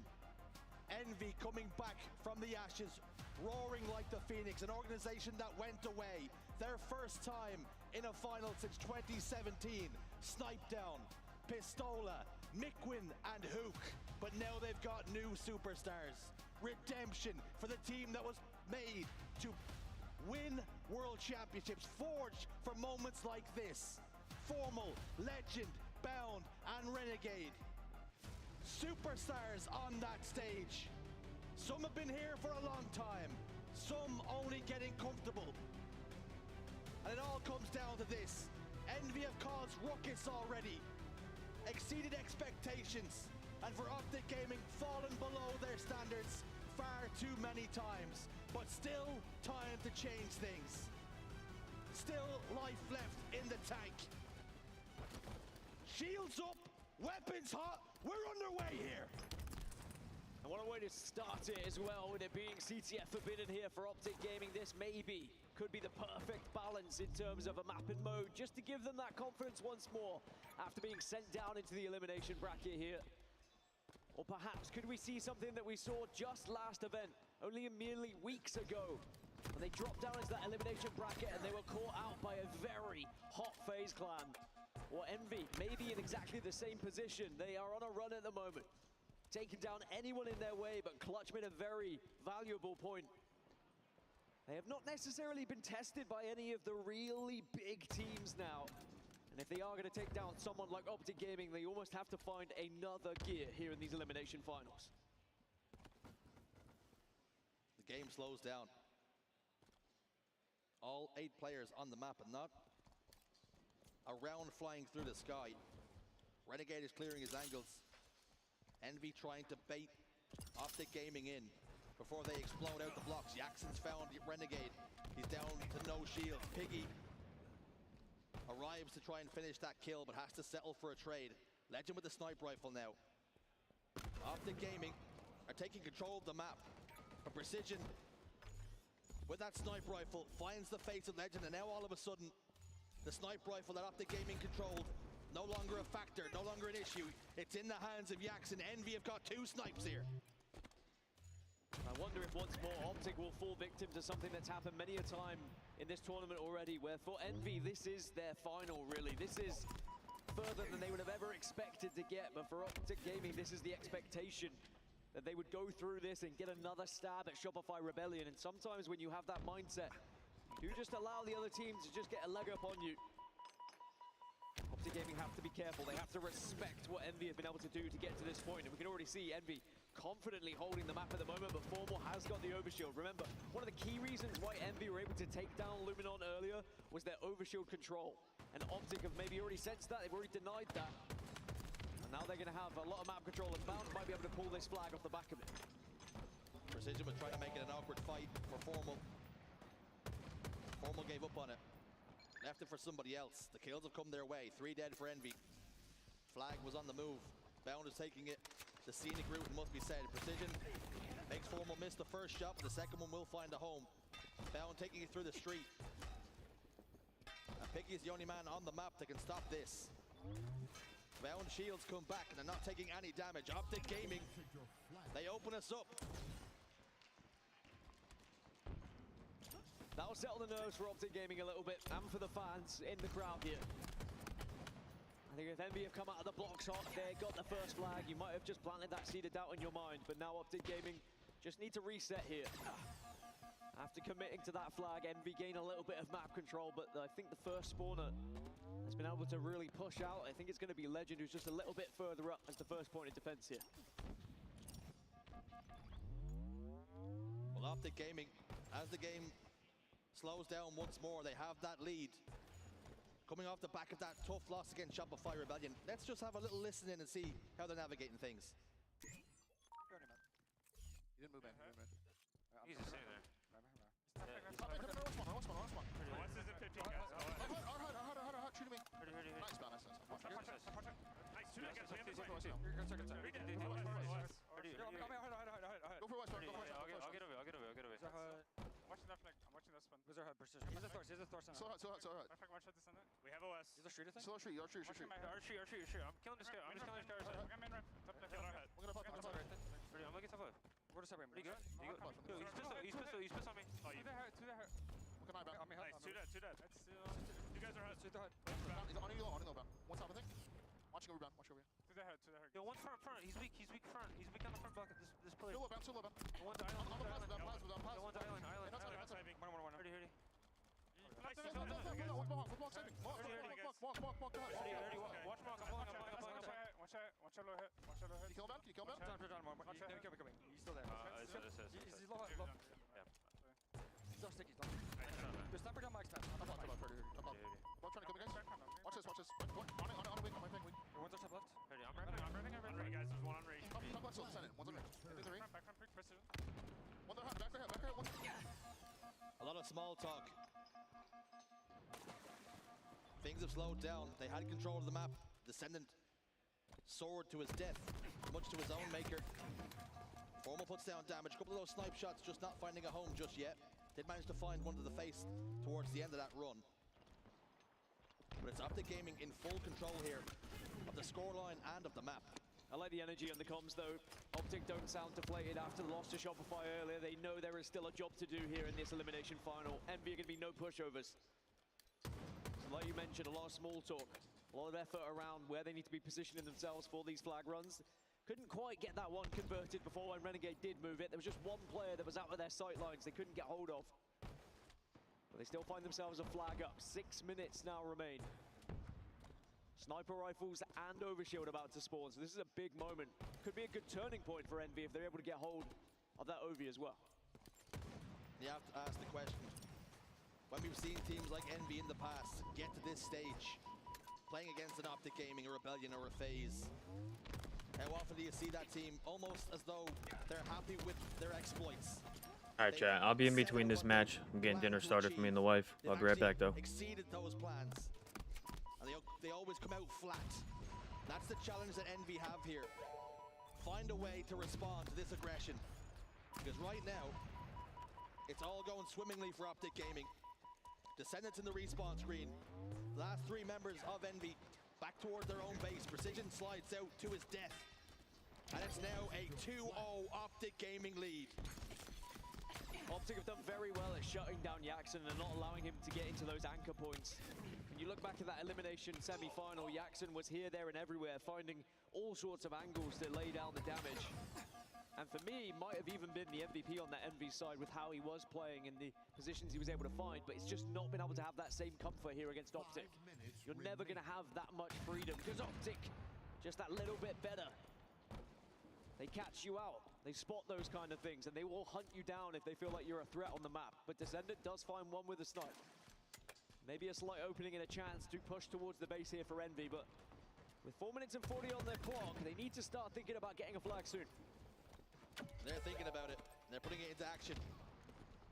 Found the legend, make it formal as well now in the respawn screen. Renegade tries to put down as much damage as he can, but the flag's been fumbled, and that will buy OpTic Gaming just a little bit more time. But this one should, now I say should, go home. As he slides up. Bound is trying to close the distance, but Descendant now puts Envy right back into this game, and that will do their confidence the world of good. Yeah, we didn't see the work that was being done on the rest of the map because we were watching Descendant. But it was the rest of the Envy team that were able to push up and pressure OpTic, not allow them to have freedom off of that spawn. Now this overshield is going to be big here for Envy. There's going to be a nice push coming from them as well. Renegade tries to hold, but he's overwhelmed. He is swarmed. And Envy is surrounding this overshield, but they're very wary. There could be an OpTic trap. The Precision gets it, and now they need to push with it. Precision needs a couple of nades. Oh, no. And the overshield, null and void, not having the effect that you would like. Formal gets a double kill as well. And now he can think about pushing forward for his team. Information coming that Jackson's weak. Down to no shields now, and actually, as a matter of fact, Legend elsewhere scooped up the flag just to apply 2-1 OpTic. One more flag gap. It's a best of 7, though, ladies and gentlemen. And Formal has the pick of the world. He drops down, forced to. No shields now. Legend Come on, boys. For a trade across the map, so that one will be dead, but it just relieves the pressure. We need a fucking bounce back. Teammates, forcing Envy to play defense. OpTic and Formal. Yep, look at the screen Formal. Tell them where it is. I think the Zoomers get excited. That's why that man is the go. At 2-1, OpTic Gaming need to make sure they don't allow Envy to have too comfortable of a push-up here to get control of top middle again. Otherwise, they might find themselves throwing away a flag and throwing away what did look like a comfortable lead. They have slightly slowed down. They've backed off. They're almost allowing Envy to have a little bit of control here. Nice snipe by Renegade. Control from them, though. Remember what Descender did previously for that first flag? Nice. It was a big shot, but now Renegade started to take Body control shot of on the the game. third. Halo Infinite's MVP. And he needs a big performance here. Already providing it 15, 5, and 8. Tags Descendant as he crosses by. But it's Renegade on the Renegade and Bound on the map at the moment. Piggy last man alive for his team. But Renegade's quite happy just to wait. Hold his power position. Big precision in. And rip the face. Overshield is up. And that's why Renegade is hesitant to push forward. He knows how big it can be. Body shot finds a home. Bandit gets the kill. Renegade's just holding the line here, but Jackson's got the sniper rifle on the other side. Overshield secured for OpTic Gaming. I mean, it's not a bad backup, is it? After you run out of sniper rifle ammo, just getting a free overshield. And it's just 1 minute 30 now left on the clock for OpTic to hold as Renegade is still running the show.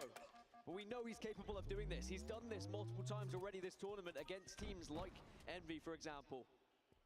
But Renegade can't be the only one to have these performances if they are to go on, get to that grand final, and also try and take down Shopify Rebellion. We need to see the same kind of performances from the likes of Formal, Bound, and Legend.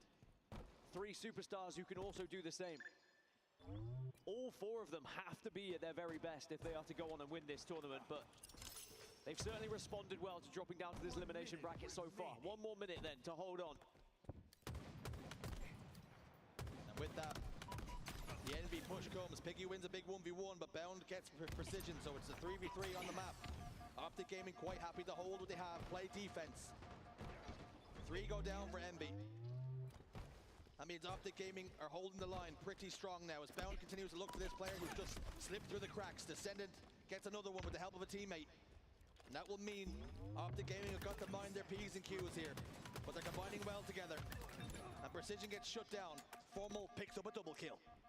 This way you can start to increase those stats a little bit because it's like cannon fodder. They all just start to run towards you as desperate times now lead to some desperate pushes from Envy.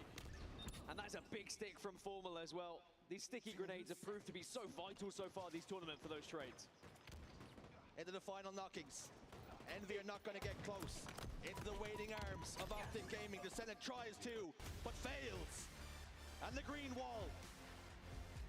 1-0 up in the series. And 3 away from a grand finals rematch with Shopify Rebellion.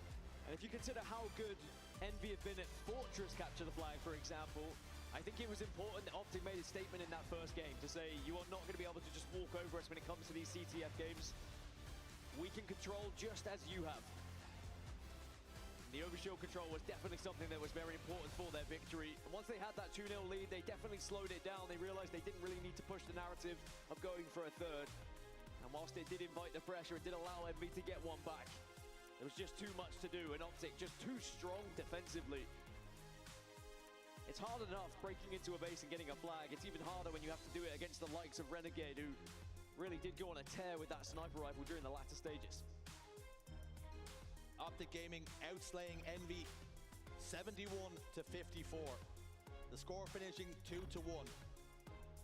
Maybe you can say the efficiency can be called into question, but all that matters for them is settling the nerves, getting back to winning ways after that defeat to Shopify Rebellion. And they've done just that here on the main stage. Haven't allowed the result to fester, back to winning ways. Slayer Aquarius is up next. I think it's a really good opportunity for Envy to even us up here. It has been a struggle historically for OpTic Gaming. Slayer Aquarius, they're 4-4 throughout this season, as you can see right here on the beautiful graphic created by production. On the flip side for Envy, it's 5-1. Only losing out once. This is going to be something they'll look at this series layout and saying this is a must-win, especially when you start to look further into this series, especially with Recharge Oddball coming up next. We know how amazing OpTic Gaming are on Oddball and Recharge specifically. If you drop Slayer here, and then you're going into that third game saying, how on earth are we going to take them down on one of their best game types? Very quickly, you could be 3-0 down here in this best of 7. And then you would have to try and go for the reverse sweeps of all reverse sweeps, trying to do it in a best of 7 against this OpTic roster, who I'm sure will want to make this quick. They will want to easily breeze through so they can not waste their energy on this elimination final and focus on their main targets of Shopify Rebellion. Do Envy have something here to suggest that they can go all the way and go the distance against an OpTic Gaming roster? For OpTic Gaming, there's winning, but there's ways of doing it as well. And a clean sweep would be a statement with a punctuation point as well. Head back in against Shopify Rebellion. Lock up once more. Envy, though, still stand in their way. And for Envy, ambitions a little bit differently. You do not want to get 4-0 swept in this elimination final. An incredible World Championships run. But don't let it end with OpTic Gaming dominating. Make them work for it. Renegade gets camouflage, but it gets burned. Good work from Piggy. I mean, it wouldn't be the first time we've seen it, and I'm sure it won't be the last.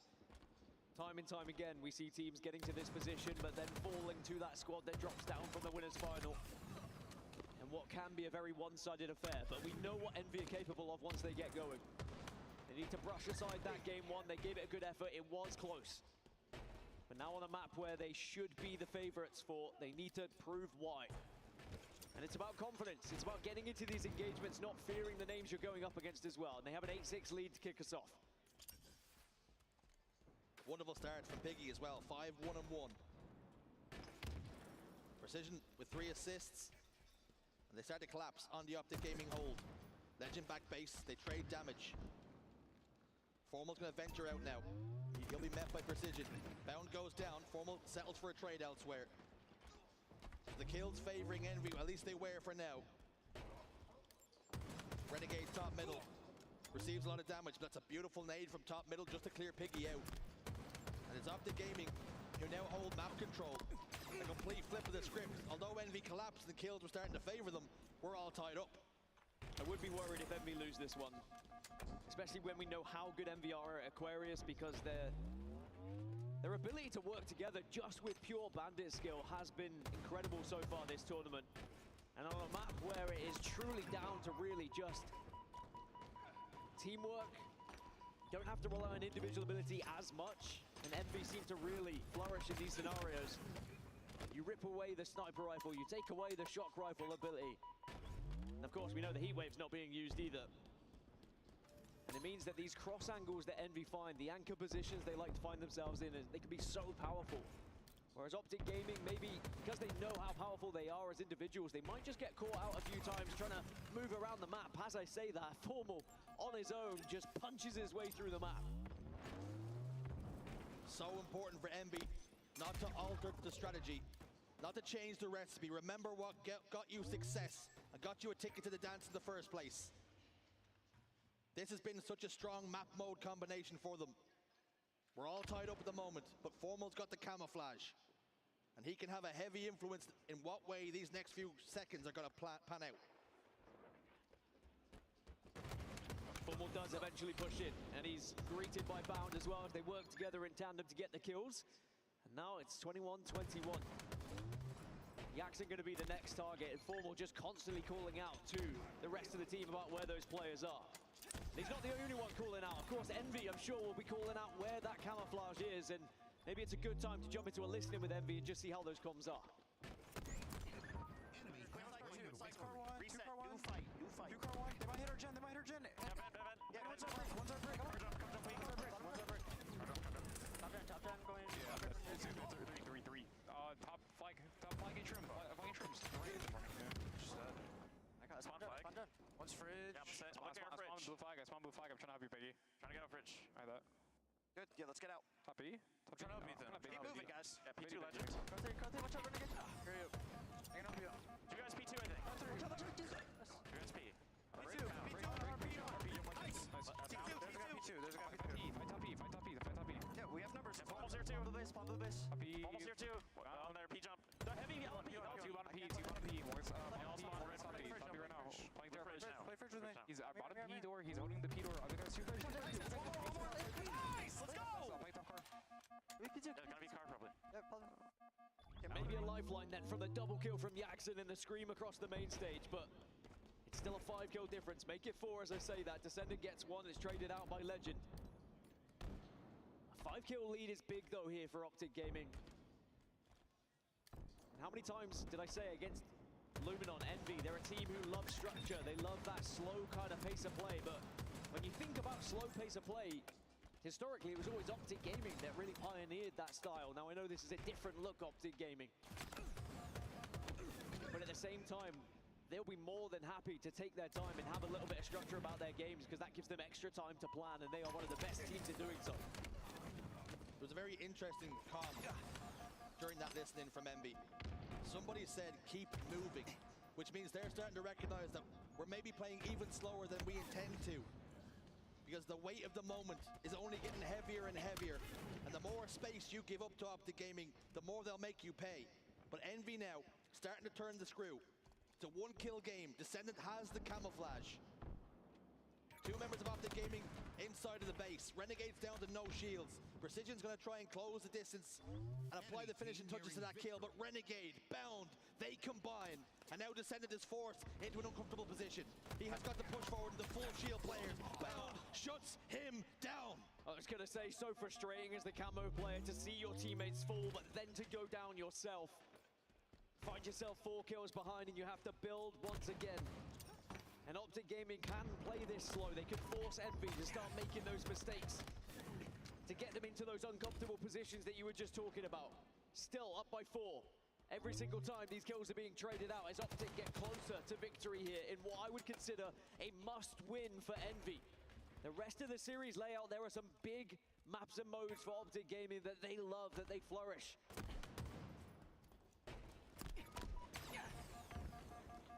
For Envy, is this series just on the waves, slowly drifting away from them? OpTic Gaming continue to keep them at arm's length, and as a matter of fact, now starting to grow that lead. Precision slides in, gets 1, but is immediately traded out. And somehow, someway, Legend picks up a double kill. 2 kills now for OpTic Gaming. That's all that's required to double their series advantage. It's very rare OpTic would throw away a lead like this as well. They just need to plan their attack here or plan their defense. Again, encourage Envy to start to push, get that info, and then you start to do the damage together. Notice how they are sticking in pairs on different sides of the map. They get the first. First pick provided by Legend, the French Phenom. When's the next one going to come? Jackson's inside the fridge, they're not aware of that. But Formal elsewhere gets the kill that he needed onto Descendant. And the Green Wall do double their lead. Envy in real trouble, because this series layout doesn't get much easier for them. That Slayer was huge, and it slipped through their fingers. OpTic mean business. They want a quick return back and an attempt at Shopify Rebellion.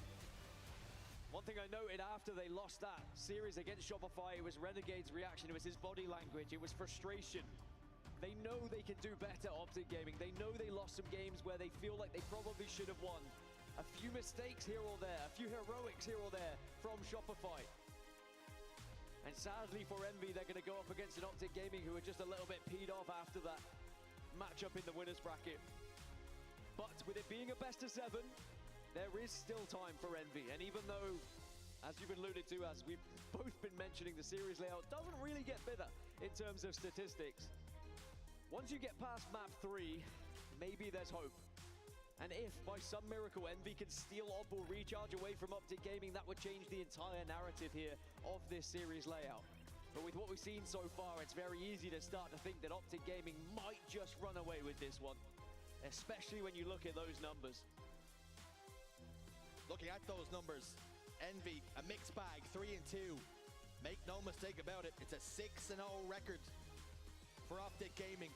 92% win rate on rounds as well. And a player I want to highlight, Dan, who in an interview recently said this might be his last tournament, and he is okay with that. Formal, an incredible performance, going 16-8 in that Game 2 Slayer. Yeah, a great tournament to call it your last as well, with it being the final HCS Halo Infinite tournament, of course, of this season. Great announcement, of course, with DreamHacks coming, though, and the Halo Fest, so we will still have more Halo Infinite action. But still, it's a wonderful time for us all here, and I think everyone understands how big a moment this is for Halo at this tournament. Yeah, I think how big a moment it is, even for Envy. Of course, already exceeded those expectations, getting to this point. But Clutch laid down the gauntlet, he laid down the question. This is the time where you're really going to start playing against some of those upper echelon squads. And OpTic Gaming right now proving to be just too much for them. Too much indeed, but it is going to be a quick break for the players as they just have a little reset here, but no one off and toddling to the bathroom.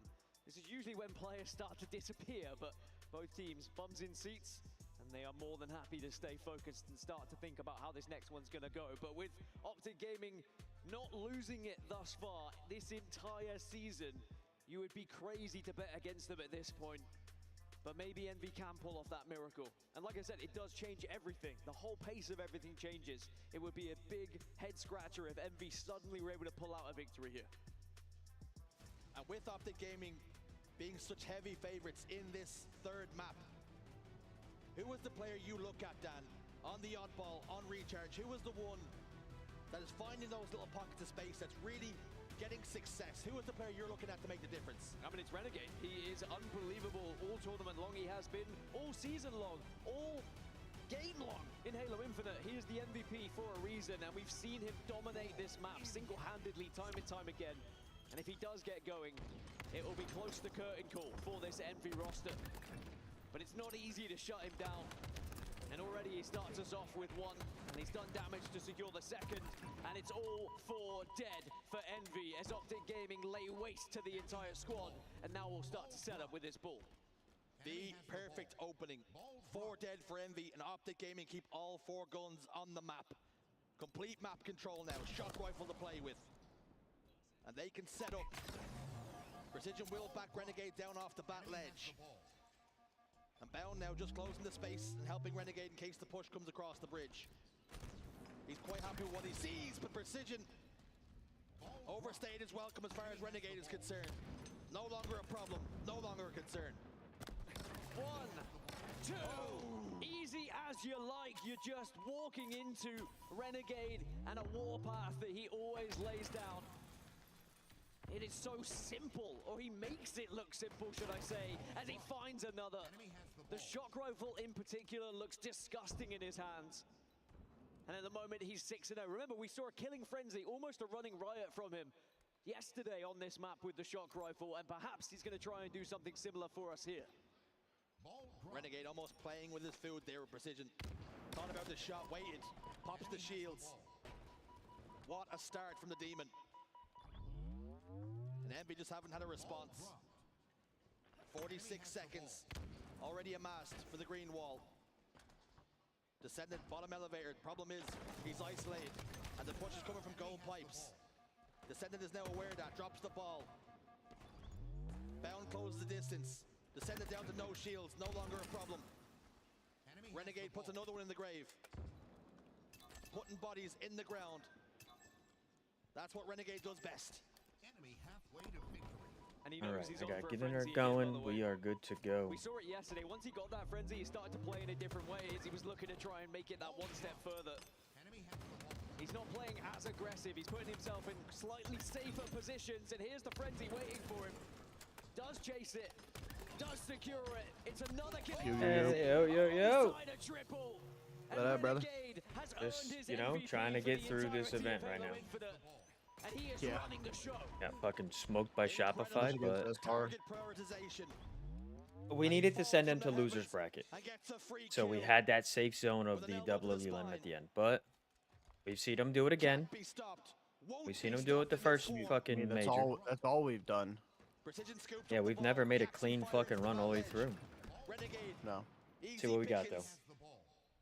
The game looked so easy, on Renegade's POV. Renegade 12-0. The ability that he has, absolutely Guy's a frightening. fucking And he's got animal. the shock rifle again. Piggy gets a stick onto the ball carrier. Renegade shows he is human after all and misses a couple of shots. He's just doing it to give him a chance at this point. He's up to 13-0.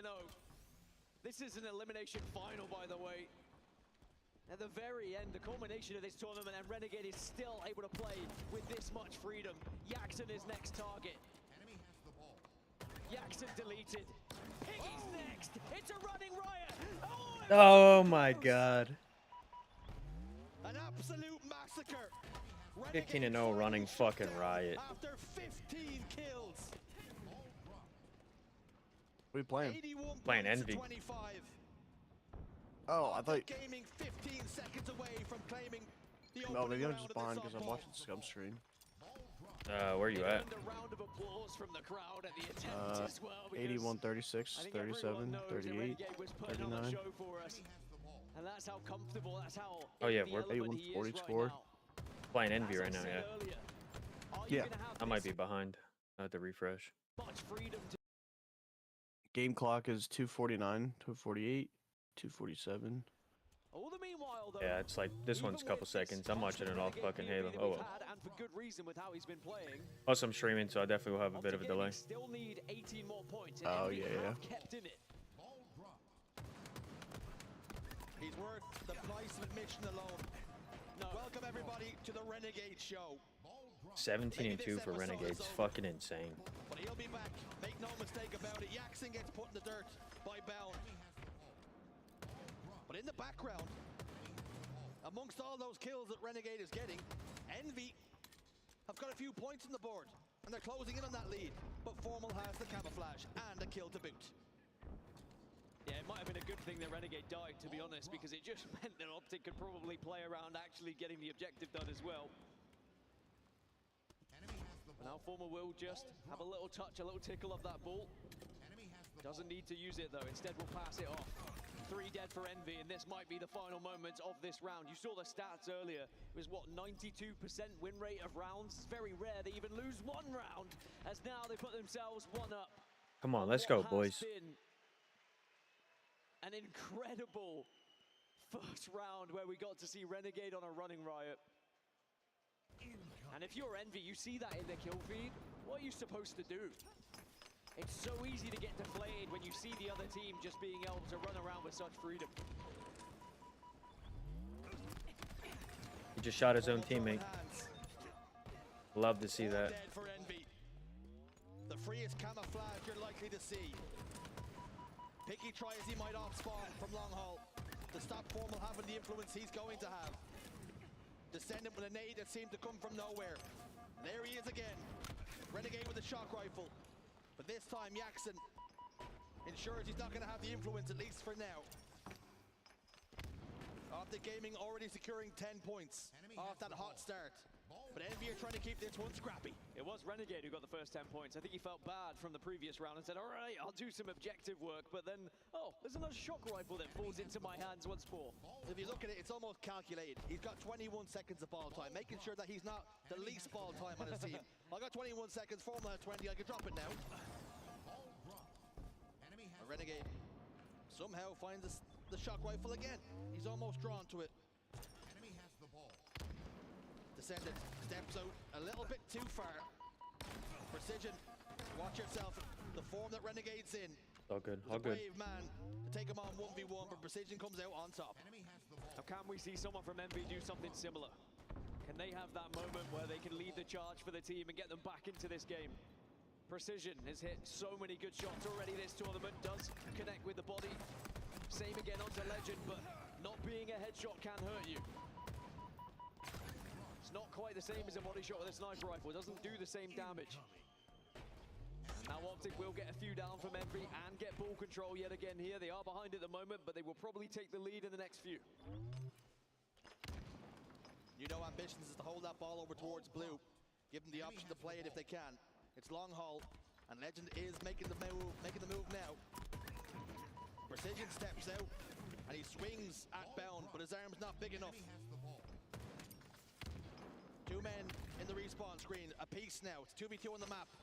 Legend will play the ball if the pressure gets too much. He's made that call now. Shroud Screens goes down. Renegade happy to make this an ugly fight. And they combine. 2-for-1 trade. Ball back home. You said it was a 2v2, but with Renegade alive, it feels like a 2 versus 4. He's playing like he's got 3 guns at the moment. Formal has found himself a camouflage to work with. Nice. Which is something we've said a few times already this series. Clearly is the one who is very much on point in terms of finding those power-ups, listening to the coach's calls.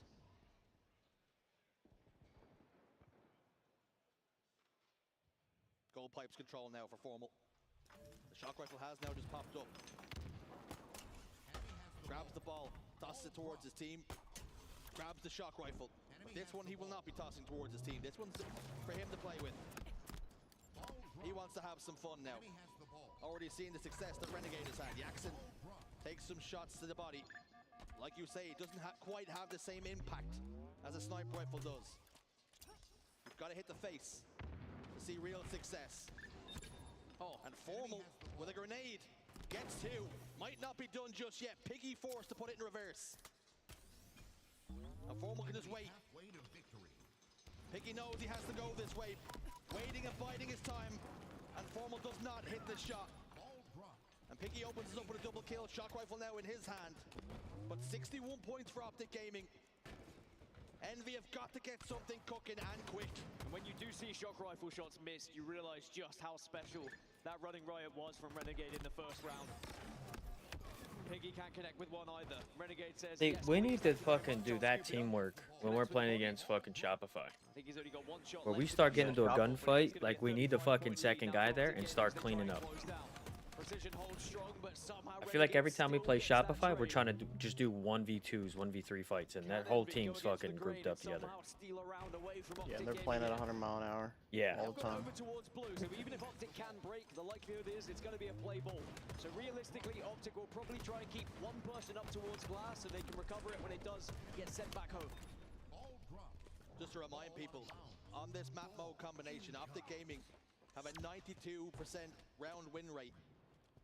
I'm no mathematician, but to me that feels like they've only lost one round when they play this. And that's the challenge that Envy have to do now, to beat that, win 2 rounds, and they're going to have to do it without reply. OpTic Gaming already securing 1. They are now within touching distance, our Envy. So OpTic Gaming have got to be careful, but yet another power-up goes the way of the green wall. It must be frustrating for Envy from going from a series where they were getting almost every power-up to now barely seeing one. Not even getting the chance to really look at one, and half the time wondering where on earth it is on the map. OpTic recover the ball again, and now Renegade is going to have the ability to go pretty much wherever he wants here. So much freedom, he can just stand top bats and provide info. Trickles his way down gold steps, almost strutting down. The world is his oyster. He's going to have a backstab here, but also a player behind him, which he's not aware of. Gonna have to be careful. Now clears his back. Information came from a team. Player dropped off bat ledge. Ball down. And now Formal picks it up. And that will mean that Renegade has the least ball time on his team, and expecting to change that if he can. Precision in tower. Renegade happy to take this fight. Precision gives him the wiggles though, and it's very rare you see that happen to Renegade. Formal gets absolutely nuked out of his boots. And the ball drops down on glass. Well, that was the break. This is the last attempt then from Envy to get hold of this ball and get it set up and try and keep this game alive. Descendants got hold of the shock.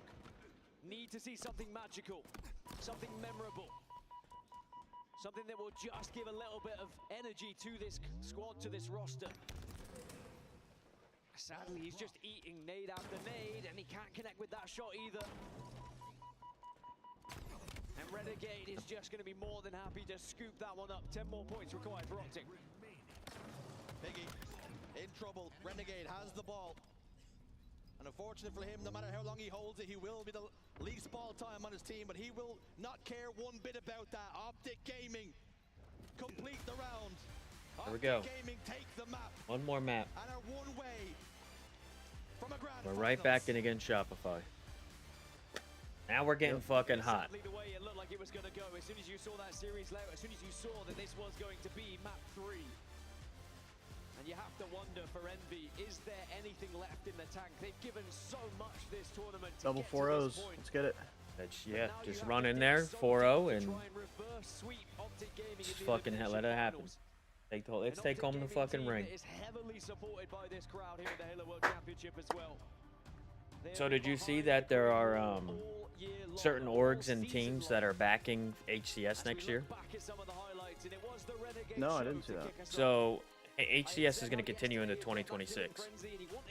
So I guess no like real story context about it, but I guess They're talking about like helping players with prize pools, helping teams with prize pools, helping players and teams make it to events to play. So something tells me like Halo's not as big as Call of Duty, where like these orgs can fully be able to fund this shit, right? Yeah. So now I guess there's a bunch of teams backing it. OpTic's not on the list. So the rumors of Legend Renegade going to play COD, realistically there. This being Formal's absolute last, realistically there. They look as though they could be going gentle into that good night. Because like, you know, if like fucking Formal told Hex, listen, I'll run it again. I'll play another year. Let's go. The OpTic would help. You know, obviously, you know, Hex would fucking help fund that shit. He'd put his name up on the OpTic's fucking on the board there to be one of the teams funding things. Yeah, I really wish they would expand the CDL. Kind of like esports, EWC. Stop making a Call of Duty League, make a Call of Duty World League. CW, go back to the CWL era. Yeah, CWL format was so good.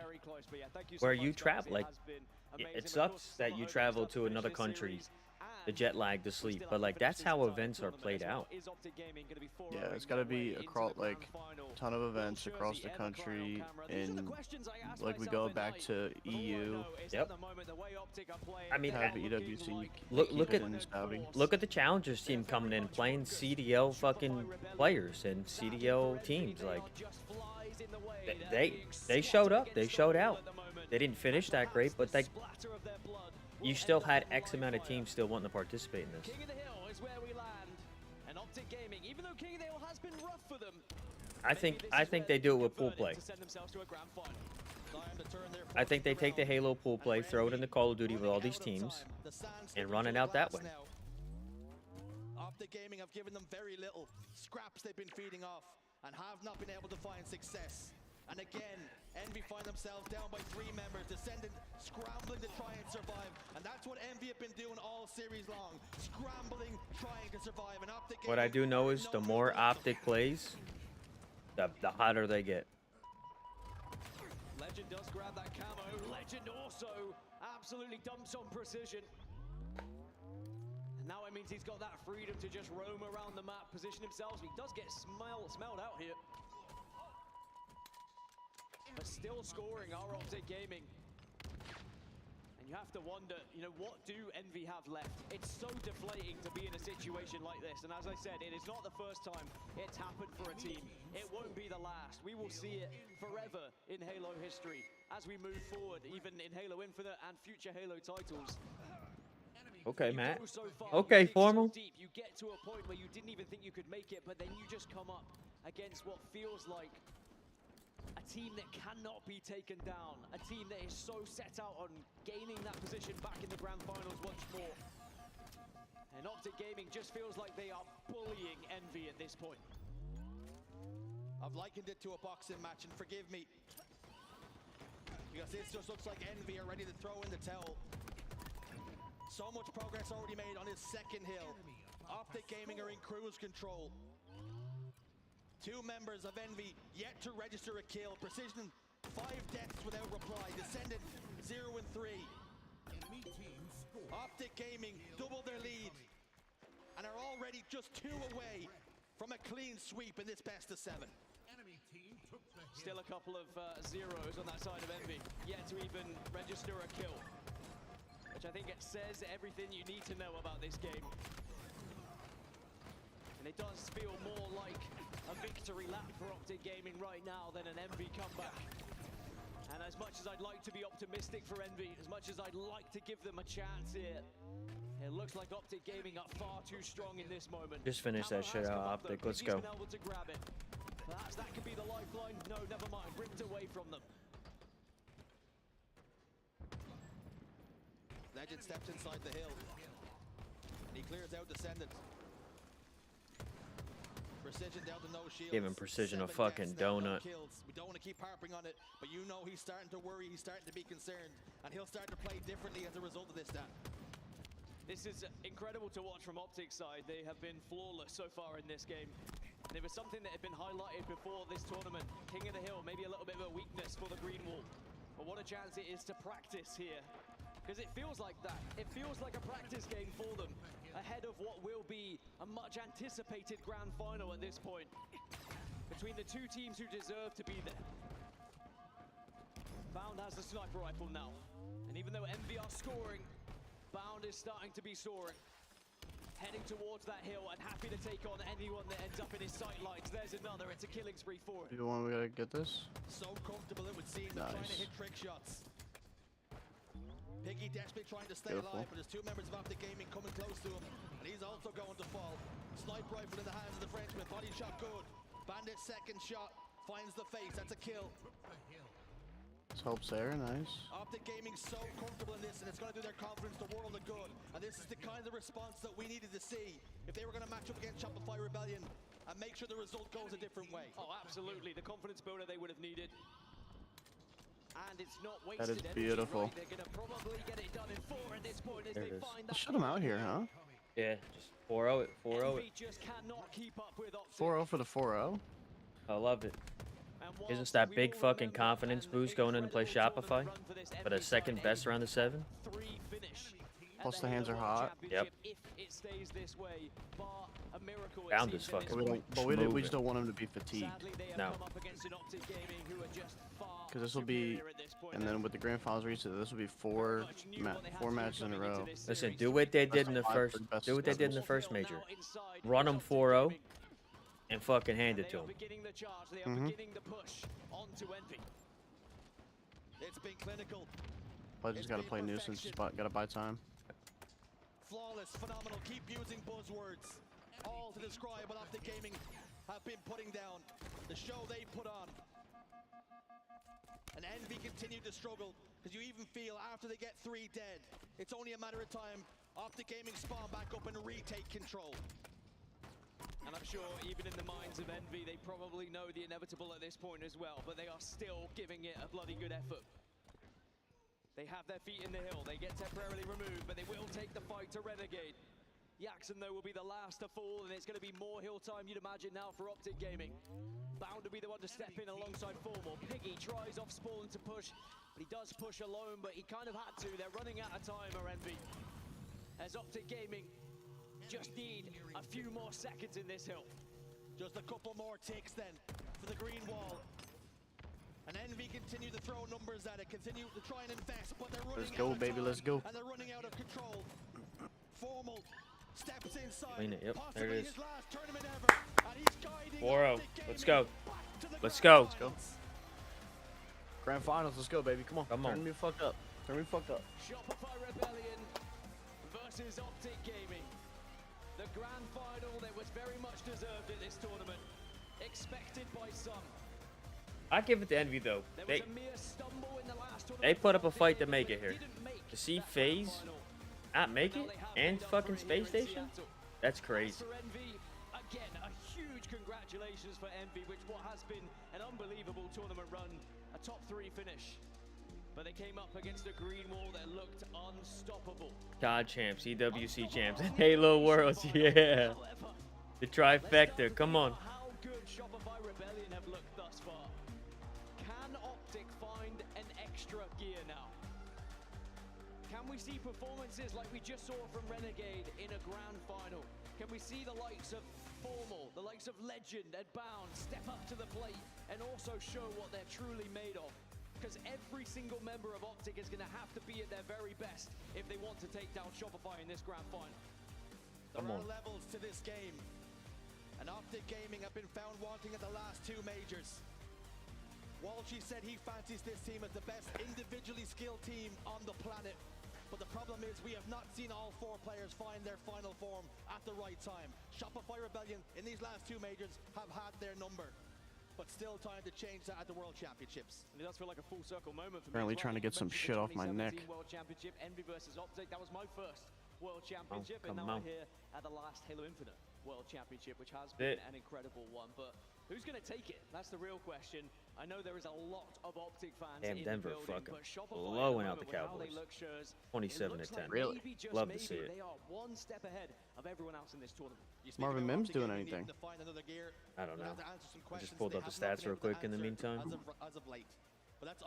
I was watching the fucking eliminations. Oh, he's got 2 yards. Oh, yeah. And Dan, it's Okay. an absolute pleasure to listen to you guys for the last time here in Halo Infinite. But not the last time for OpTic Gaming, because we're going to be listening to that name Dude, said the across Colts that are main about to be stage 7-1. more time at least. That's scary. Oh, goodness me. Envy.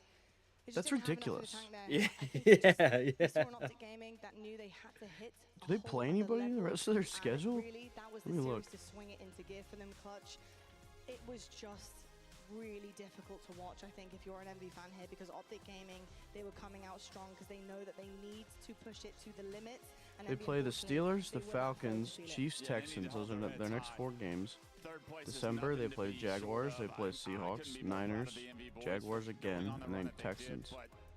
So they play the Chiefs, the Niners, and the Seahawks. OpTic versus Shopify. At the end of the day, OpTic was always going to use that series to get ticked off. I mean, they to still get got a ready fight to go and through. Right back into the grand finals, and that's what we have in store for us here for our grand finals. Running our last riot. World Championship for the HCS. I think we saw moments from OpTic throughout this series that gives me a lot of hope for these guys. They woke up late in the Shopify series earlier, but Renegade going on a running riot. All of a sudden, the individual pieces start to make it look easy once again. And yeah, they're playing against lesser competition than Shopify, but these individual plays will give them individual confidence that will hopefully roll to what should be a hell of a grand finals. Yeah, Renegade was absolutely fantastic, but how many times we talk about that we needed somebody else to step up for this OpTic Gaming roster? And I do want to give some love to both Legend and Formal. Legend in the assist department, but also Formal in doing that damage. It was absolutely fantastic. We needed them to step up. And Fucking Renegade with a 1.84 in that series against Envy. What a fucking dog. I will say commiserations to them. They bow out here. Top 3 is an incredible. I still can't believe Envy made that losers bracket run, because they lost to Complexity. They got 3-0 by Dude, they ran it out. It was fucking beat Acclave, beat TSM, smoked Cloud9. Illuminon Gaming could have been close. FaZe went out pretty early. Dude, and that surprised me. Yeah, because Trippy and Lucid, I thought they were doing their thing. They were up 2-0 against Shopify. Yeah. In the tank, if that was a long drawn out series where they And, used too much energy. So I like the idea that they just the rest is stopped history. Envy, and That Cloud9 had me fucking on my edge of my seat last night. That's 2 best of 7s. Now you can see the winners finals. This is where it's a bit I didn't expect us to 3-0 Space Station though. I thought it was going to be at least a series. OpTic Gaming. Do they need to hit another level, Tony? The level that we're talking about, Envy didn't have, as opposed to the likes of Shopify Rebellion. Do OpTic have the level to hit and compete with Shopify at this moment in time? I mean, I think they do. I mean, I don't think people realize how good OpTic are at isolating players, getting their slays, taking space, and influencing spawns. I think they're one of the best at taking space and really spawn trapping the opponents. The problem is that Shopify Rebellion don't make those mistakes. They stay alive, and we saw it in the winners finals. We certainly did indeed. You know what else I have seen? I have seen so many people getting their hands on, of course, that incredibly exciting new update coming next year, Campaign Evolved. And I managed to get Guy Blaze in there. You know, he cut the line. It's okay. He's allowed, I suppose. But he's also in there checking things out. Guy Blaze, how is it in the Campaign Evolved playable area? What's up, everybody? I'm here in the compound where we have players and fans getting an exclusive experience. It's Halo Campaign Evolved, where you get a chance to be able to relive those amazing Halo campaign moments from CE in Unreal 5. As you can see, everyone's been in here having a great time, sitting comfortably, relaxed, especially in our Hayworth chairs, as you can see right here. They made sure to hook up the compound so that everyone can have a comfortable time as they get themselves a fresh Halo experience. Yeah, not excited for a Halo campaign. No, I'd rather you guys need to get your hands on a fucking multiplayer. Because next year Campaign Evolved will be coming to Xbox, PlayStation, and PC. You can play cross-platform with your friends. So much more to look forward to from Halo Studios, of course. Now, we also do have a special guest joining us very shortly. It's all worth it, just a campaign. But when we come back, Yeah, that's all it is. Gonna be up here. He's gonna be talking That's all. That's the only update they're coming out next year. A new Halo comes out like 2027. And everybody that's been involved all 4 years. That'll be all platforms. But this is the first Halo coming to every platform. But they're doing the campaign side of it. It's like, you know, I'm not excited. I don't think anybody... A lot of people ask, like, where's the multiplayer? You're bringing us old school Halo, Unreal Engine 5, like, campaign, but where's the multiplayer? Like, back in the day, you only had split screen co-op. You didn't have co-op campaign and shit. That shit didn't come out till fucking like Halo 2.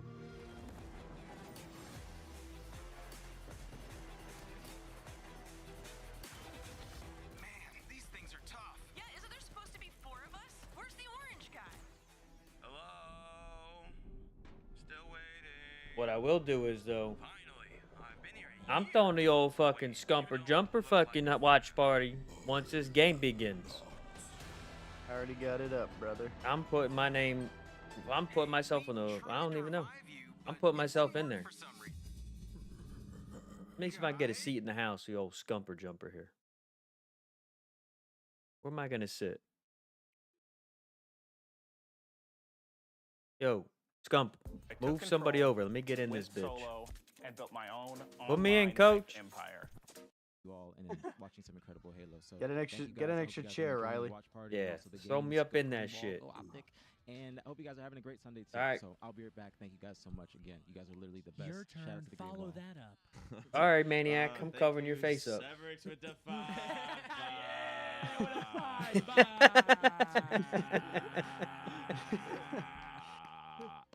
That's right. Watch Severus, out. Thank you. You guys are crazy, bro. Thank you guys so much, man. You guys are literally That the guy best. creeps up Thank on y'all. you. Thank y'all. All right. You're a little bit worried. Don't even lie. Love it. Scumpy rocking the fucking Hurts jersey. Locked in. He had the game on. Not a good look. Bad one. Yo, Riley, Scump, pull me up a chair. I'll bring the beers. Riley, zoom in. I got a haircut lined up tomorrow. I'm going to be looking fresh. Riley, zoom in. Now, chat. I feel like the bangs... Listen, man, I'm getting older. The bangs are getting thinner. Now, tell me... Wait, what's that? Do I gotta...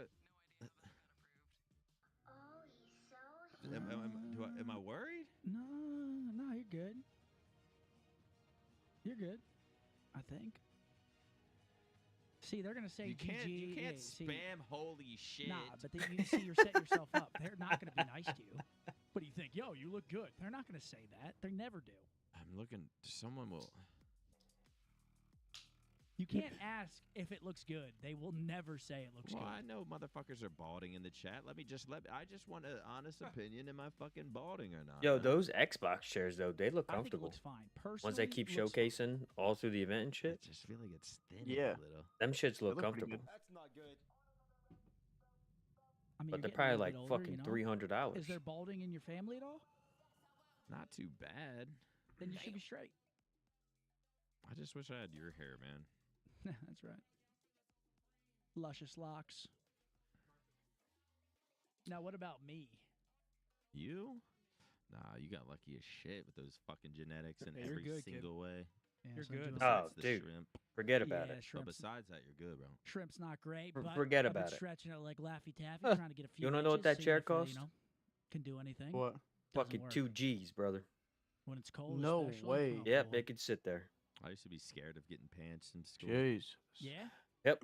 We're gonna let I was that a chair grower. sit on that shelf and look fancy because I ain't buying Denny that. knows that You were a feeling. grower? I still am. My shit literally does not exist, so it's not even real. You say your girl hasn't even seen it soft? Hell no, I off-angle the toilet. Yeah, play off. Oh, that's crazy. That's crazy comms. Bro, what are they saying right That's now? crazy Don't give me no comms. confidence, you don't Yo. understand. Like a chia pet? I'm very Yo, comfortable. that's It crazy comms. It shouldn't be like that. It shouldn't. What the hell is going Yeah, on? bro. It's like a chia pet. You, Add water you to are it? self-depreciating like a motherfucker. Yeah, add water to it, it grows. Uncle's Yeah, wilding you do right that now. so when like she sees it, she's her expectations are low. What do you mean? Why are you downplaying yourself so much? You say you got a chia pet. I'm just fucking around. I ain't gonna lie. I pull my pants down, jump around the living room sometimes. I know, I'm messing with you. Do a little On some- helicopter. on some weird shit. Okay. Look at her dead in the eyes too. You gonna see me. What Thank you the for the fuck? gift. Thank you. Much love, very appreciated. Thank you. You either love me for me or you don't, Amen. and she loves it. Amen. All right, folks, let's lock back in. It's time, the grand finale. So, do we have an announcement going on or not? If not, then I'll tell you. Satashi's coming on the desk. I mean, Tashi only comes on the desk when he's got something to say, so he's gonna say something. What's it gonna be? I appreciate every single one of you guys showing out to these events and making it better, and honestly, it's making my dream come true. I appreciate you guys and much love. Yeah, I just want to say thank you to everybody that has been supporting Halo and me as well. Honestly, it's been a great ride. I know everyone's very passionate and dedicated to Halo, just like me and everybody else. Yeah, hopefully we can stick together and push thugh. Why does this instantly make me for this last emotional? season. Makes me sad. Every See, fan it interaction, doesn't every hit the moment same, of support has been Y'all aren't Halo people. felt right in they our announced chest, an event in in our March. hearts. So, from myself, from Well, the to me, players, I it's thought like it was gonna to be like me, when it's like Halo's I'm done. looking at the end of Thank you Halo. so much That's to what everyone who's been when I'm supporting watching this. Halo. That's what I feel. If we win, I'm gonna cry. I ain't a pussy though. Itself is such a great, It's gonna be called neat, Grassroots. fun game that whenever you talk to someone that has like the same love for Like, the game, even and just fucking Boo Boo instantly love brings this us guy. together. So, Halo's freaking awesome. It's been fun. Bro, if we win, I'm gonna cry. So we gotta help I Bound with a already fucking said it. haircut. That motherfucker, I don't know what he be doing. You're not gonna cry. I never judge you, bro. Support, guys. Boy needs to get that pomade from fucking Lucid. Praise. What are you gonna do if I so don't? long and This guy fucking wins. I'm balling. I'll always be grateful for that. So thank you. It wouldn't be like a thing without the fans. So thank you everyone who like really stuck around It's with, that boy with Halo, Penguin. and with Halo Infinite specifically. You know, it's been a long process. Like French I know a lot fuck. of people stopped playing, Yep. but I know a ton of people who kept watching. So just thank you to all Yo, those people I in think that's what particular. it is. Appreciate It's all you not guys. like fucking. I just think Halo's dying out of this event. It's not as big as what it was, where it used to be, and I think it's slowly that Halo. It's just starting to deteriorate. You guys are the most important thing we have on the scene, and thank you guys so much for. Now, that's that boy legend right there. Thank you. Truly feel just like it's an honor and a blessing Fucking to be able to snakebite. compete at such a high level for a long time now. So if you're a fan of Halo, and whether it's watching online or watching scrims or matchmaking, whatever the case is, just know that your support is always appreciated. The support that you guys have given and I know will continue to give to us and the colleagues and everybody surrounding this ecosystem is greatly appreciated. We love and appreciate all of you guys so very much. So thank you for being there throughout it all. Shut up, Chad. Yeah, thank you so much. I've made a lot of great friends and relationships, and met a lot of amazing people throughout Halo. So thank you so much, and I love you guys. Dude, Chat always knows how to ruin a moment. I look over and some guy, he just says, "All right, stop glazing me," and he means that shit too. Oh, that got Madness made me emotional.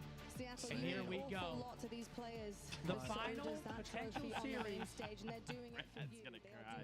Wait, actually? this game changed a lot for me. I wouldn't be here if it wasn't for this game. Same, bro. I I got wouldn't have watery this, eyes. I wouldn't have this chain, this watch, none of this. This game changed my life, my crib, everything. I was able to accomplish my life goal of owning the house. Like, this game changed a lot for me, and especially winning a world championship. Nobody thought I was going to be able to do that. Man, I'm gonna lose it. 16 years in, nobody thought I was going to do that. So I'm just really grateful for Halo and just this game in particular. Welcome back to the desk. Now we wait for Tashi and the twerking announcement. Yo, Severix with Follow the it up. fiver. He's crying. Severix, thanks so much for the five. What man. Halo do for you? I actually couldn't even start talking about it. Hold on. Worlds is always really special, but it felt like this one was really special. We have more fans attending an HGS. That guy's a than ever knockoff before. bucket. We've got campaign And the evolved, dude all the way on the playable, left is a all knockoff the exciting nameless. news, everything on the community stage. It's just been, really amazing. What do we event. got? It's absolutely incredible, What do we got here, Natashi. Tosh? Obviously, you've come onto the desk for a reason, although I do love your company as well. So you can stay if you would like.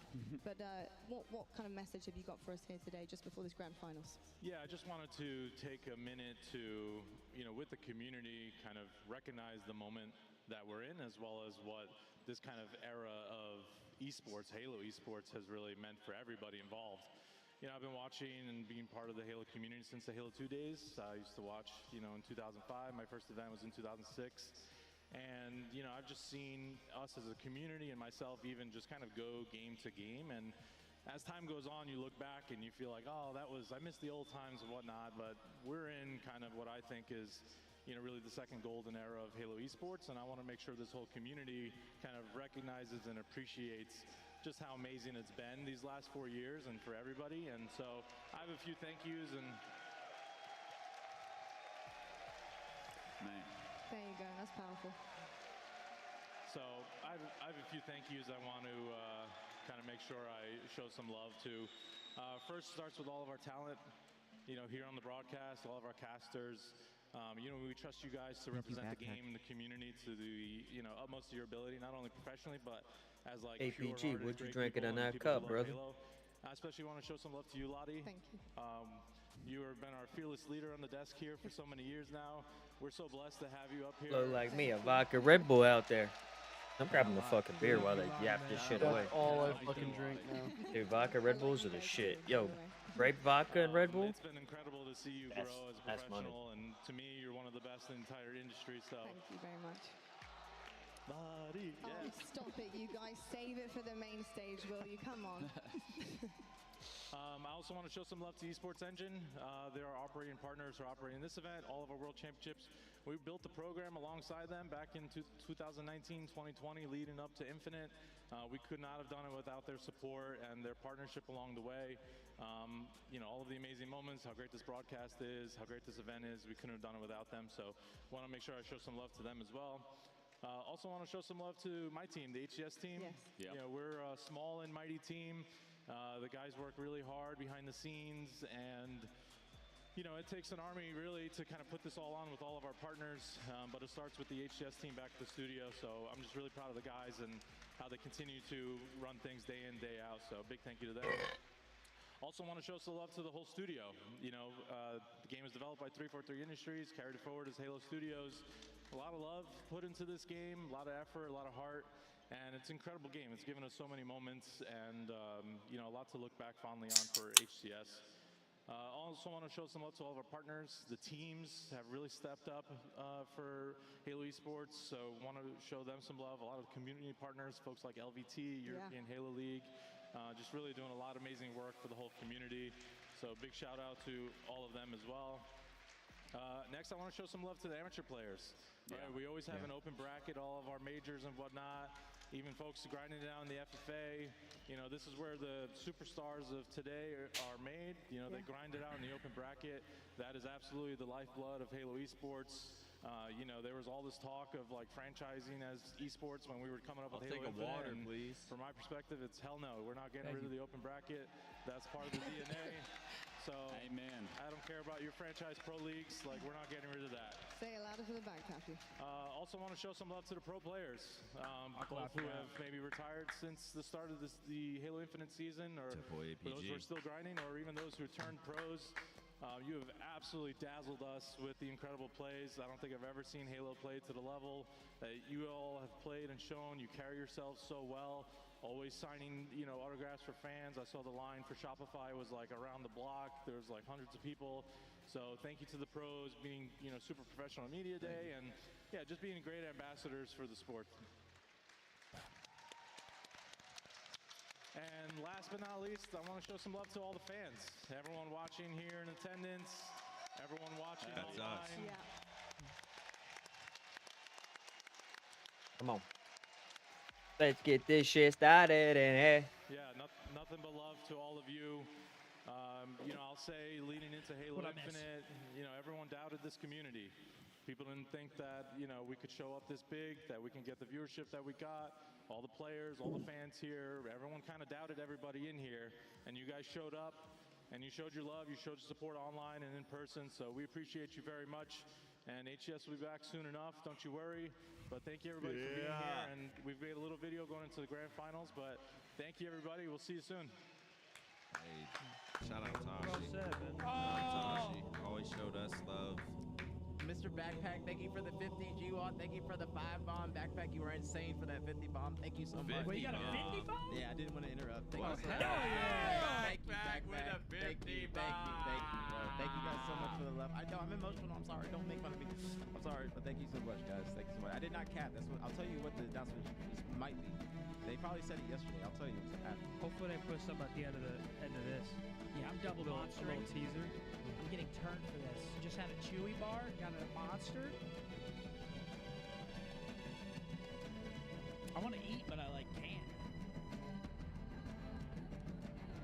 It's been OpTic every series. I'm not eating during the OpTic series. I probably should have got it in between, but it's alright. That boy loose it up there. W Halo Esports, man. Damn, they came a throwback with Mixer on the board.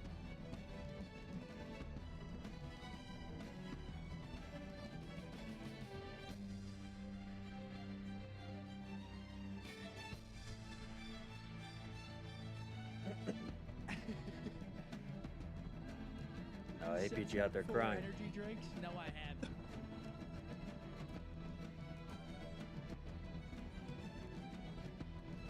And I'm not finishing this. This is a slow sip.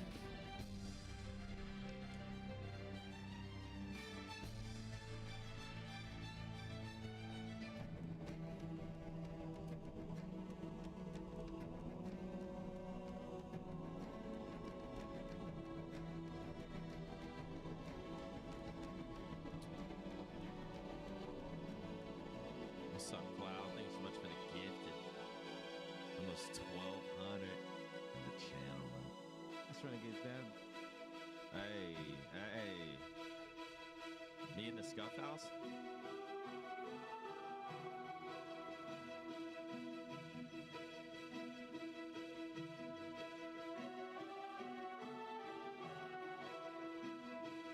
This goes hard as shit. Dude, their music is so good. It actually would be dope to attend like a real symphony of this, or whatever, orchestra. You going? Maybe, man. Just a little trip to Seattle, a little symphony, enjoy the whatever's out there, enjoy the rain. That's a sign. It was a green energy sword. Green wall. Yo, that's what they need to do. For this walkout, when they bring everybody in, they just gotta have them walk through the entire fucking crowd. All the players, get them all fucking hyped up. Yeah, that'd be so nice.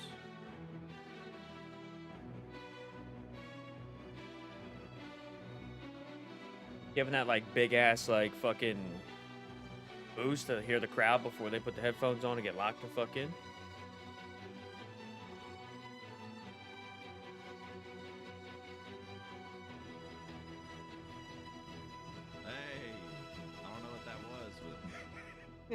Sweet? Yeah, that was good. Sweet. Okay, I fuck with you. You're fucking, what'd he say? You were so happy. Oh, you were so fucking happy.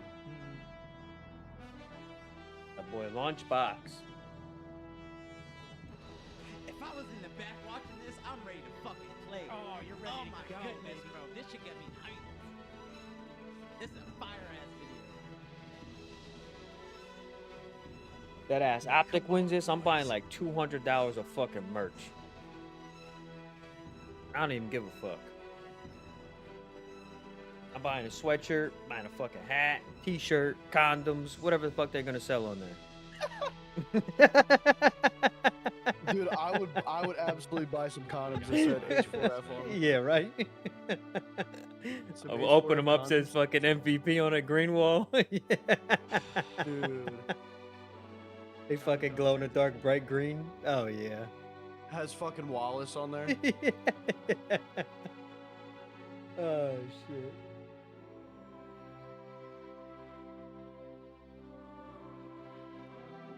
I'm gonna go grab some grub real quick. Yep. Get my back huge while I'm watching.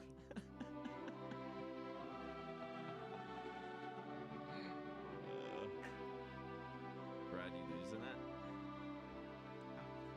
It's making me emotional. I didn't think I loved Halo this much. Here it is, ladies and gentlemen. It all comes down to this right fucking here. 2 best of 7s. OpTic's gotta win 2 best of 7s to take home the fucking ring and end it.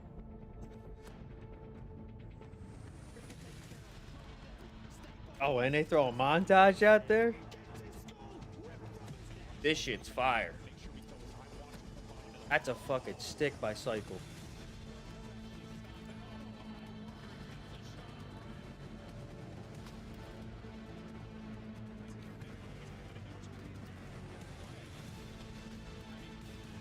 Come on, boys.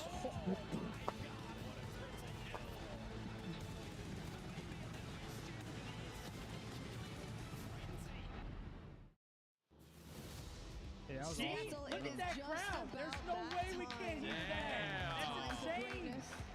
Yeah, there's no way. W fucking video, man. Boy, that crowd is nuts. They have to turn down. Come on. Let's turn the mics up. Striker, thank you for the 10 bomb, homie. Thank you. Somebody else had the 5 bomb too. I'm sorry. Thank you so much. Thank you. Cloud with the 5 bomb. Stab with the 10 bomb. Bro, I don't know. For Cloud, thank you so much. Stab, thank you so much, man. Something about like the Halo music just does. The Halo music with all the clips, the hugs, the love, everything that's been a part of Halo, man. A lot, and then with the Halo music on top of it, it just does something to my soul. There's something. It's like the little kid in me. Dude, I don't know. Just feels it, man. Just feels it. Makes me emotional. I'm gonna stop talking. Nick, thanks so much for the 5. Brando the Bug with the 5 as well, man. Comic Sims. I love Halo, man. Go crazy. I love Halo, You got man. the floor. Big Backpack, thank you so much. Comic Sans, thank you so much for the 5 bomb. Listen, everybody in every chat, thank you guys so much, man. Forget just one person. You guys are all 50. going insane. Thank you guys so much for the love. Thank you guys for the support. Thank you guys for the support throughout the entire year, throughout all of Halo Infinite. This is the final Halo or HCS major Halo Infinite series. Make sure you guys show out. Make sure you guys tune in. Make sure you guys pay attention. Thank you guys so much. Stab, going crazy, cold word in the BTH community. Backpack again with another fucking 50. Backpack. Thank you, bro. If you gotta get this up, please say thank you. I'll say it for you. Thank you guys so much. You guys are going insane. Thank you guys so Ernie, much, bro. fuck off. Thank you. What guys Ern are say? insane. I'm not Thank even you. gonna repeat Yes, it. that's another 50. It's another 50. Thank you so Just a much, moron. Backpack. Thank you, guys. Thank you. Oh, I like shit. What is this? The 100 pound. What? I've never seen this. What's up, Coach Mob Jr.? Gonna chill Sunday, man. I've never seen this. This is dope. What the hell? This is cool. Welcome shout to out the main Backpack. stage, Bro, thank you so much, Backpack. Thank you, bro. Look at this. This is cool as hell. The 100 pound. Thank you so much, Backpack. Thank you, bro. Thank you. I appreciate y'all. Thank you to every chat. Thank you to everybody for the support. Again, incredible finals going forward here. Just thank you guys. I know I'm gotten emotional. I look like I'm about to cry. I kind of did shed a tear. I kind of wiped it away. But that video did make me emotional. This game changed my life, man. And I did not think, I don't realize how much I love Halo until I'm here watching and I see things like that. That truly made me it made me miss competing. I don't miss competing like that, but that did make me miss competing. I saw myself in that video a few times. Shout out to the HCS editor for that. All those wins are monumental to my career. This and is it. Helped catapult me into a different This is it. and who I am and just Your my fucking time maturity to as a shine human on being. why So you're thank you fucking to here everybody. I'm excited in for this grand finals, and finals. I'm excited to be here. So Let's go, Brad. Your turn. Stab with the 25 bomb. I saw it, man. Stab dropping the 10, dropping the 25 on top of it. Striker with a 10, supporting the stream always. Thank you guys, man. Been with us all year, man. Event after event. It's been a special year, man. Our first kind of official BTH sort of watch party. Sort of doing just trying, going out on a whim, going to events with my boy APG. We've done it for 20 years straight. And here we are, man. OpTic versus Shopify in the finals at Worlds. Couldn't ask for a better event. Penexa with the 5 as well. Just, thank you guys, man. Thank you guys so much, man. Here Again, we I did fucking not think- go. I did not know where I was going to be in the Halo scene in February. I genuinely did not know what I was going to do. I got a random text from Nick. How did this turn into this? I got a random text from Nick, and now I'm on the watch parties, bro. I'm just grateful, man. I'm grateful. That's that boy formal right there. In a great way, man. I'm so Come on. Panexel, thank you so much, man. We're grateful too. That's right. We're very grateful. Yeah, shout out Zinni, man. Shout out Scump. We're not Halo guys like that, but we're still grateful. We love it. You guys are essential. That's right, Derpy. Tuned in at the right time. OpTic is going to the grand finals versus Shopify in a 2 rounds of best of 7. OpTic's got to win 2 best of 7s. Shopify's got to win 1. It's time to lock the fuck in and bring the boys out. It's game time. The 2, man. The same convention center. Let's get fucking all those rowdy. guys and be like, damn. Come on. I want to do that. I want to be that. I want to do that. Yeah. Watching Ogre 2 back in the day.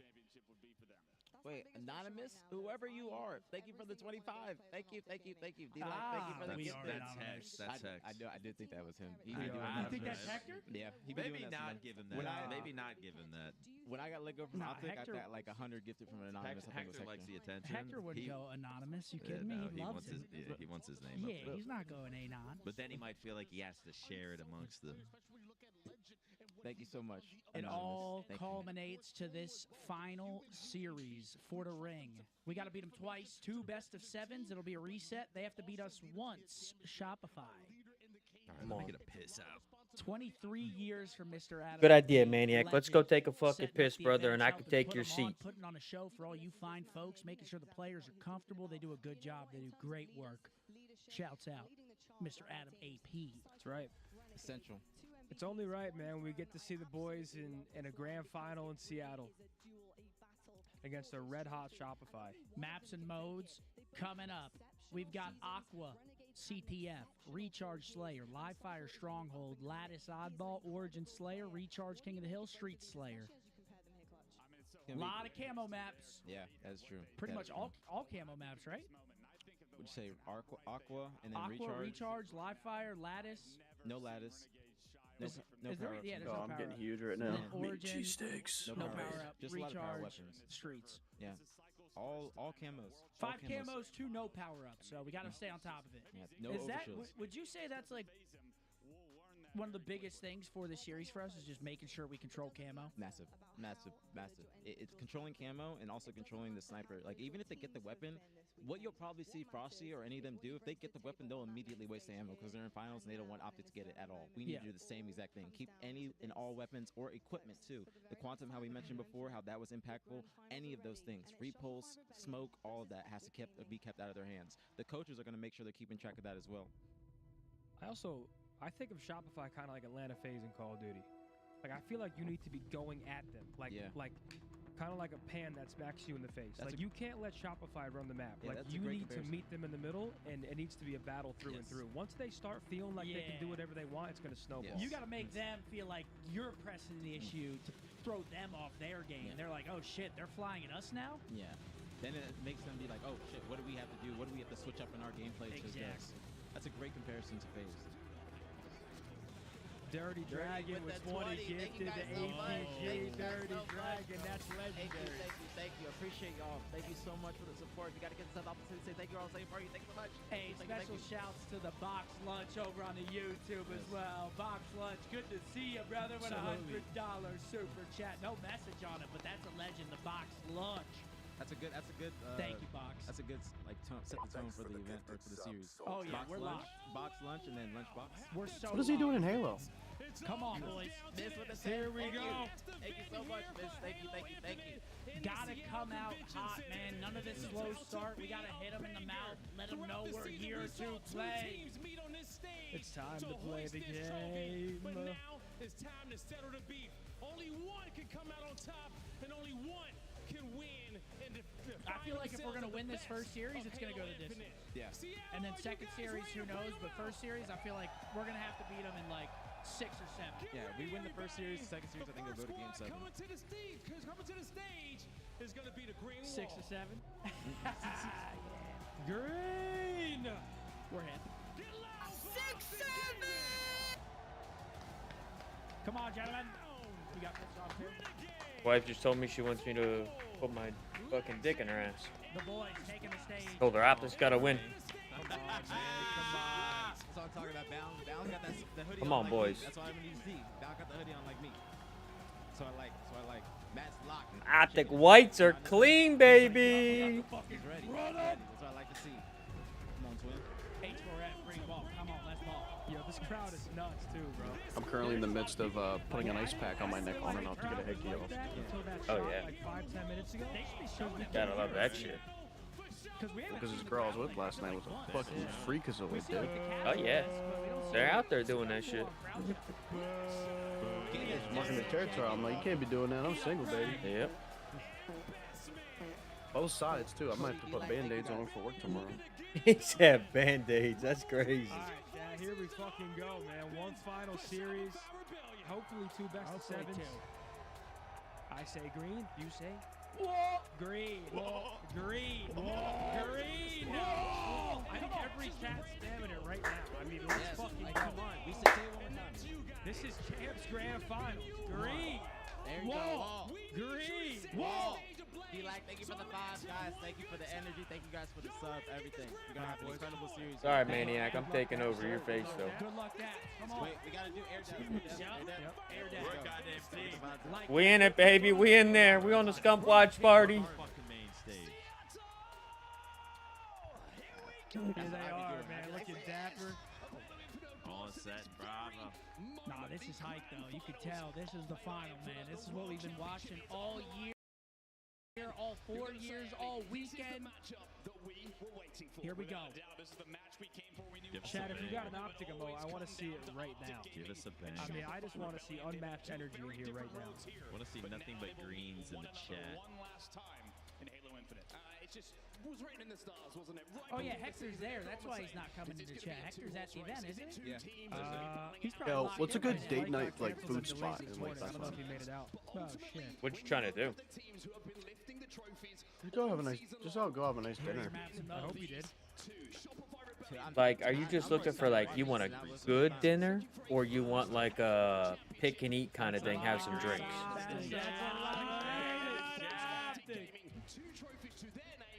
Yo, Ernie, I'm about to ban. I mean, if there's a balance of both, kind of like a nice sit down dinner. Yo, like PJ Williams is good. While Ernie's here, No, don't go to PJ's. Why? These are not comfortable. We service them. Don't go to PJ's. Okay. All right, PJ's out the hit. I'm telling you as well for yourself. Yeah. These ain't comfortable enough to be playing them. Yo, I'm like an old person. you can't go wrong with like a Texas Roadhouse or like Longhorn Steakhouse kind of deal. You know what I mean? That's true. It might be too late. Look good, feel good, play good. You know what I'm saying? I feel it. I think it's about to start to. You already hit the button. 30 seconds. All right, y'all. It's about that time. Come on. They've already done it twice this year. And that's right, this is not only your grand All right, here we go. tiebreaker for Map the 1 year so coming up. Coming from losers, it has to be 2 best of 7s. Once again, in my opinion, it's a team you have to start hot against. Yo, you could do the play. It's called the brick. You can't let them just feel like they can do whatever they want. The brick? Yeah. It has to start hot. I went to this place after I got my tattoo. It's on Broad Street in Bethlehem. It certainly does indeed, and it really is just set up perfectly. 2-2. They do like burgers, pizza. They serve drinks on the inside and shit. Really anticipated at the start of this year it was going to be these 2 teams going Oh, okay, at that it. looks pretty good. And it really has been them going at it all year long. Yeah. This is what's expected. Or you could do the urban table in the casino. I'm excited. Let's take it from them. Let's go. Obviously, you're boys. gonna pay a little more Talk about the announcement pricey for things because it's inside the casino, but they got good food there. Chat one last time for good measure. Green. Let's fucking go. Come on. Does this brick place, do they have good fries? Yeah, they got good. I had pizza there, dude. Their pizza's pretty fire too. I remember this girl told me last night while we were just chatting and drinking that she is a slut for good fries. Oh yeah. So they got decent fries. Pizza's good. I haven't had anything else other than like pizza and fries at that place. Here we go. Come on, 47 minutes. I have a timer. 8-4. Ladies and gentlemen, here we fucking go. Come on, gentlemen, let's go. Oh, there's so much energy on the stage right now. So much. They feel it. They got empanadas too. What the fuck? Yeah, they serve a little bit of everything, brother. Calamari, fried ravioli. And first camo to Shopify. Garlic parm fries. Oh god, I might have to crush those. Right. I might have to bring a toothbrush with me. Oh yeah. Just have that extra little boost to start with. Just playing Let's slightly rip this around guy's hat score off at his the head. moment, but have to do a little bit of defensive work here as OpTic are going to get that flag off the stand. So it's kind of like an Italian place. Yep. This girl, dude, yeah, this girl's Italian and Portuguese. Oh yeah. And they're like swimwear. Oh brother. Less than ideal. So that's just Grand final on OpTic Gaming are still finding themselves too dead. I mean, talk about the composure there from Shopify, as you say, to fly into the util to get those last 2 kills so easily. And Royal 2's not done. He's gone coast to coast, and he's right back in the opponent's See, this is what we don't want to Royal see. 2's cooking. We don't want this. Royal 2's cooking.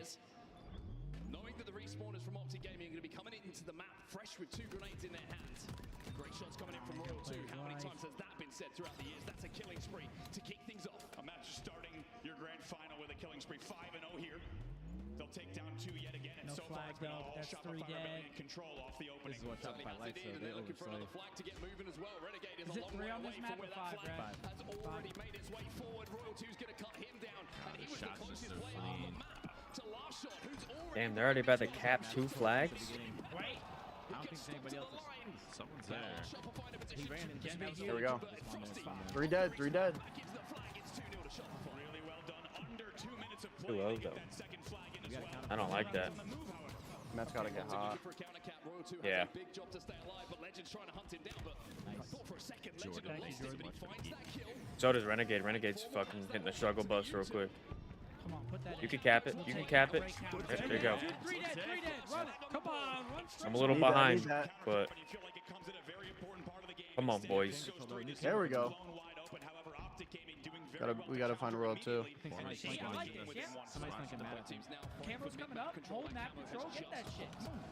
Getting shots on cycle and last shot. I like that. We got camo. Legends returning that shit. Come on, tie ball game. Let's go. Really? Shit on it. 5. Ooh.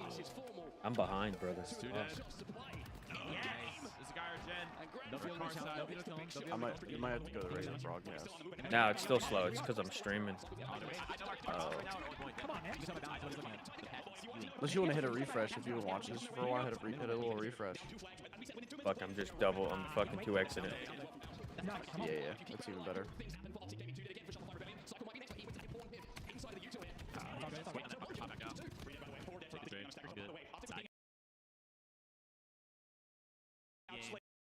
We're up. We're caught up. Big bounce Two back. teams are now tied essentially at 20 That's right. kills apiece. What's the time clock for you? 8:15.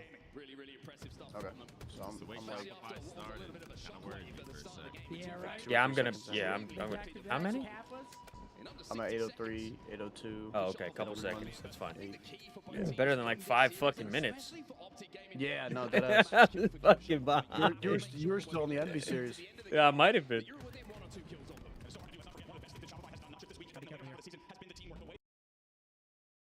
We gotta kill Royal too. Get him out of our base. Frosty gets a 2-piece. That's not good. Oh. Yeah, that 2-piece is heavy. Royal 2 just runs the fuck up. That's 4 dead. Grenade right on Legend. Yeah, that's dead. Yep. They're gonna run it. They're not running it. They're not running. Wait. It's a big kill on him. Some good nades here, maybe?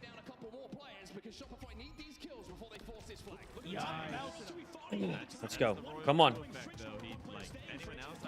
Oh, you need to win that fight against Frosty Bound. You needed that. They should get that. Yeah. They're gonna cap. It's gonna be 3-2. It's all good. We're in this, baby. Oh, we have a chance after we do that. Very fast-paced game. Very fast-paced game. Next game is gonna be huge. It's gonna be a swing camera. It's to 5 though. Black caps to 5. I think it's gonna go game clock. Yeah. There's a lot of game clock though. Yeah, plenty of it. This man's got himself a camo. That's huge. That's huge. That's huge. Nice. That's actually huge. Huge. He stays up. That's 2. Come on. About a former teammate there takes down the camo. So what do you do here? Let them spawn, just hold them in, get some damage flying. They know with that scan, they know everybody's going to be in the base now. They're going to have 8 nades, just count them. Like a rat right away. But Shopify's going to make a play instead of trying to play on the back foot. They're trying to fly out. Play your life, Renegade. Put more pressure through Jin. We got one that's huge. We should get the second one. Let's go, that's 3. Clean up regardless. Oh, we got flags, we got flags! Nice. I love That was a huge play. Come on. Come on. Bang. He fumbled the flag, but it's all good. He fumbled the flag. He couldn't hit the hop up. He couldn't hit the hop up. All good, all good. Come on. Once again, OpTic is just outslaying by 1 kill at 36-35. And as we said, whoever gets a slay lead by just 4 tends to get a flag on the board. What we've seen so far, it could all come down to just a few 1v1s or 2v2s to win this game, because these two teams have been neck and neck, tug of war throughout the first 7 minutes of play. 2v2 on the map right now. Royal 2 behind Let's enemy kill Royal lines. in our base, please. He's been a problem for many years kill when he Cycle gets here. behind the Nice. sets of teams.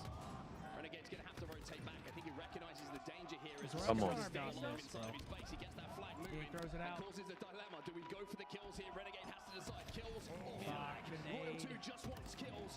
Legend will slow it down, but that flag has been touched. And I think Shopify there's somebody else in our base. Big flag behind him. Flash shot all the way across the map already. Amazing movement. That was great for OpTic. This one will go. Fuck.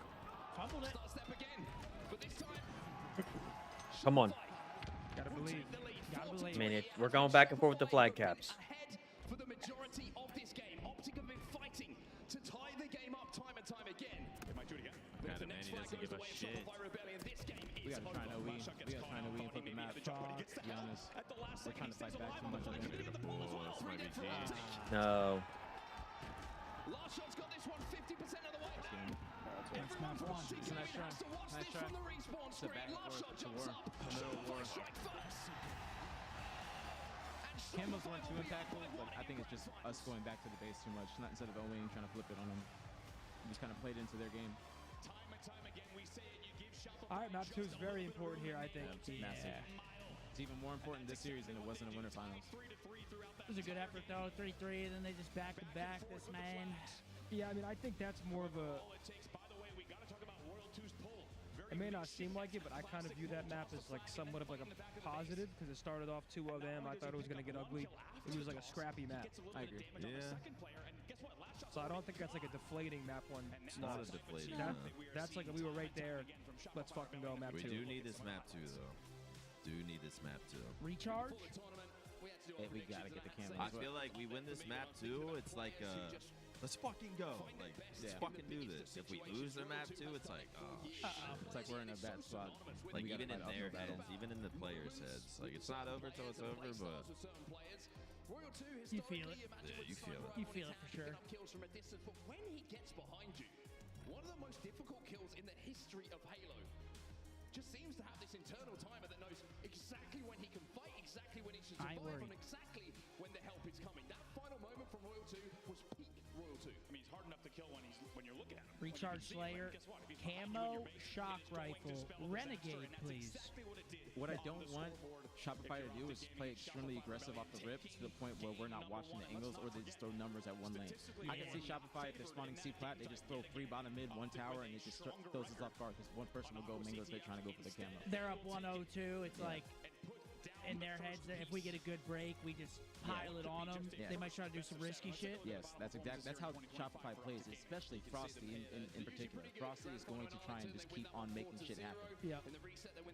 If you get a good lead on them, then that's when Frosty's like his plays are more of a scams because they're not in the lead, it's not creating any space, it's just a free pick for your team and then you can make a play on them.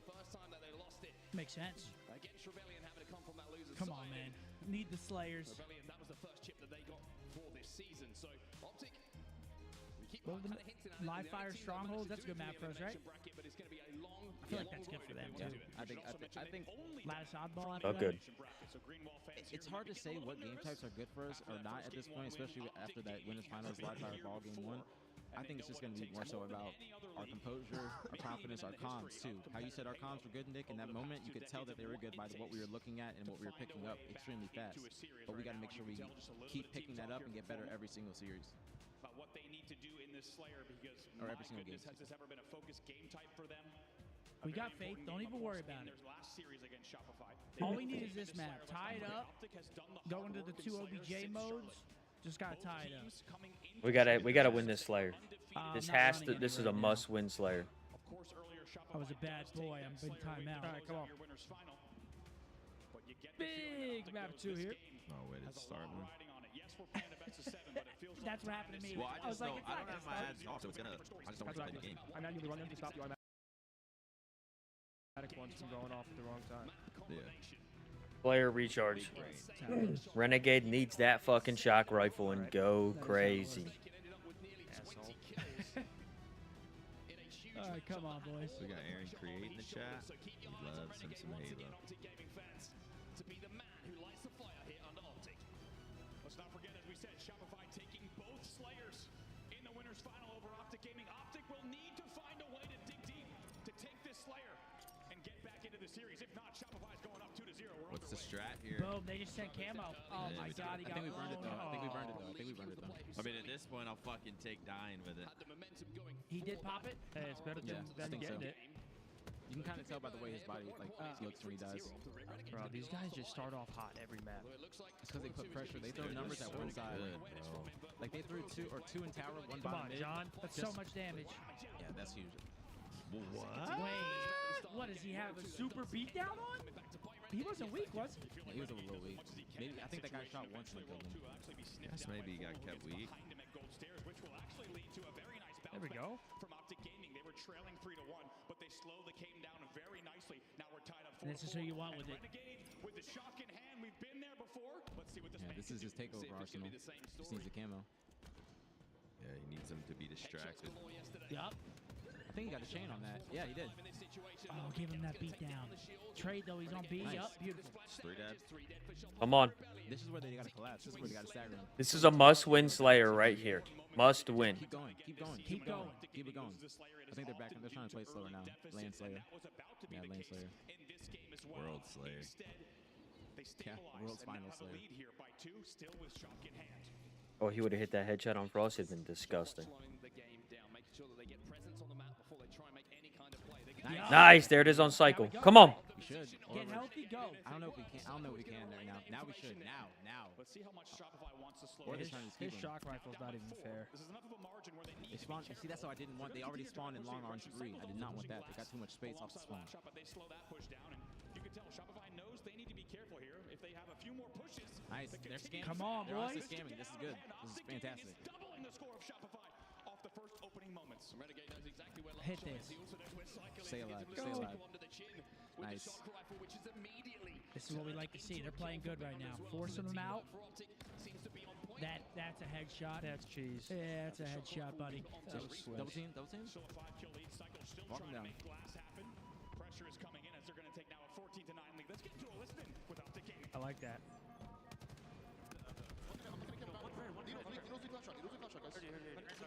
Bound is playing out of his mind right now.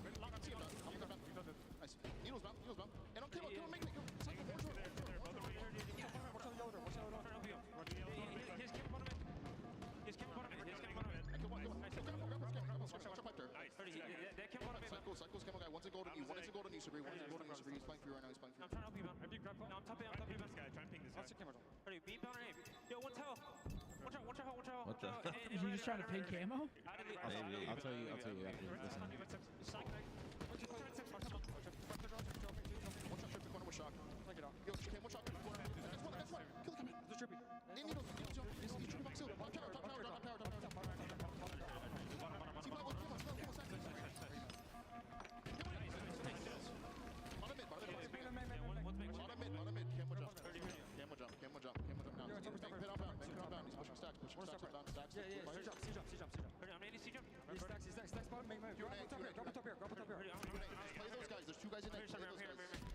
Legend didn't hear the comm.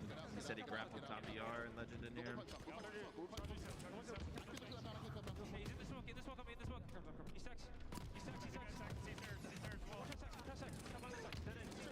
Good trade.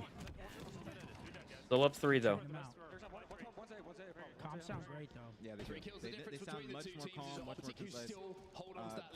So with the camo thing, So if you remember when you heard Lunchbox say ping, like try and ping this guy, say the camo guy is just like Neela, you'll just ping in the area, and then eventually if he's in that area, it'll lock onto him, so you'll know where he's at. So it'll ping him, but you won't see him. But that you'll know where he'll hold the arrow above his head, so you'll be able to shoot him and then take him out of his camo. Yeah. So you can live ping basically? Yeah. So that's why when he says ping this guy, they're just pinging. Nice. So they 3-kill game. Come on. know exactly where he's at. So they're just trying to ping him. 4-kill game. Yeah, I didn't know you could So live it ping doesn't Halo. even There have we to go. be, doesn't Shot have to for be Renegade. directly on him. No, you just gotta ping in the area and it will lock onto him. That's fucking That's why you saw Matt just pinging Neeler because they tried to see if he was there. Now they're up by 4 once again. Time and time again in the Slayer. OpTic Come on, Gaming John. has been tested with Shopify online. Really good teamwork and What? coordination. Nice. Keep this 5-kill lead. Keep this lead. This is a big fucking cam. Just play around it. Don't even worry about getting it because you got the lead. Play around it. Get the kills. Make Shopify feel very antsy. Yeah, I think they got an angle. I think someone's sitting bottom A. You can get it. You can probably get it. You can probably get it. Yes. 2v1, nice. Beautiful. Come on. Thank you. 5-kill lead with camo. Let's fucking ball. Let's go, Legend. There you go. This is who I want to have camo too. I know John's got shocked, but I like the way Supreme plays with this. Yeah, he's holding. He'll hold forward with it and make some play. Yep. Good or bad, a play will be made. I like that shit. Yeah, I like that too. Need that. They're just waiting to get info right now. If they get enough info on A, they can just fly at that shit. They're split like a motherfucker. See, I know you have a 5-kill lead right now, but you still want to make a play aggro with this camo, right? It's a great pinch. Like Great you want to set up this play. Yeah. Come on, great pinch. 100%. Yup. Fuck, cycle found 2 out of that? We gotta make sure we leave these guys long. I Just just double team. did so well right there. This is an uneven fight, unfortunately. Come on. Get him. One, just get one. Nice try. Nice try. That did not work for us. Come on. See, this is what. No, come on, don't get staggered, man. I just don't like the lead is just dwindling. They need to time that camo a little bit better on the actual camo timing to lose camo on glass when 3 players are coming long. Still got 2 Good kills. timing. 5, yes. Good 5. Shot coming up. John wants that. Yep. Dude, this guy literally, it's like it's like The Thor's Green hammer. Goblin. Yeah, It's like Thor's hammer. It just comes to him. Hey, when he's in this flow, that is what he's playing for consistently. Camos, shots, especially this map. Got them all trapped. Get the chain, get the chain. Yes. Love that. Fire. Love that. Love that. Love that. Nice way. Good fucking play. Smart play. Is he gonna read the guy glass? Yep. Got spotted. That looked good to me. Yeah, it looked like a good shot. Amazing timing, amazing pipes control, and collapse as well from OpTic Gaming to get a sizable lead. Nice. Play for this camo. Play for this camo.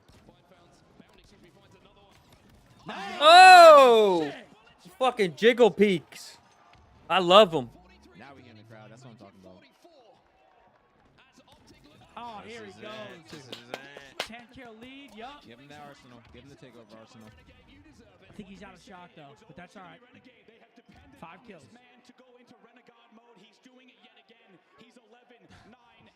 They're the MVP chance. All right, close this out though. 46. 4 kills remain. Come on. John, go get 1 or 2 while you got this camo. Yeah, do something random.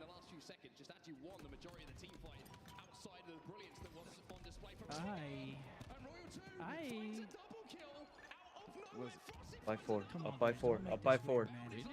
Up by 3. Play had to be made with that camo. We kind of like backed up with it. Okay, huge kill. Huge kill. Yup, nice. Huge. 2. Come on. Huge fucking double. Kill this guy sneaky. Yep. Been talking this whole time. It's all good. 1 kill. Come on. I got him. Bang, let's go. There it is. Huge map. Huge. Huge. Huge. Needed that slide. See, they played that so good. Kept it at 5 the whole game. Just kept it around 5. Got a little scared Rummy for a 7 second. maps They away from closed doing it to butt like stuff 1 or tonight. 2. I'm about to sprint and take a piss. Yeah, go ahead. All right, 1-1. Here we go. That's what we needed. Big Slayer bounce back. Now we got live fire strongholds. What, I got a little twang to it? Yeah, something. I don't know if it was my gum.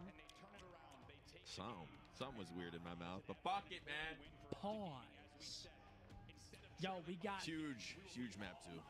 Casey, thank you. We've got Gotham with a prime. Saucy, thank you folks for the subs, resubs coming in.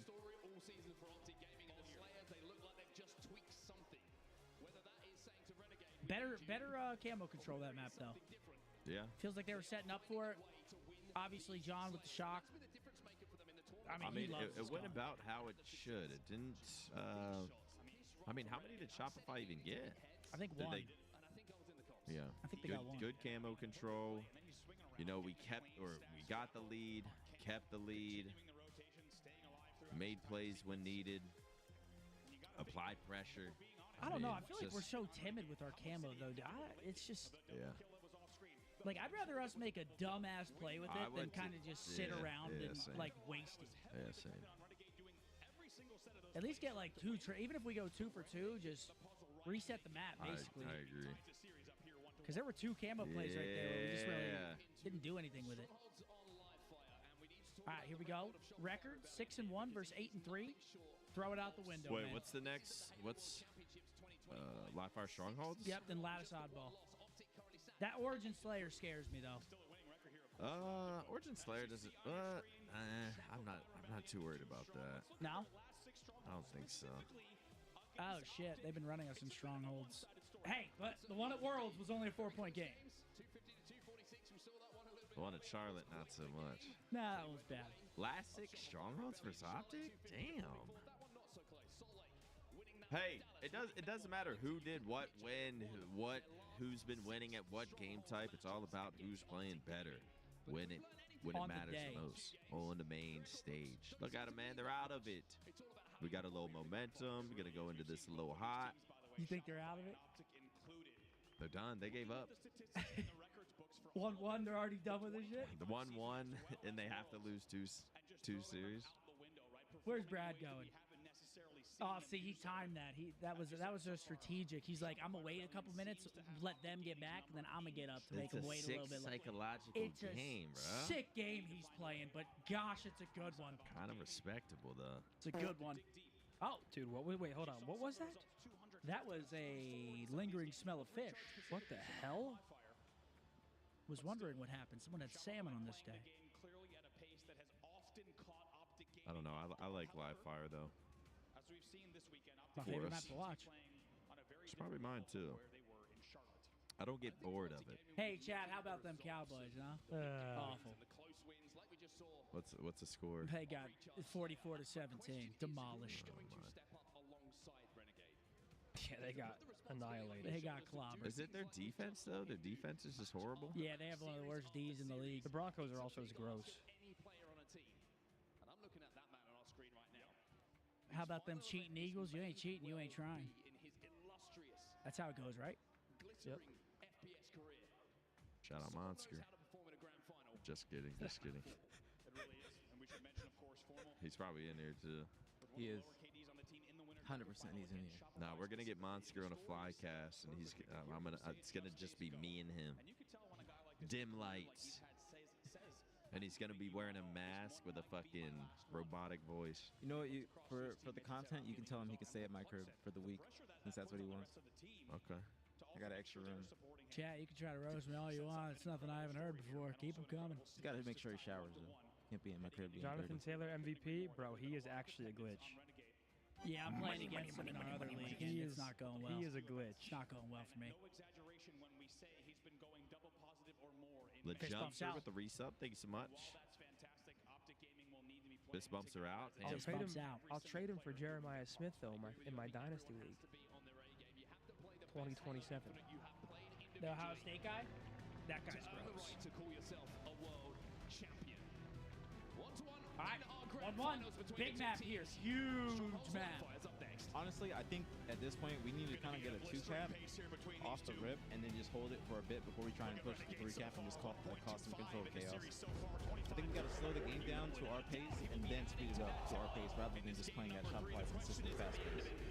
I I don't want to see a single triple cap out of us. Just hold the 2, man. Every time we go for it, we lose it immediately.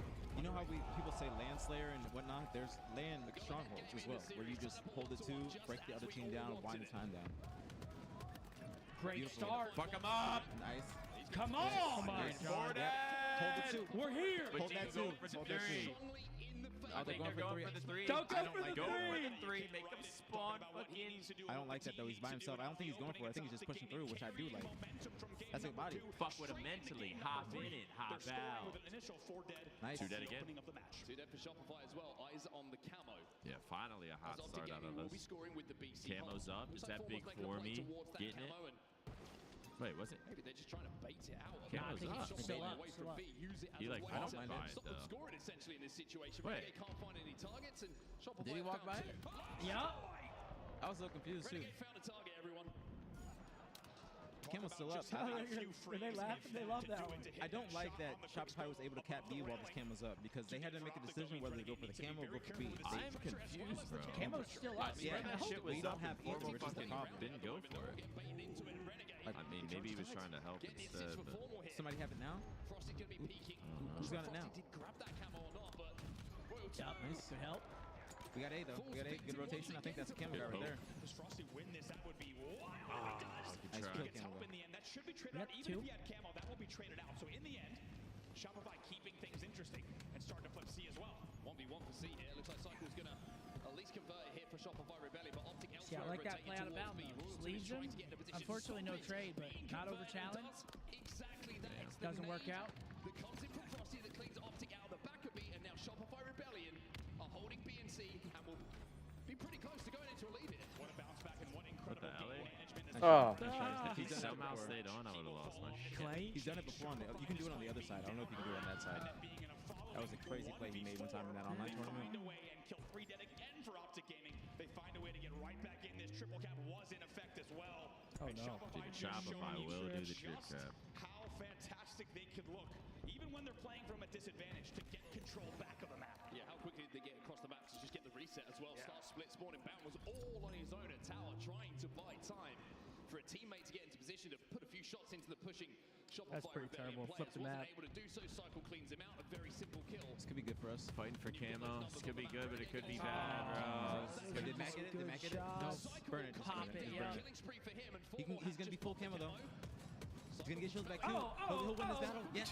Nice play, fucking Mac. Good That's patience. so trolly. Good patience. Look at him. He's still. Nice. Hey, Who he's that? got We're taking great two, plays two, out of two. that right 3 there. dead now for Shopify. Frosty Yeah, he is kinda going to be your bailed us last player out So right an there. opportunity Yeah. for OpTic to begin scoring once again. Stick. Sniper rifle coming up as well. Frosty's going to be getting his hands on that one. Let's hold this 2 cap. By the looks of things for Shopify Rebellion, but aim Snipe. Here comes is the fucking hold here for Frosty. OpTic, but with shots like that coming out of Frosty and Legend picking up another. I don't want him to start using this shit as a shotgun. Both teams are gonna have to I don't scrap want him a to feel little like bit that. before they Once can he get starts anywhere hitting his near shoddy converting sniper one of these shots, Frosty can do top mid. A lot of pressure coming in. He knows how The important fact it that is that he he's stays close, alive. dude. There's a guy sliding across the screen. Yeah, see, this is what I like him just playing like that. And he's got a sniper. Frosty not afraid to peek with his sniper rifle. He wants to take the fight to OpTic Gaming. AB still the We hold still here, got by the the 2 way. on him though. For Yeah. OpTic Gaming. Frosty's going to find an easy cleanup though and And move there his it goes. attention towards converting A. OpTic are 3 dead. And Frosty still He ain't even has capping 4 this bullets yet. to play with. They know bounds around. They're going ahead and get the reset as well. They're about to trip cap. Let's get into a listen now with Shopify Rebellion.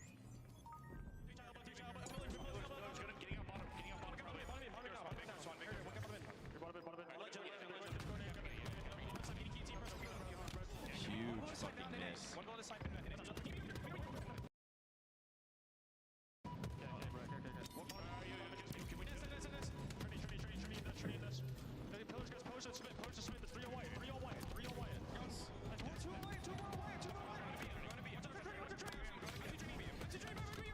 Nice.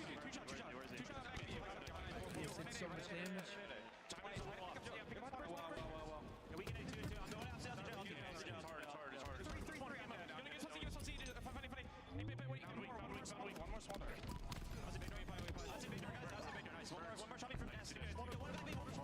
Well, no surprise to hear the intensity coming in from Short Shopify listening, but I Rebellion will as say they that are Shopify continuing is on to fucking point strangle with their OpTic awareness. Gaming. It's They knew 3 that they dead had to again for push an OpTic, A and that's because been they were the going to spawn story behind them for C. the That's last when the World 2 went immediately in the big door and they spawned behind him shooting him at mud. But they're just aware, they're very on point with their timings. Very on point with their timings. That's what we need to fuck up. It's 2 1-shots. All of that play in back green was what paved the way for this triple cap. They now lead by 100 points here in the game. Trade him, 2 dead, trade him. Of momentum and big score swings. So for OpTic Gaming, it's about getting a foothold and trying to build your way back into this game. But with time starting, I think they just got cam off that though. Yeah, they did. And Shopify closing in on a 200 points threshold.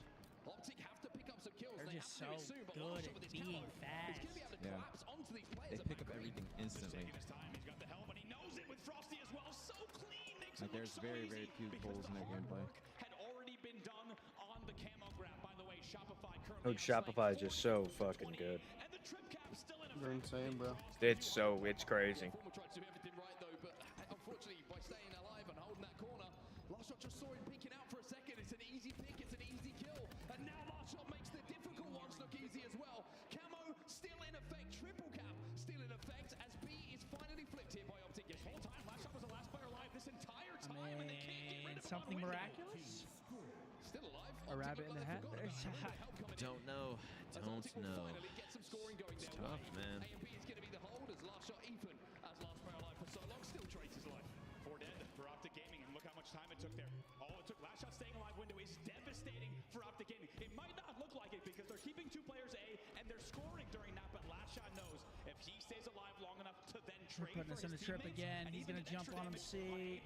it paves the way for the triple cap to continue. C will flip, but not before Cycle continues his dark magic. He will rotate back around once again. 230 points on the board. God, Cycle is dude. GGing all around the place. Hitting body shots, hitting bodies, hitting anything that moves at the moment. Another challenge. All right, let's go next. I mean, this guy can't be tracked down. It's because he's the hardest kill in the game, I think. Not even gonna lie to you. I think just because of the way he maneuvers, the way he moves around, uses the environment. He's called the modern day Pistola for a reason. Resembles him perfectly. Oh shit! It's just a good ass game from Shopify. That was a good game type for them in the first place, in my opinion. I'm not too pressed. Dude, about they played that was map just so their game. fucking well. Like That was genuinely just their game. I just don't. every I don't rotation, like how every dominant cleanup was. kill, it I was don't just. like that. It was like what was it, 250 to 76? I mean, they put us in like 4 separate trip caps. We got slammed. That's what I do not like. I mean, there's I another like way it around way Yeah. more opposed to just the score and the loss. That's my biggest problem. Tie, 2-1, tie. Lattice ball, we got this shit. Yo, what the fuck? David just gifted 50 members over on the YouTube. Big David. Shout out David, Come man. on, Dave. Thanks for the 50 bomb, man. We need that energy going to the boys. Big Thank you, Dave. Someone's got to keep it positive in these moments. Thank you, Dave. Appreciate you, boss. Thank you, thank you, thank you. Yeah, not a good map. Not a good map. I do like that sweatshirt that fucking Method's got on. We had a good start too. That was like one of the best starts we've had in the series.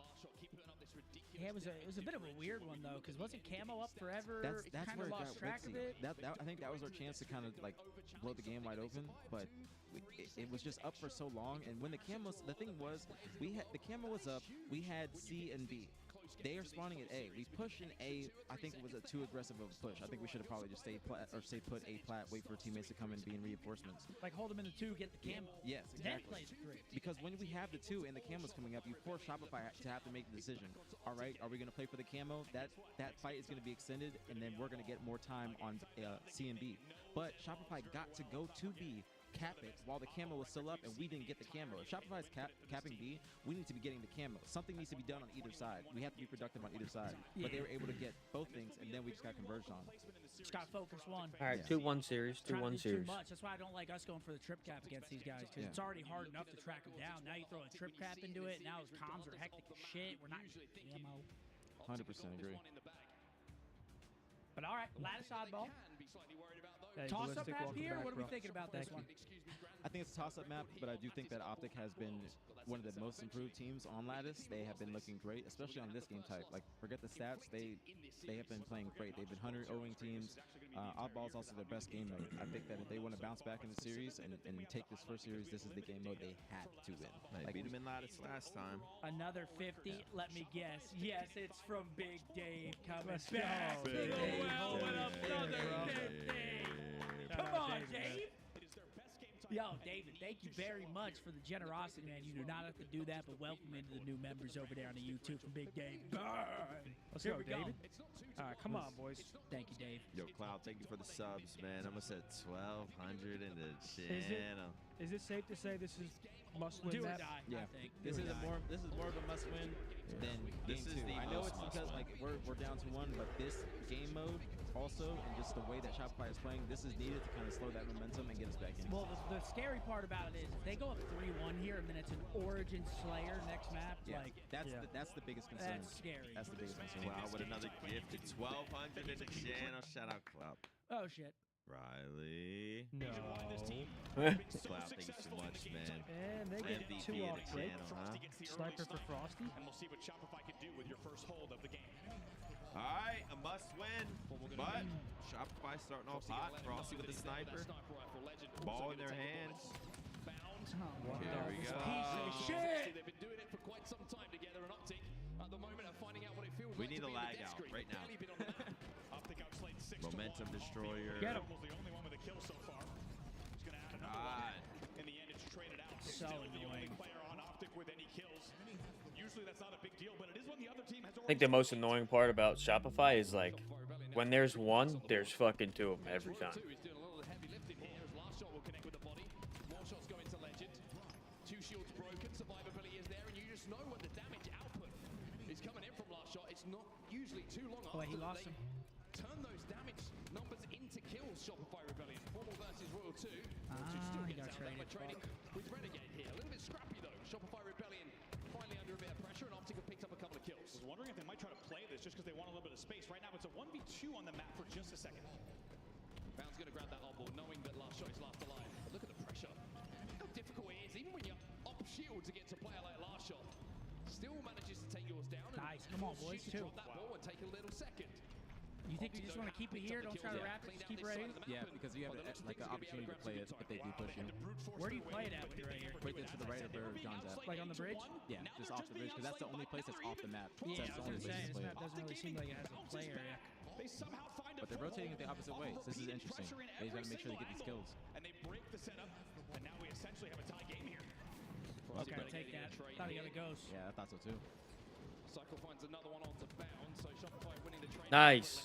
Doesn't trade that out. Good job, Legend. 2 on the map, 27, 28, and rising points on the board here for Shopify Rebellion, as the last 2 players for Shopify are going to be now met by the flood from OpTic Gaming. Last shot trying to stay alive. Bound Trade on him, 5-1, 2. Renegade cleans up the damage. It's 3 dead. For Come on, Shopify boys. Let's Rebellion, go. another excellent push from OpTic means more full time. Nice game, man. Big trade, because that will keep 4 dead and keep the spawn staggered. OpTic Gaming will now Thing go is, you into can't a really lead in the rotate it from round. here. It's Come either on, play or boys. nothing. Legend in a position to play this ball as well. Up on the snipe bridge at blue. Formal gets the first pick. Frosty flies in. I mean, we just got info there. 3 there. Run that shit. Run it. Soon. Should play and fight. Yep. And the play ball will be forced, but at 43 to 28, they're almost doubling the score now of Shopify Rebellion. And now it comes back to a fight for the kills. Shopify picking a couple of cuts. Oh, shit. This guy's playing SWAT. Okay, Bound. Was magnetized ahead. Come on, bud. Turn me up. 4 and 6, bud. Turn me up. Sniper spawning. It's a fucking double kill real quick. Yeah. I mean, fuck it. If you're going to soak point and you go negative, like, it is what it is, right? You, fuck it. Soak it. Nice. Another snipe for Frosty. What can he do? Last time we saw this in hand, they extended their Fucking lead. grenades this guy got. He's going to look to do the same again here. He knows. Looking for the spawner. Get him. Nice. Got that fucking sniper, Matt. So that means that he gets flooded. Formal's going to grab that Yep. snipe. Shopify 3 dead. Come on, Pipe. Show me something. Look to the left. Look to the left, Matt. Look to the left. Early on, by the way, They're playing this well, though. They're finally starting to win some trade battles. I'm loving this shit. Seeing Last Shot's gameplay somebody when watch this the left. game Yep, type yep. released, when they were scrimming it, he was one of the best players in the game, but they have kept him at bay for the Nice body. That hit, right? Yeah. Look good. Nice. Nice. That's what we need. That's the spark we need. 3 dead. 57 to 31. Come on. I'm gonna give you everything I had, said Formal, and Shopify Rebellion are Do just it. being He's reminded feeling of that. himself. A beautiful body shot and an even more impressive headshot from Matthew Piper keeps the scoring going here for Matthew OpTic Gaming. Piper. 66 points and rising. Shopify got to be careful here, or this round could be done. Line it up.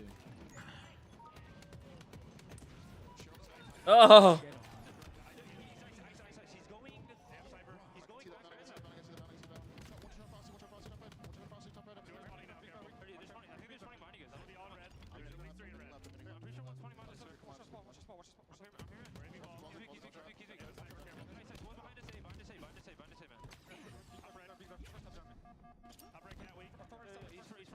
Look at that movement. Perfect. God. Get your shields. Do it again.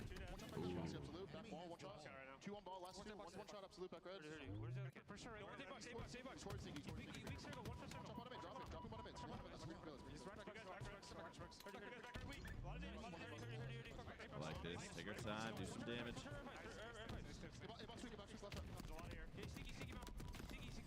Did he get repins right there? Yeah, he did. No. Hide, hide for me. Hide, don't die. Not battle. Not battle. They can come to you. Beat, bitch. nice. Yo, Max balling right now. 15 and 7 for him. Come on, this is the formal we fucking need to win this championship, right fucking here. Spawn behind him, I think. And bring his Sunday best to Championship Sunday at 15 and 8. He has been a huge piece of why they lead, but as you say, Shopify has brought this back to dangerously close levels. Shopify playing very close together at the moment, making sure they can bait the switch and be frustrating Formal every time 15 you and Ball. We gotta get camo. Yeah. And then we gotta get ball out of their hands. having got their shields back and contribute to OpTic Gaming members. I don't think camo's on this map. I think it's QT. Oh, yeah, maybe that's what I was thinking of. Yep. We need to get that sniper. Yeah, there's like camo QT, you're right. Yeah, but they definitely want snipe. They got some good weapons in the sandbox too. They've got to be the careful ones there. Also, I think they have QT as well, which could be devastating. We've seen what this team can do. We only got Yeah, one he's got QT. We're about to get round 1. We spawn up and I can be close. OpTic need to get back on I the think map. that's around. All of them four consecutively. Good ass setup, man. Good ass setup. I think we need to stay alive for that snipe. That round is deflating, man. I'm not gonna Down. lie. Yeah, it is. Especially with how it was Damn. going. It was like what? I'm gonna get a kill. 66 to 30 He's or struggling something? now. It was 67 to 31 in favor of OpTic Gaming. They blow a 30-point lead. boys, They're all please. very good pushes from Shopify, and as you said, it's once again about the team composition. Wasn't a bad round, Movement though. coming in from Shopify. I feel like we were in control pretty It much. was a that good round. It's just the way we lose it is shit's deflating. 2v1 time and time again. Also, They by just the have way, two Osprey perfect Royals waves did and have boom. that QT That's it. to just cause absolute chaos to close out the round. And OpTic Gaming knows what needs to be done here. They're down 1 round to 0. Interesting to see that OpTic got most of their time over at blue as well. As soon as that ball transitioned over to red and in and around ice, Shopify Rebellion just seemed to have the better of them. Whether that was just a little bit of knowledge of spawn control, the ability to bait and switch, whatever it was, or just keeping that ball on the map. Shopify had great control. Where's that ball right now for Shopify? It's in their hands and it's back at red. Oh boy. Yet again, Bound is in trouble. He's got a lot of angles here. And even though he had a really nice isolation on that 1v1, Royal 2 just QTs out, lets the damage do the talking. And I tell you what, I couldn't agree more. You have to wonder if OpTic Gaming is going to really try to force that ball away. Back to the bridge holes if they can. Nice job with the return to sender. It's ugly. Royal 2, It's, that would keep 2 dead it's not for pretty, OpTic. is it? Oh my god. Well, he's just doing a whole lap of the map. He certainly is, and Formal might be next if he's not careful. Royal 2 wants this third kill. Bro, He's not going to get it. like, His once last they shot start beats it. playing Two at this to the box, but three pace- dead again for OpTic Gaming. Bound versus Royal 2. It might become a 2v1 very soon. Are you fucking me? This fucking guy is unreal. It's a small He's ridiculous, man. thing, but He is. I mean, Bound and Legend can't get a fucking kill. No, they can't. Matt's the only one positive. perfect. This is what you don't want going into the last game. Pound is last alive, or should I say first spawner, and almost first victim here. Shopify are taking last round. He's on a frenzy. This is deflating, bro. Yeah. 10 without response. Yeah, this is just not the way it needs to be going in the last round. We gotta fight back a little bit more. Thank you, Taco. Against you. This one could be over in a moment. Yeah, the See, man, that last round was just fucking deflating. Not the goose, man. The slaves are just not good either. Have come to play. 85 points on the board already for them. And finally, it looks like OpTic Gaming will get a point on the board in this round number 2. These guys are unbelievable, bro. Yeah. They are unbelievable. This is how they looked for the past few months, man. They are unreal. They weren't even looking like this in the beginning of the season. They have improved. This is our chance where we have to play genuinely perfect Halo. Perfect Halo. That can stagger them terribly. All right, this could be a good start. A frenzy as well to start a round of oddball. Don't know if we've even seen that all season long. Let's see what the team can do to stay in this one. They're scoring yet again. They've got 24 points on the board. Possible. Gotta be fucking perfect all the way here. Gotta be perfect. But wait.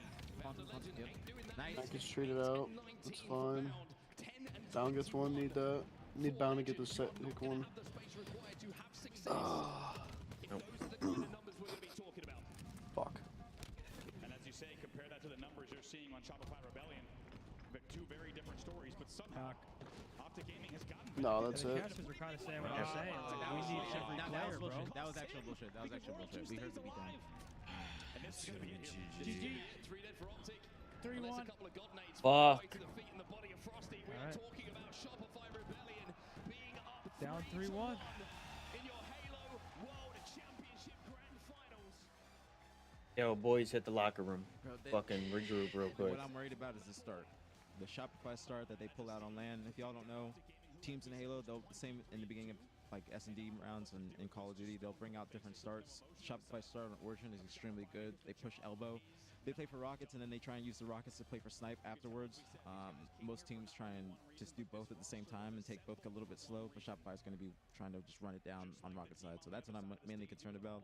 But we have been looking much better in Slayer than our OBJs, at least against Shopify. So I think that this is going to be a good bounce back if we counter that start. Yeah, do we try to counter that or do we just do our normal shit? I don't know if they know that though, unless they've been watching. You don't know what to do. Yeah, you just try and you don't think know about what they're gonna do. You don't necessarily try and think about what they're about to do. You're thinking, all right, what are we gonna do? That's our gameplay. But I think that they should be aware of what they're gonna do. Yeah. But I don't think that's something that they'll know unless they've watched Shopify throughout the tournament, which I think they probably have. I would assume.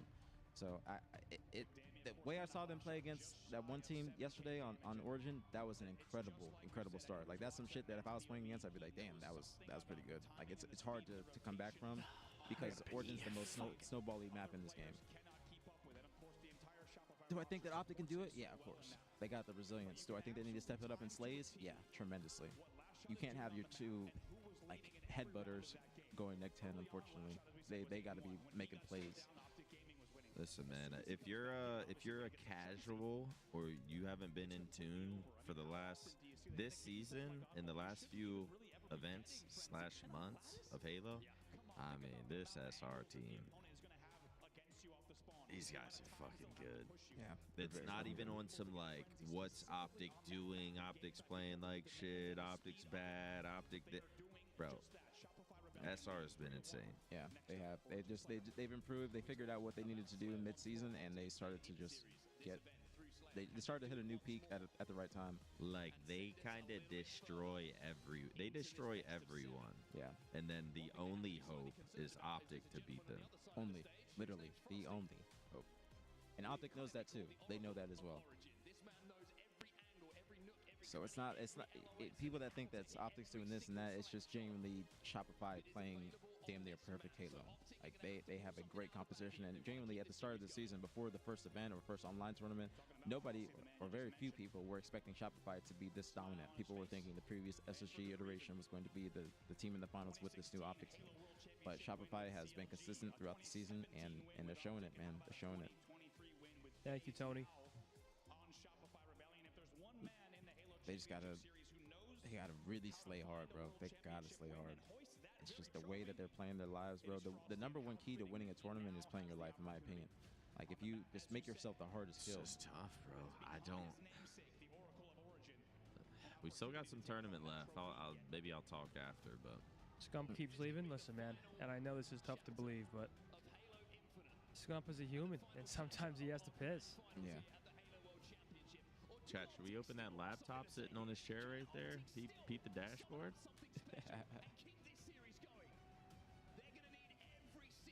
Leak it. All right, chat, we need your energy. Chat, we need your energy. Fat Nap, appreciate you, homie. Shout out to you, bro. Shout out to you. Appreciate you stopping by, homie. Fat Come Nap. on, man. Yeah. Fat Nap, I'm king Instagram shorts now. Come on, man. Listen, it's got to be 3 straight. Back against the wall. They can do it. It's literally do or die, so come on, boys. OpTic's going for it, Snipe. I like this, but none of us went for Rockets. It's like the opposite of the starting start I said Shopify was going to do. One at a time, man. Come on, one at a just time. fucking did it. They got one. They got one, but we take him down. Fuck! I did not want. It's all good, man. It's all good. 3-3. Who has snipe? No one has snipe yet. Okay, this is good. This is good. Oh my god! I can't believe you missed it. Come on, boys. How are we looking? You gotta go. It's a good start, actually. I gotta go? Yep. Dead ass? Yep. Stand over there. Watch from the Joey update corner, lurking. No, I'm kidding. Oh, I gave that man a fucking haircut. Your Grace!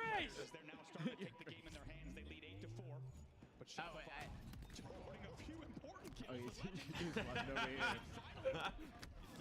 Finally taken down here. In the end, the sniper will You've committed treason against your grace. here at 9-7. Don't mention it. Listen, this world's win's more important. Come on. This game type that we have in front of us. If it gets tied up, you may return. Shopify now that the power weapons are out of the hands of OpTic. You may return. Starting to bring this one back. 10-10 now. Listen, we had a nice little lead. Legend was ripping heads off. It's the first sign of hope we've had in a few games here. Now you need me. Now you fucking need me. Watch. Now it's gonna turn around. Trossi knows where the spawns are coming in as well. And let me guess. Now it's my fault that I got up and left. No winning here, dude. A formal literally and figuratively in that situation with his back against the wall. Survive long enough though for Baron to still 3 points. We had a good start, man. I don't know what the fuck happened. What's it? I don't know either. Like 7-3, we have snipe, and then it's just 16 to 11. 16 to 11. I just don't. And this is when they start running at us. Yeah, this is when they kind of take over. Bro, that start, man. I mean, we got the snipe and it was okay, but I don't like that we all went snipe and they all they played the Rockets because they got some kills around snipe. We got it, but we didn't have full control. They Shopify they're just on fire. They're so confident. They're not overthinking anything. Just playing their game. G sliding off shit, flying at you. Which makes this a little bit more difficult, and all it's going to be with the power weapon is a trade. OpTic find themselves 3 dead again. I'm just giving them props, bro. These guys, like, we make everyone else look bad, and then they kind of make us look bad. It's insane. We'll see. They're just nuts. Still low Halo to be played, but my God. They're just insane, bro. Got a tip game. I'm gonna keep it real with you. I don't like the way this game is going in the pace. I mean, listen, this is not looking good, boys. I don't like this pace. Like this is. We're gonna need a spark or a weapon against. Gone one from the only, like, not being able to buy a kill to being the only one able to get a kill. Yeah, This it's map. fucking insane. Do this shit. Told you to do this shit.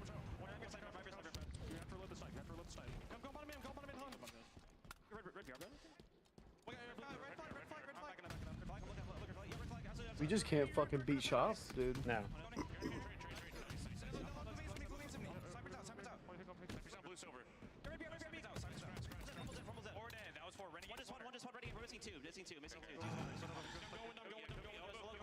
We're down 11. Like, we need a fucking miracle. 12 now. It's about to be 13, 14.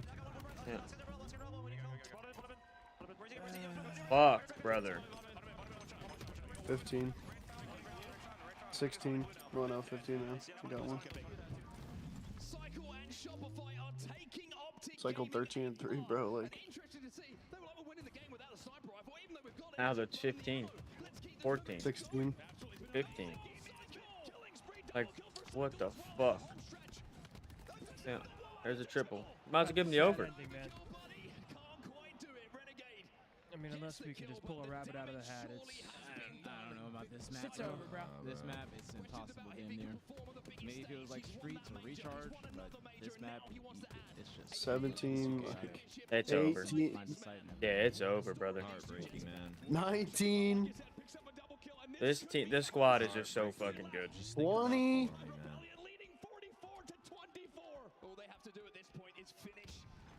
I knew.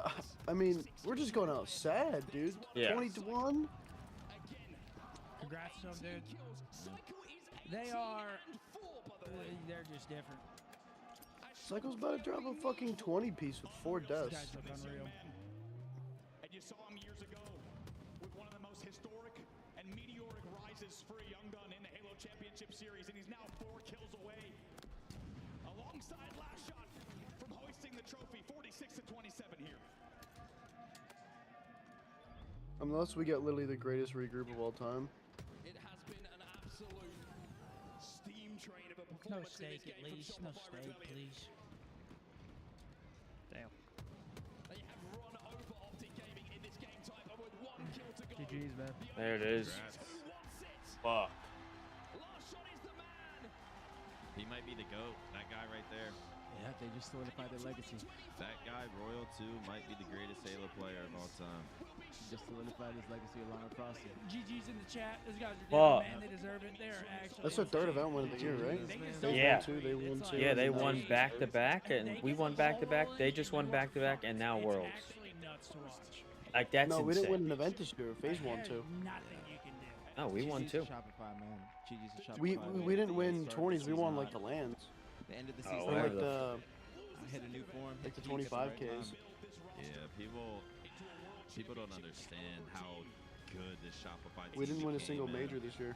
They had a great culture, great team chemistry. Oh, there's no way. They've been a great team since the No, beginning. because I gotta give it was like a COD thing, where Phase 1, 2, Shopify 1, 2, and then it was like, okay, maybe OpTic wins one, where how it was the same, how LAT 1, 2, and Phase 1, 2 in COD, and then OpTic won champs. I mean, each of them have 4 rings. Royal 2's up for the debate as the fucking GOAT of Halo. To be Oh yeah, honest. we won the first major, then we won the Open. Congrats. Shopify won the next major. Highest of anybody. Then they won back. Shopify won back-to-back majors, now Worlds. Surpassed, think, right? Oh. Looking better and better as the year went Frosty got 3 as well. Yeah, those are the only 4 or 5 events. So OpTic went back-to-back. Shopify went back-to-back. And then they just won fucking That's Worlds. the last time we see Matt suit up. What a fucking career. I want to see if Don't hold Matt your head talks. low, Does man. Formal You're a fucking give his ending speech? Those guys are just diffy, man. That Well, no, Shopify team. our last major win. Our last major win was in Fort No Worth one in knew 2023. Last Shot and Cycle would end up being the fucking future of Halo. I mean, you kind of thought. Look up the roadmap for Halo They were the future last year. for 2025. They just needed, We just won it in Arlington, Texas. Then we won. Then we won fucking DreamHack Dallas, Halo, Last Shot and Cycle started playing at this year is. and then Shopify won Salt Lake City, and then they just won Charlotte, and now Worlds. Oh, I'm thinking of last year. Never mind. I'm tweaking. I'm like, wait, what the fuck? You got- Yeah, last year we didn't win shit. Damn. How does that feel for you, Brad? I mean, it feels great. This is everything that we set out to do this year, and I'm glad we were able to do it. You guys got it done for real, man. It was a flawless performance. The 3 people Royal in the 2 is just season. fucking. How proud are you of this squad? I don't even know. So much adversity, and to be able to end the season in the way that you did. Yeah, I mean, I love these guys. I'm super proud of them. I feel like we just grinded the whole year, and that's why we were able to like close out these last 3 events. So I'm just super happy for these guys. There you go, man. Make some noise for Frosty, everybody. Now, hand the mic on over to Last Shot. Can we get loud for Last Shot? Royal 2's got 4 fucking Halo rings. Fuck. He might be the GOAT. There's gotta be. Who's next to him with He that might be many? the GOAT. Who's next to him with that? Because he won it Shopify this year, and what he won it with FaZe last year. Something like that, yeah. You guys definitely did achieve it, man. You know, throughout the whole weekend, you have just been locked in, laser focused but I know this one means a lot to you, man. Any shout-outs you want to give out there? I want to shout out my family. There's somewhere out there in the crowd. My girlfriend, my mom, my sister, everybody watching back home. I couldn't do it without them. Love y'all. Damn. Now, I need to head on over here between these two Super Slayers, all right? Can we get some love for Royal 4 Rings out there? You know, you just rebranded to Royal 3 Rings, okay, not too long ago, but now you got your 4th. How does this one feel? It just feels like every other one, honestly. It feels amazing. Shout out to my teammates. I just want to keep going for the next one. Want to keep going for the next one, man. And you've held a lot of these, okay? Any love you want to give to the fans that's been supporting you out throughout all these journeys, all these grand finals, and these big moments? Yeah, I just want to shout out to everyone in the crowd. I know we can hear you guys while we're playing. You guys are amazing. I see so many heads in here. This is the biggest tournament I've ever been to. And yeah, I'm just filled with so much joy, and I appreciate everyone being in here supporting, seriously. Give yourself a round of applause, everybody, because you look good out Fucking there. Klay Thompson. Can we show some love Call him Klay to Thompson. the MVP of the season? He's got 4 of them.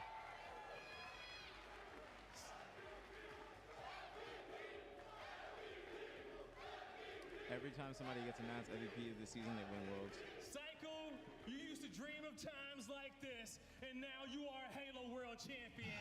I know that feels amazing. What's going on through your head right now? The emotions, like I can't describe them, honestly. There's no place I'd rather be than right now, and it's just a dream come true. So it really is a dream come true. Any shout-outs you want to give to the people that's been supporting you out there to get into this moment? Definitely want to shout out the Shopify Rebellion fans and the org. I appreciate you guys. You know, wouldn't be possible without you guys. Pass the mic on over to your coach, Best Man, and slide on down here for a little bit, okay? Best Man, yo, can we get some love for the best coach out there? You know, we have been a fan for you since Halo 2, Halo 1, all the years in which you've been playing, and now you are a world champion up here with this squad. Talk to me about how does this moment feel for you and what this team has been through. Yeah, it feels great. You know, in the offseason, we set out to get our, 2 young guns in Cycle and Last Shot, and to, round it out with the veterans of Frosty and Royal 2. You know, I just want to shout out Royal 2. I think he's arguably the greatest Halo player of all time. When you look at his longevity, look at his stats, look at how many wins he has, you got to put him up there. So I know he was humble, but, I got to give him his props. Definitely got to give him his props and his flowers, everybody, okay? He's been sniping everybody on this main stage for many years. Now, what do you want to say to this awesome fan base at home, in the venue, everybody that's on their feet who was here cheering for you guys as you got this victory? Yeah, it was great. We definitely saw the fans increase over the years since I've been on the org. And, to cap off this season with all these people here, this is the biggest crowd I've ever seen in Halo. So, yeah, it's awesome. I appreciate Shopify, the greatest org of all time, all our great fans, all our spouses, everyone that helped support us. To everyone that has helped support this team, Royal 2, what you got to say, man? I just want to also give a special shout out to Shopify. I know me and Frosty, we didn't have a home at the last season, and they took us in, these guys. So I just want to give a special shout out to Shopify, seriously. They've been an amazing org. I think they've done so much for Halo, and to bring us into this team and be able to perform like this, I just give it all to them, seriously. Gotta show some love to Shopify Rebellion. Now you guys stand in front of the stage one more time and hoist that trophy as the 2025 Halo Congrats to them, man. Congrats, guys. You gotta tip your hat, man. Gotta tip the hat. Those guys deserve it. They're without doubt the best team. They just look crazy. Somebody should have snatched that LV jacket off him this weekend. I thought he would not have played as well. He had too much confidence. I'm just playing. I'm just playing, y'all. Congrats to them, man. Seriously.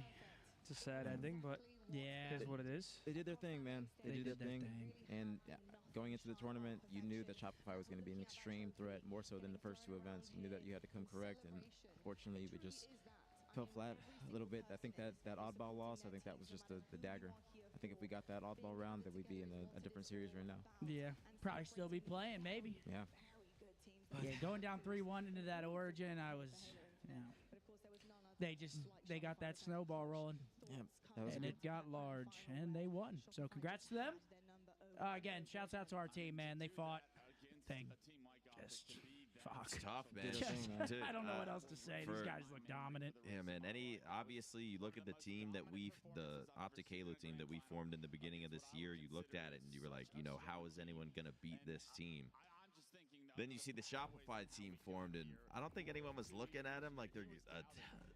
I don't know if people were putting them as a top 2 team. No, they weren't. But They were then only a few. after, didn't they get second the first event? No, they won the first, or the second actual major, but they won the case on land like before the season, and then they won 3 out of the. They started off with winning the case on land, getting second. I think they got 4th. Then it was just first.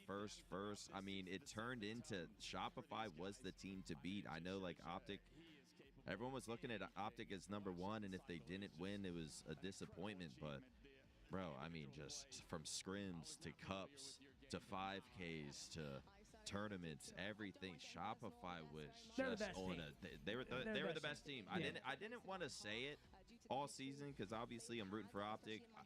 I was trying to believe OpTic was the best team, but Shopify was the best team come these last 3 events. They've shown it. They've dominated. The only team that stood a chance to beat them was OpTic, and even we would make other teams look easy, as Seth said earlier. And then Shopify, I don't want to say they made us look easy, but like my God, they are just so hard to beat, man. And no one was expecting this. Shopify just turned up to a different level at the end of the season. Yep. These last 3 events have just been pure domination. I mean, I'm sure we've seen it at some point.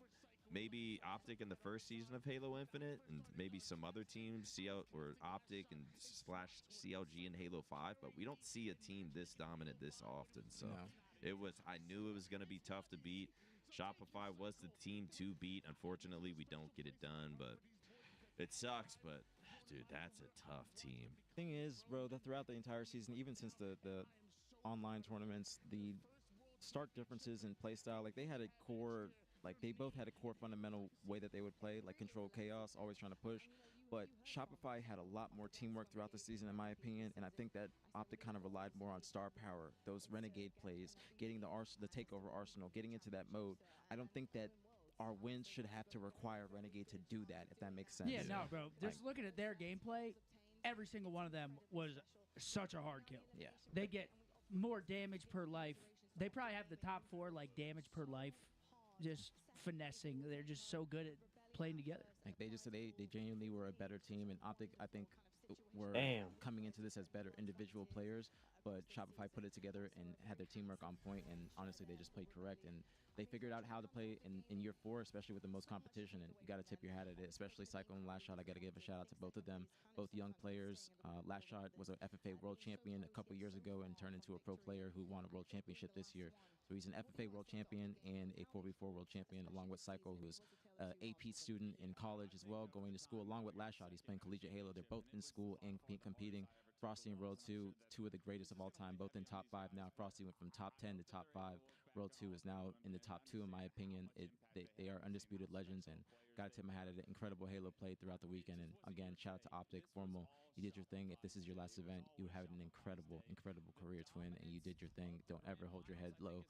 You are absolutely an incredible legend player, and nobody will ever be able to replicate what you haven't done or what you have done. So, and just to get this shit off my screen. Done, so yeah. So. Yeah, can't say anything. Can't say it better than that about Formal, man. Would have loved to see it. Would have loved to see it. I love the guys. We love those guys. They did so much for Halo Infinite, and I can't wait to see what they do with the rest of their careers. 100%. They're so incredibly talented, and there's honestly just so much Makes sense. Top 2, and then you got Frosty and Last Shot. I mean, those guys just look Tony insane, looking upon this, it really was littered with Shopify Rebellion and Renegade being right back at the top time and time again. But here we have Royal 2, Cycle coming in just below, and Renegade still on the board, of course, rightfully so. Sab from Cloud9. We've actually seen Sab on a couple of KD leaderboards. Dopeless, but they deserve that shit. Bro, you gotta get back on. We lost, but I can't even be that mad because they deserve it. What's the new update look like?